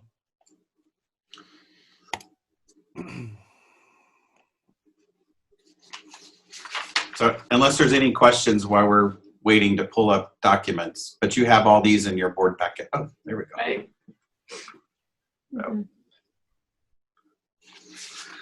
So this is the cost of the settlement.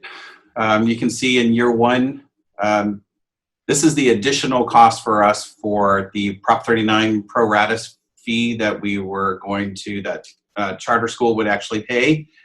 Since we waived that fee for both years, 1920 and 2021, that's $223,000. The $331,000 in this school year, 1920, this is this is putting them back at the the ADA of 385, and it puts them up at the $3.1 million amount versus the 2.812 where they are. So this is the added cost for us this year. And then so you can see where we are for this school year. It's about $550,000 cost for this current year. And you can see the contribution from Fund 1. So that's the impact of Fund 1 for this school year. Rolling forward into year 2, the pro rata facility share is fee is waived. This is the cost of the in lieu based on the settlement terms for the ADA. Oversight fee was reduced to 1%. This is the cost that what we were planning for oversight fee. This is the reduction in that fee. So we'll incur that, or at least not so much expense, but it's a loss of that revenue. Adding the custodians for those starting in that year 2, so you can see the cost for us as a school district. And then year 3, we went out just one more year. As we start to build the budget, we'll go out to 21-22 and 22-23 for that third year. And you can see the cost of the settlement terms as well. The oversight fee and then the custodial cost comes on. And then I threw down at the very bottom the things that were already still there. Steve, thanks. The utilities and special education, they're going to pay. And so you can see the utilities for both years. And then special education was estimated just over $630,000, but the price or the cost for special education at Willow Creek has gone up by about $25,000. So I went ahead and added that in. They'll end up paying that when we do the final true up in the summer for the school year. And then Fund 40, just a brief accounting, we have just over $1.1 million in Fund 40. The transfer of $500,000 leaves us at 6, and the source moving forward out for the next year, that's where that would be. And then the other page shows kind of the impact to Fund 1.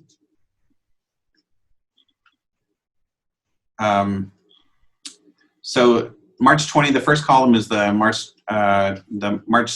2020 second interim. My apologies, I left off the labels for those rows. So the first number is the beginning balance of the school year. The 7.4 is the estimated revenues for the year. 7.3 is the estimated expenses, and you can see the estimated ending balance is about $917,000. So I ran working on doing the budget adoption for 2021. I've been working on doing tightening up the current year with the estimated actuals. So our report I ran kind of the first week of May. You can see that the revenues are pretty much about the same. Expenditures have gone up a little bit as well.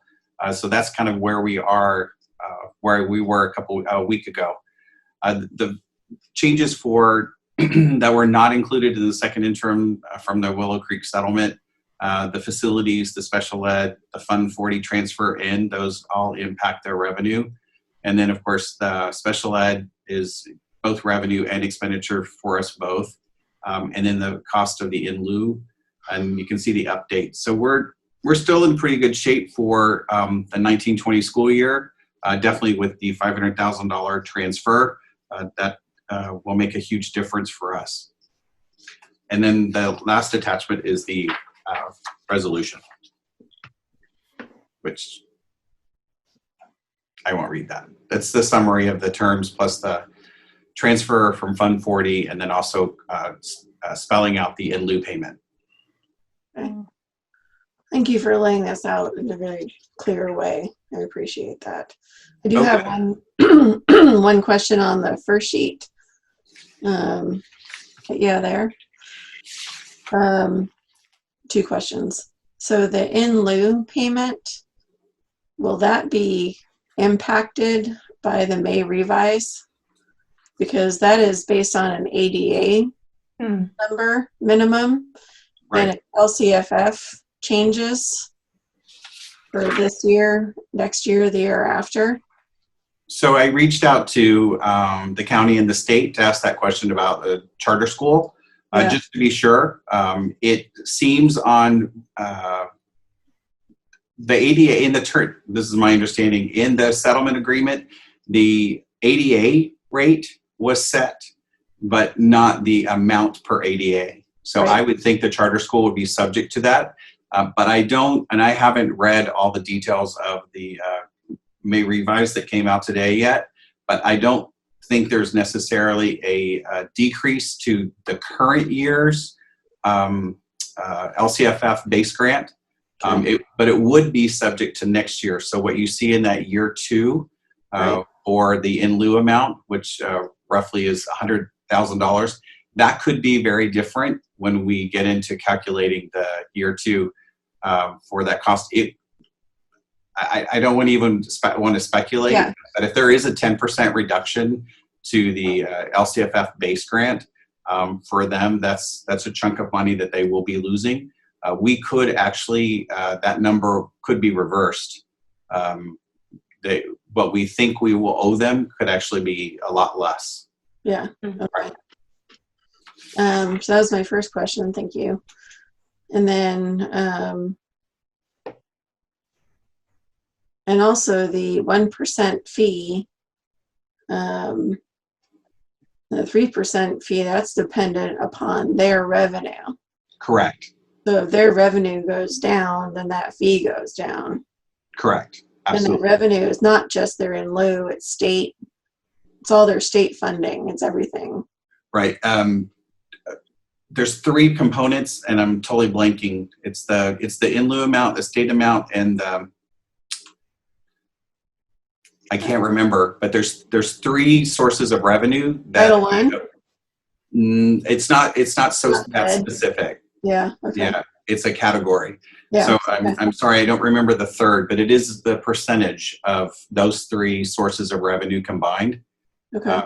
But you bring up a very good point. If their in lieu payment is lower, then their revenues will be lower. So what that loss to us, and their state revenue is lower than that. Right, and those could be more significantly impacted than just the 10% for the base grant. Right. Right. And I lied. I had 3 questions. So if you can scroll down a little bit more. So you show the special education as 658. I know I ask you this all the time, and I just don't, this number hasn't anchored in my brain yet. Is that net of the special education funds that we get, they get from the Fed to offset? So that is net. So their gross is like 900,000. Correct. Okay. Right. Okay. I think that's it. Thank you. Other board comment? A resolution and these numbers change. Will we have to amend the resolution? Say that again? If we approve this resolution and the numbers change, will we have to amend the resolution? But aren't they just, are they actual figures? Aren't they just, No, you know, there's 88? dollars. Maybe we could put the resolution back up. There's a bunch of dollars in there. Oh, yeah. Mm-hmm. But I think it could be one of those things that just come back to the board, and I could check. But this actually would take place this school year. And like I said, I think the biggest thing is the amount of in lieu payment that we'll be giving them, and then plus also the transfer from Fund 40. So if the in lieu payment is different, it would be for next school year. But and then that would be the calculation of the in lieu anyway, when we get the final numbers for next year. Yeah, but will we then need to amend this resolution? Because right now this resolution covers multiple years. Right. We could. That would probably be the easiest and the simplest way once those numbers are done. And then the lesson learned for me is maybe not to be so specific and tied to dollars, or maybe be a little more general. Yeah. Good. Okay. So before we vote, I feel compelled to say I was very much in favor of the settlement that we reached, I think, as all of you know. I am not in favor of taking the money out of Fund 40, but I think at this point in the year, we don't have any real choice. We voted. So I'm going to vote to support this resolution with some regret that we're cutting Fund 40 in half.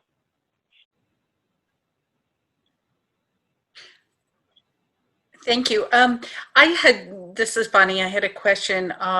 Part of the reason that we had identified Fund 40 as a appropriate option to resolve this action is because this related to facilities, and partly because we were paying for custodial care, in part because we really are concerned about, you know, how do we maintain that maintenance, and the concerns about deferred maintenance start with custodial care. So I guess I just want to be clear, since these funds are, you know, came about as a facilities request, that this is clear enough that we're using Fund 40 because it's a facilities related issue with the settlement. Is that a question? I think that's a question, yeah. Okay. Yeah, so my understanding from Keenan is that the settlement that we took, though it was for the insurance payment for the district office fire, we could choose to use it as we see fit. And so transferring it to Fund 40, we could use that money as we choose, as the board so desires.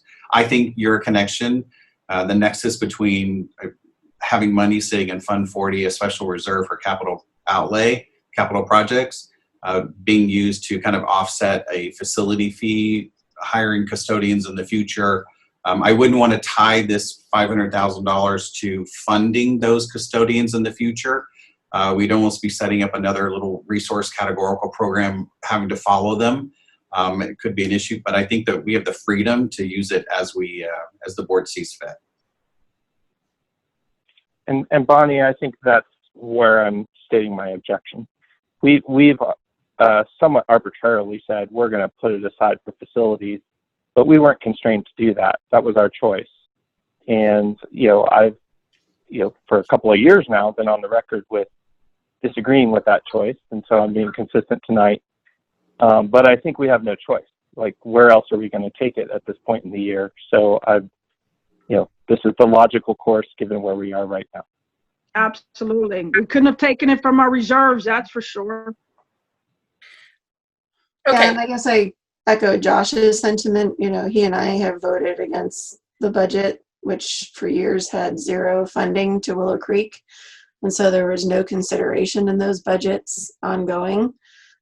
So yeah, we ended up the settlement towards the end of the year. And so Fund 40 was the source. And I will say my thought in part with Fund 40 is because this was resolution of a facilities related issue, and we're paying for things related to facilities. So that was the nexus that I saw. But anyway, okay. I think a part of the reason that we went that way was to not have to make program cuts at Bayside MLK, which would have drawn the some concern on the part of the Attorney General, I think.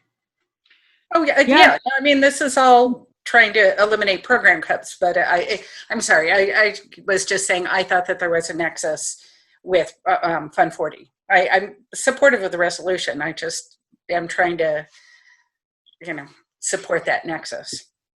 Yeah, and I understand your thinking, Bonnie, because it was in a Fund 40 that says it's facilities.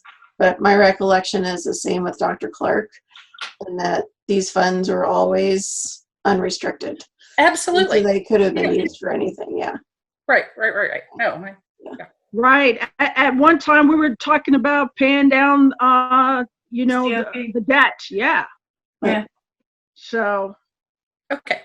Other comments? One other thing I want to add, while numerically we are cutting Fund 40 in half to support this settlement agreement, if we were to say add the construction of a district office to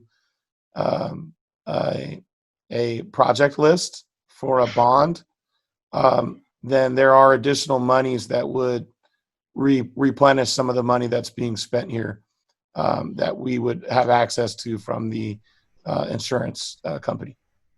So essentially we could refund the insurance money to recoup all of the funds that would get us whole on the district office loss. Mm-hmm. Most, yeah.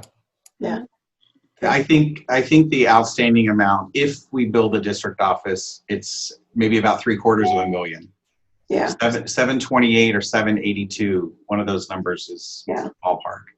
Yeah, and I don't want to get stuck on that those funds had to be used for a district office. I know they've told you differently recently, but what they told me when we talked was that you didn't, because that was a building of the district and just an asset, and it was never built intentionally for a district office, that it was simply a loss of a building and we could use those funds for the replacement of any building in a similar size.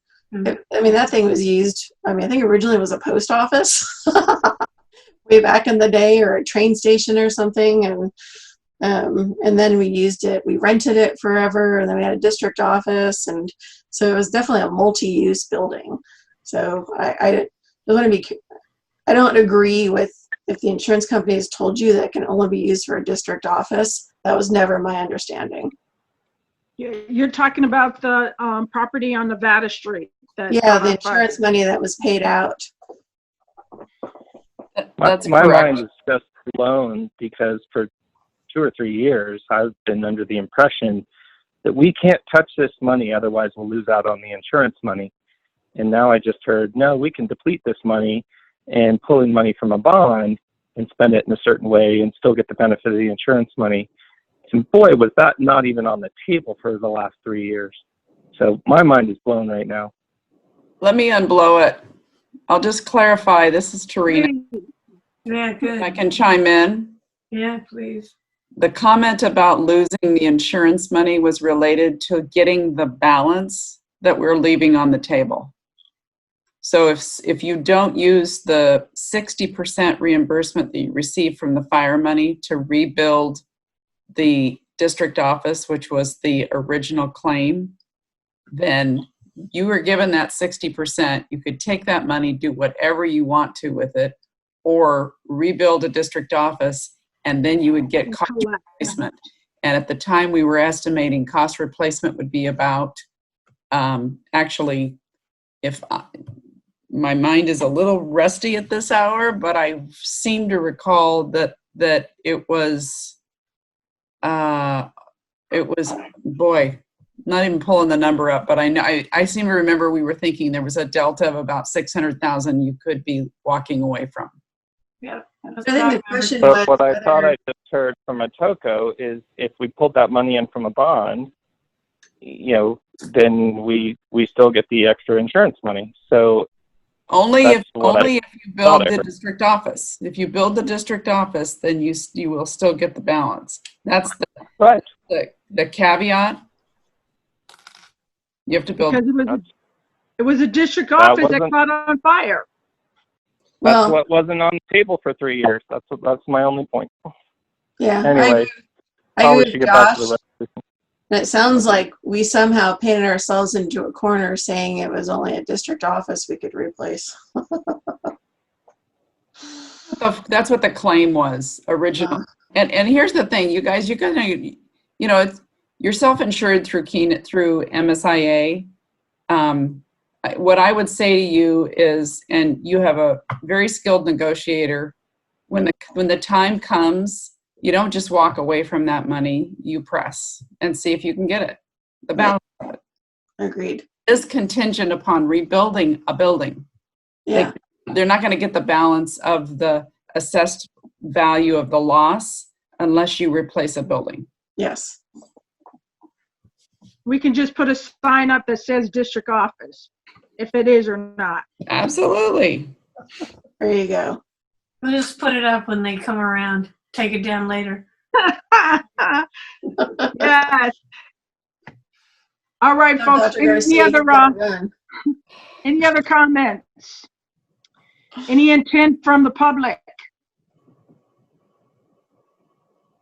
I don't see any. All right, this is an action item because we have a resolution that we may have to update. Are they both action? Do we vote on 1103 separately from 1104? Because they both say, or is it 1104 is the resolution related to 1103? No, they're two. Oh, no, we're two on separate 1103. items. 1103 is All Willow Creek, and then 1104 is another item.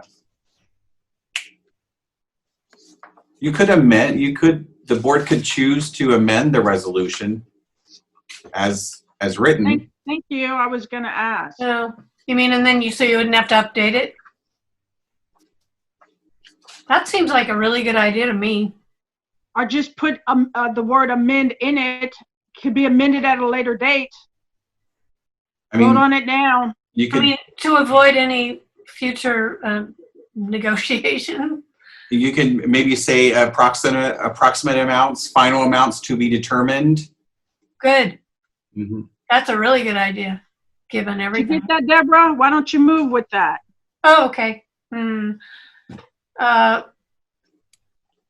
I move that we approve resolution 78.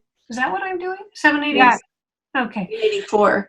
784 with the revision as Dr. Clark specified,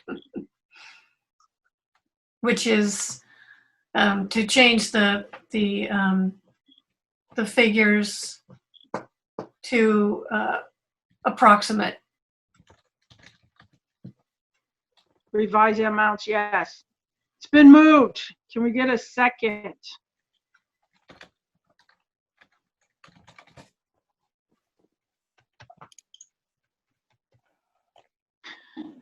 I'll second.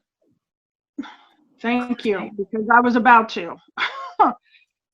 And can I clarify that we only need to, it looks to me like we only need to amend the either the third or the fourth paragraph to talk about approximately, because approximate is all over the place otherwise.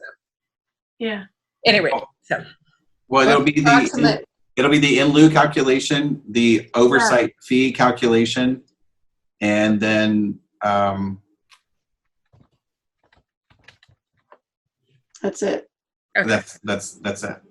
Yeah. Because the rest is just the impact for us as a district. Good. Okay.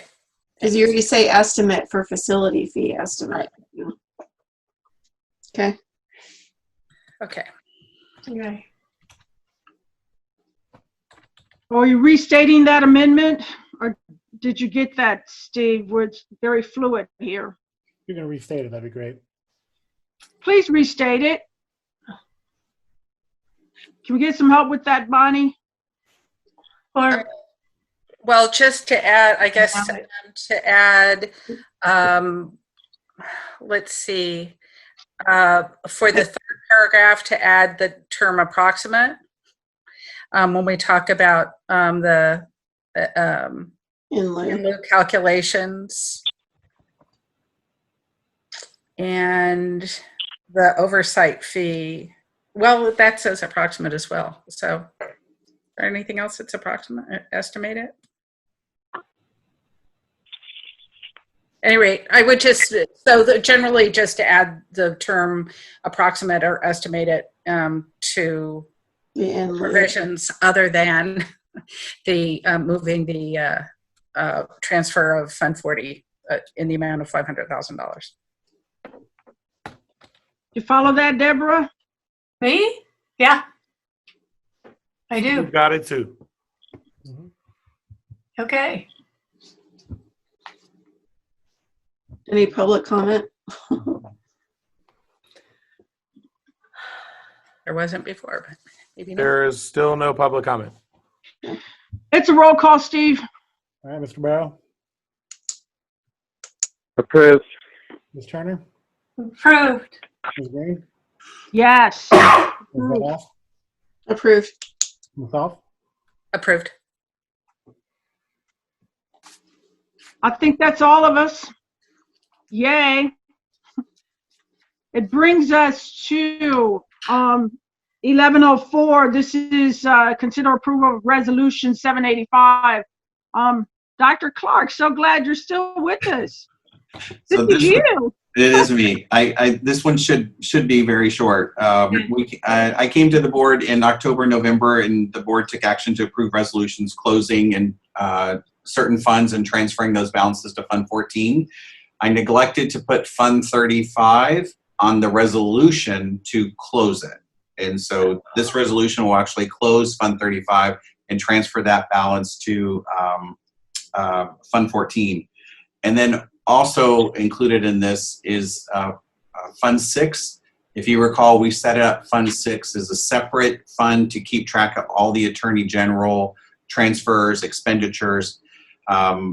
And I explained in the cover page in the board memo, Fund 6 rolls up to Fund 1 when we do SACs at the state level.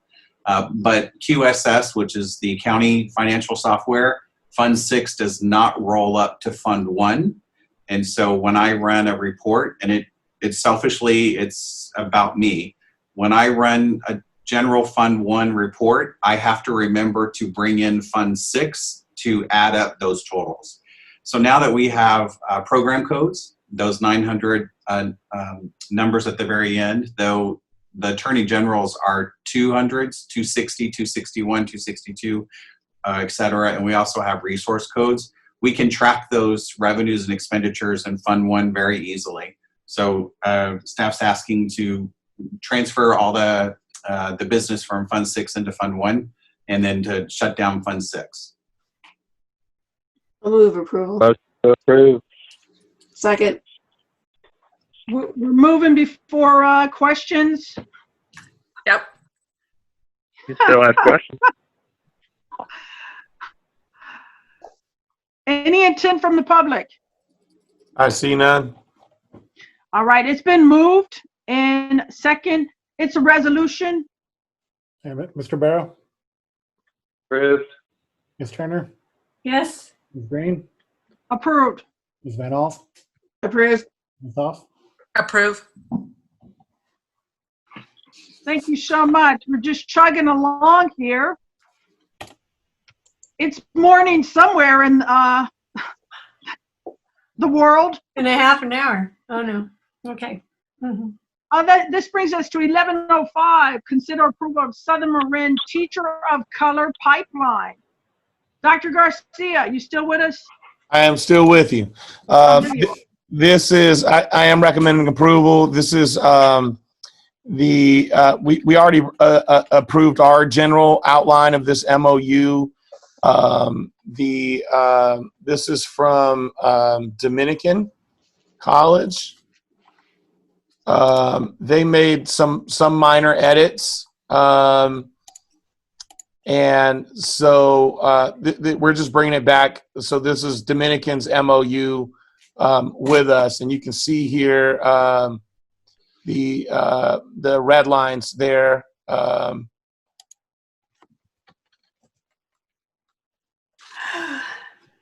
That they made.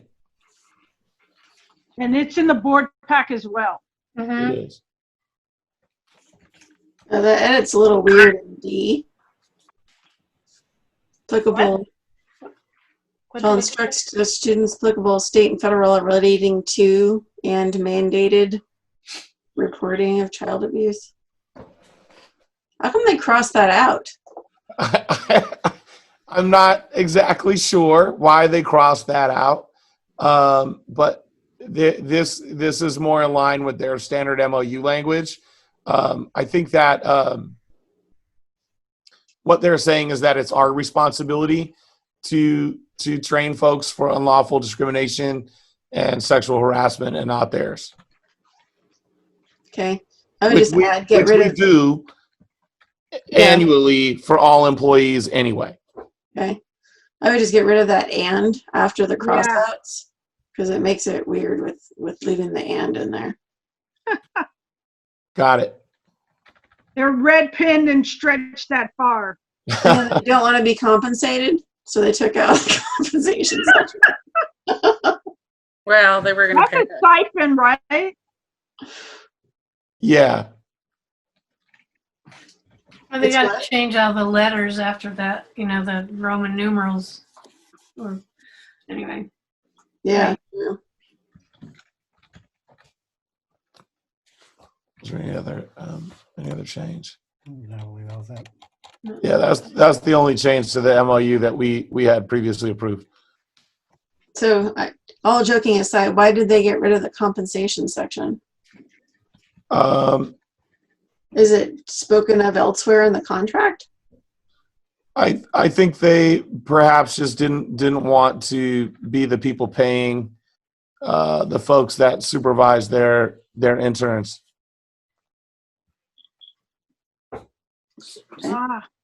So that doesn't mean we pay them. No, it just means that folks that supervise their interns won't get a stipend. Mm-hmm.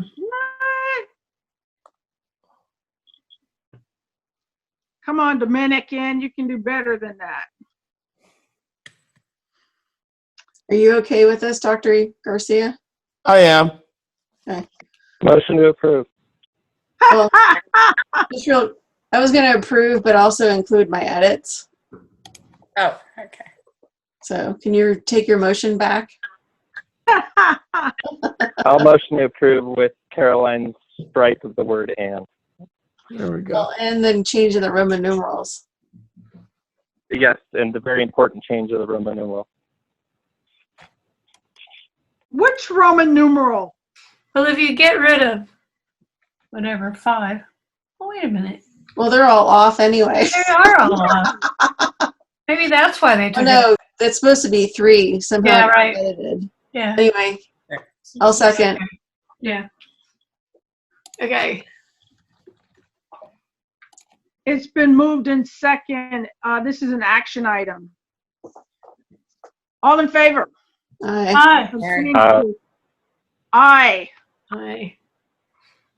Aye, aye. Okay. All right. Steve, are you still with us? I am still here. We are here. Wonderful, wonderful. So Dominican just needs to clean up that, contract, and we're all good. We're moving along to personnel. This is 12.01. Consider approval of the classified seniority list. Dr. Garcia. Yes, I am also recommending approval of this item. The item has been agreed upon and signed off on by CSEA. It is an annual requirement of our collective bargaining contract, and particularly important as we consider the workforce for next year. So I have to ask some questions. So, I mean, as I read the list, it uses the term success coaches. I mean, it's just, it seems like it's not very carefully done or something, in that we didn't even have success coaches. People were called paras. It just, I mean, if somebody's approved this, who knows? And it just seems very, I mean, it just doesn't seem very accurate or specific, but maybe, I don't know who it's for, but if someone who knows has approved of this, it's okay for me, but I find it very confusing to read and try to understand. Where do you see para on it? I just see student. There was no para, but that's what people were before there were success coaches. So it's like, here's this, it just seems odd to me that we're referring to some of the staff being hired as success coaches when we didn't even have success coaches until 2018. So in the classification area, maybe we just put the dates, so from 1995, it looks like that's like the latest date that someone started in that position. So from 1995 to 2018, maybe it's a paraprofessional or whatever it was called at the time, Itoko. I don't know. I mean, I think if they've already worked through this and the union has. Yeah, true. It's nervous really about making changes that we're not sure about. Okay. Yeah. I totally understand your question. And we actually had some internal discussion about this very issue. The reason it appears the way that it appears is since paraeducator is no longer a job classification in the district, and all of these folks are classified as student success coaches, we wanted to make sure that the seniority list is in line with the current collective bargaining agreement and the current job classification. Okay. And so the bargaining unit, agreed to this. I can't follow Ms. Condra. She's all over the place, and I know she's been at the district for a long time.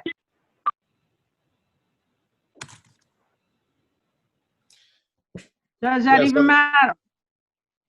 So there is a gap there in the years of employment, and that is what the bargaining unit agreed to in terms of each person's seniority. Wow. Okay. I'll repeat my motion to approve. I'll second.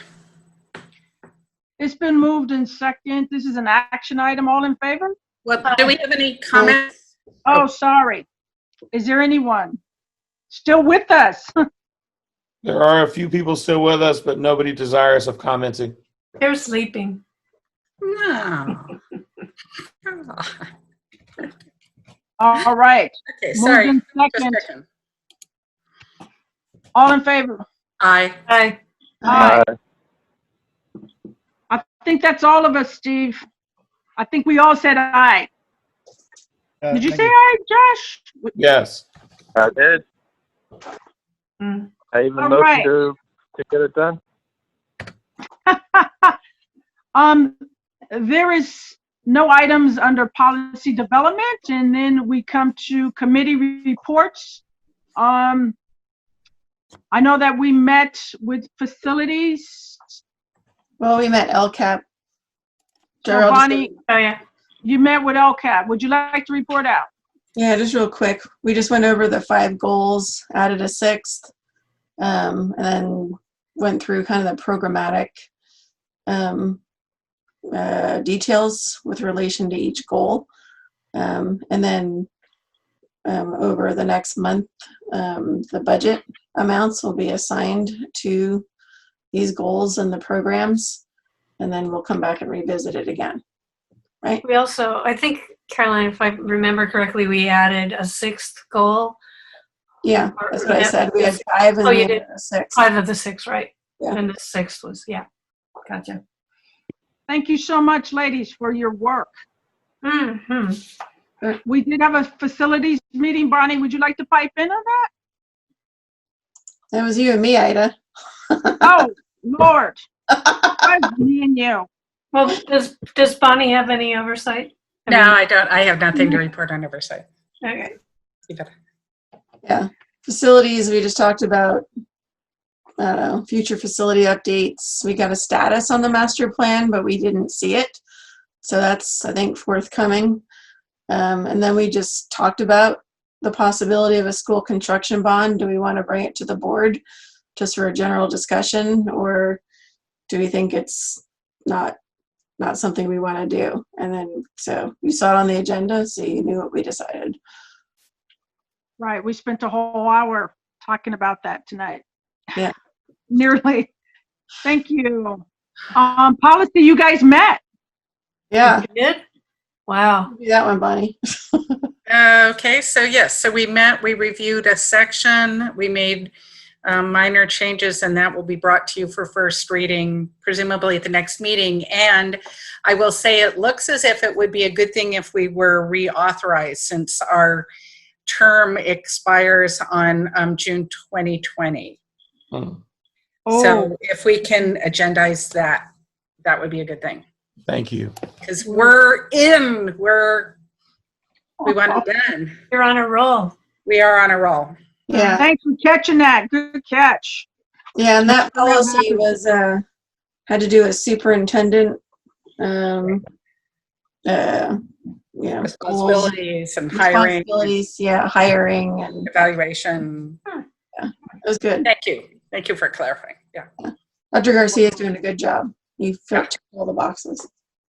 Thank you. I think our first sojourn into policy revision helped set up a kind of guideline of how to do it. So I hope all of you will notice the consistency on formatting that we ended up landing on in the final set of policy revisions in the future ones. Cool. Great. Yes. Bravo. Yes. Exciting. Thank you so much. Has the superintendent committee, has that even happened, or? You will be pleased to know that Communication. we have invited folks to create a communication committee as a superintendent committee. We have our first meeting on coming up May the 22nd. Wow. Bravo. You're a cooking with gasoline. All right. Oh, my favorite, unification. I know you ladies got something to say. Please share.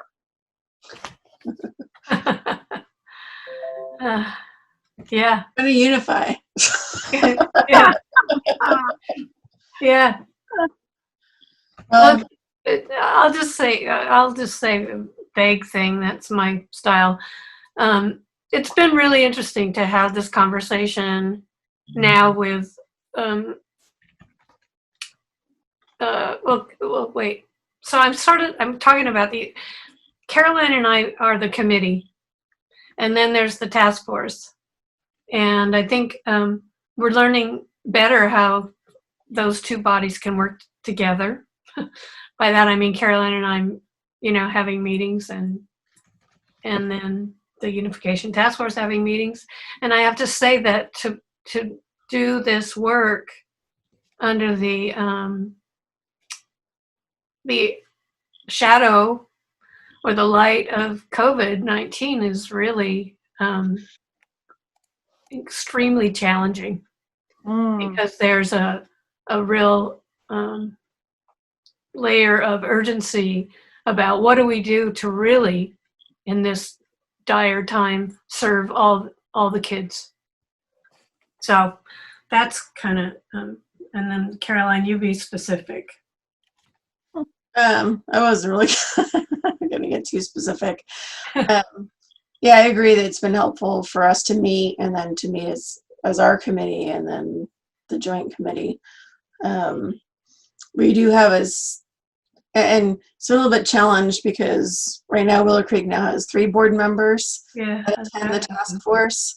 And several meetings, we've had 1 or 2 of the 3, but this last one we had all 3, and I think we made some great movement towards laying out kind of the framework of the report and issues to consider, and certain pathways to explore. And then also, I think had some agreement on having a joint board meeting.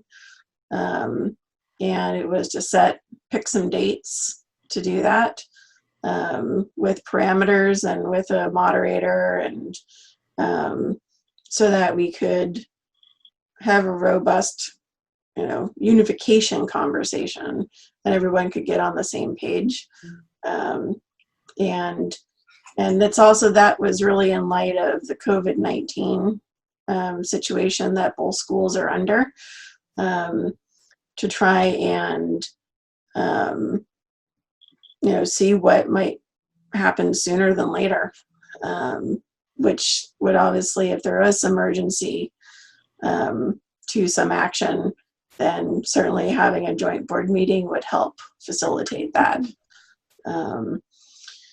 So we've got 5-6 meetings set up over the next 3 weeks for our committee to meet to finalize, I think, our draft of the report, and then bring it to a joint board meeting. So look for that date coming up. I think it's a joint study session, right? We have a joint study session. Yeah, the joint study session. You're right. Yeah. Thank you for clarifying. Yeah, it's going to be a study session. I don't think we picked a date yet, have we? No. Yeah. So are you guys not having those now? Your joint study sessions? Isn't that what you're? Yeah. So, well, no, we're meeting our task force meetings, but this is the joint for the 2 boards to get together. It's going to be a joint study session of the 2 boards to study the unification plan options. To respond to the Unification Task Force recommendations. Yeah. Or outline. Okay. Another small point of clarification. Yeah, please. The idea is to actually have a recommendation for unification to be the focus of that study session. Yeah, that's what I tried to say. Yeah. Yeah. Yeah. Yeah. Because I think it's the opinion of the task force that wholehearted enthusiasm and support of the unification plan is required. So for there to be success in the communities. And by wholehearted, you mean both boards on the same, Yep. Going in the same direction, basically. Yeah. Thank you Mm-hmm. for the update. Okay, we're going to move along unless someone who Can I is just add online. something to that really quick? So for the unification, it's going to be a broad range of topics also. And it'll include, discussing facilities, governance, grade configuration, timing. So it's going to be, and type of structure. So it's, there's been a lot of communication within the committee, the task force, about all of these options and exploring pros and cons of all the options. So it's going to be a very detailed, robust discussion, I believe. That's it. Well, I long for the day that I can look back and see all the great work that has happened when I'm not sitting, on this side of the table. I hope it happens before my 70th birthday, since, 60 is around the corner. So on the scholarship, are there any intent for any questions, comments from the public? None. All right. So with the scholarship, I think we had planned a date. I could be wrong because you've sent a lot of invitations for meetings. Was that one, Steve? I don't remember. Bonnie, do you remember? We will resend a scholarship committee meeting. I have met with Rondale, and so we are very close to being able to move along. So thank you for that. We'll send out a committee meeting date. Uh-oh. Thank you so much, sir. You slow All down. right, folks, that brings us to numero 15, future meetings. Do we have some dates? Yes, our next regularly scheduled board meeting is June 18th. And as has been discussed tonight, we may call a special for May the 28th. All right, we'll look forward to that. Future topics. I would like to see us address the extension of Superintendent Itoko's contract by a year, which is a provision in his current contract. If I was present at our review of his performance, I think it was a enthusiastic high five. And I see a great benefit to extending his contract by a year for the purpose of stability and to strengthen his role as a fundraiser, asking for monies to support, a three-year plan, grants, etc. So I think it's a good time for us to consider. So thank you for that, Deborah. Yeah, and actually that came up in the policy committee meeting because we were reviewing that policy. So I think we actually asked him to put it on the agenda anyway. Oh, good. Yeah. Great. So. Good. Great. I So think can we should put that? Yeah, we should have considered that during his evaluation. Absolutely. So let's put that as a place marker for future topics. By the way, Dr. Garcia, it seems like you've been with us for 15 years. I'm sure it feels like what happens? What happens when you only coming up on a year of doing this work? It has been You're welcome. Interesting first year. Heck of a year, huh? Like no other. Yes, it has. Yeah. Yeah. Wow. You've done some things that other superintendents probably have not had an opportunity to do in their career. And so for that, you're welcome. But thank you. It continues to be a pleasure and an honor to serve this board and this community. And I am, if anything, more excited today than I was on the first day on the job. Let's hope you feel that way in a week, okay? Yeah. Me too. Yeah. At midnight, meeting 4. Yeah. Night. Yeah. Are there other future topics? A topic that I have, I would hope it would have naturally come up. I'm assuming just about every board meeting we have between now and the fall, we'll be talking about our plans for the fall and contingencies and so forth. Yeah. Thank you, Josh. That's a good point. So, Dr. Garcia, sure, between you and David, as you report out on that, it'll be good because we are very fluid. I do understand that we're in, the governor has given us, what level are we now? 2 or 3? 2. We're 2. 2, and so has Marin County Public Health.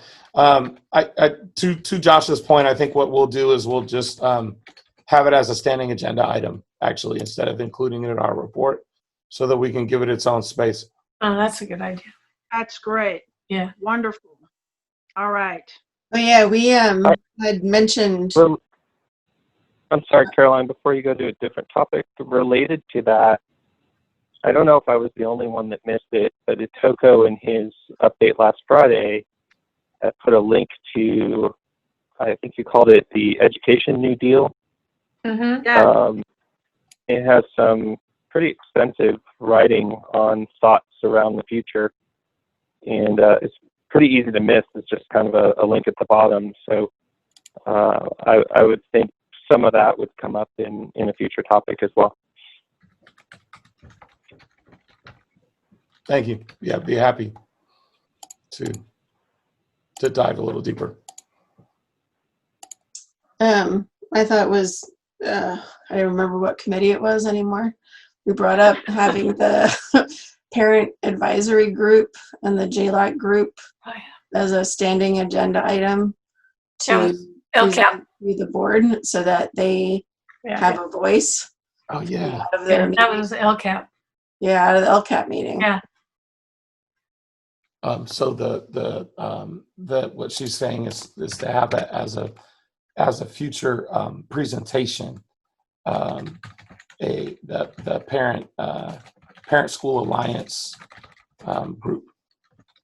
Thank you. Good. Yeah. Standing. Mm-hmm. And Dr. Garcia, I don't know, periodically, and maybe we can do it at the front end of our board meetings, is to have like a shout out, a positive update or something from our students. Even though they're sheltered in place, they did a lovely video on teacher appreciation. It's wonderful. Yeah. They This would be did. nice Maybe to hear we'll from add our it to the agenda for the next meeting. Yeah. So by our next meeting, graduation will have happened. Maybe not. If we come back on the 28th. Oh yeah. Okay. I just wonder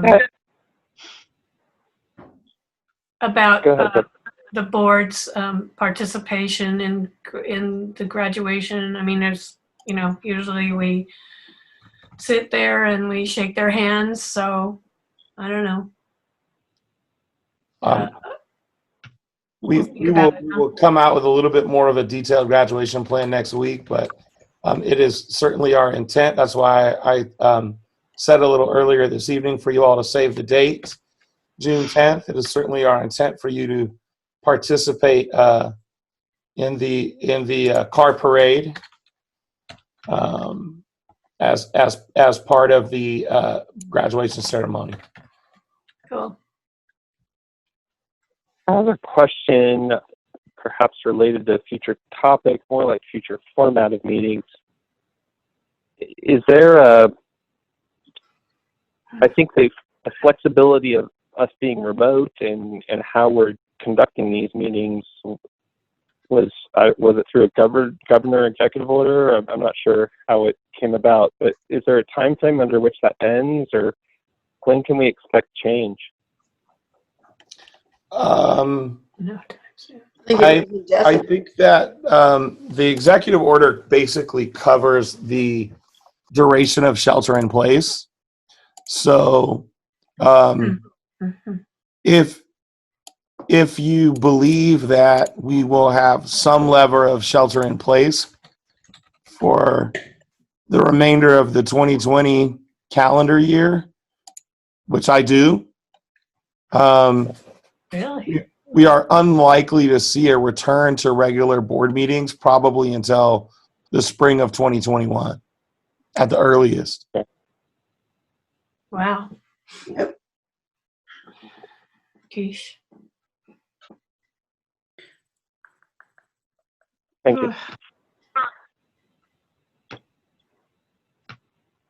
you. That's sobering. Wow. Okay. Are there other future topics?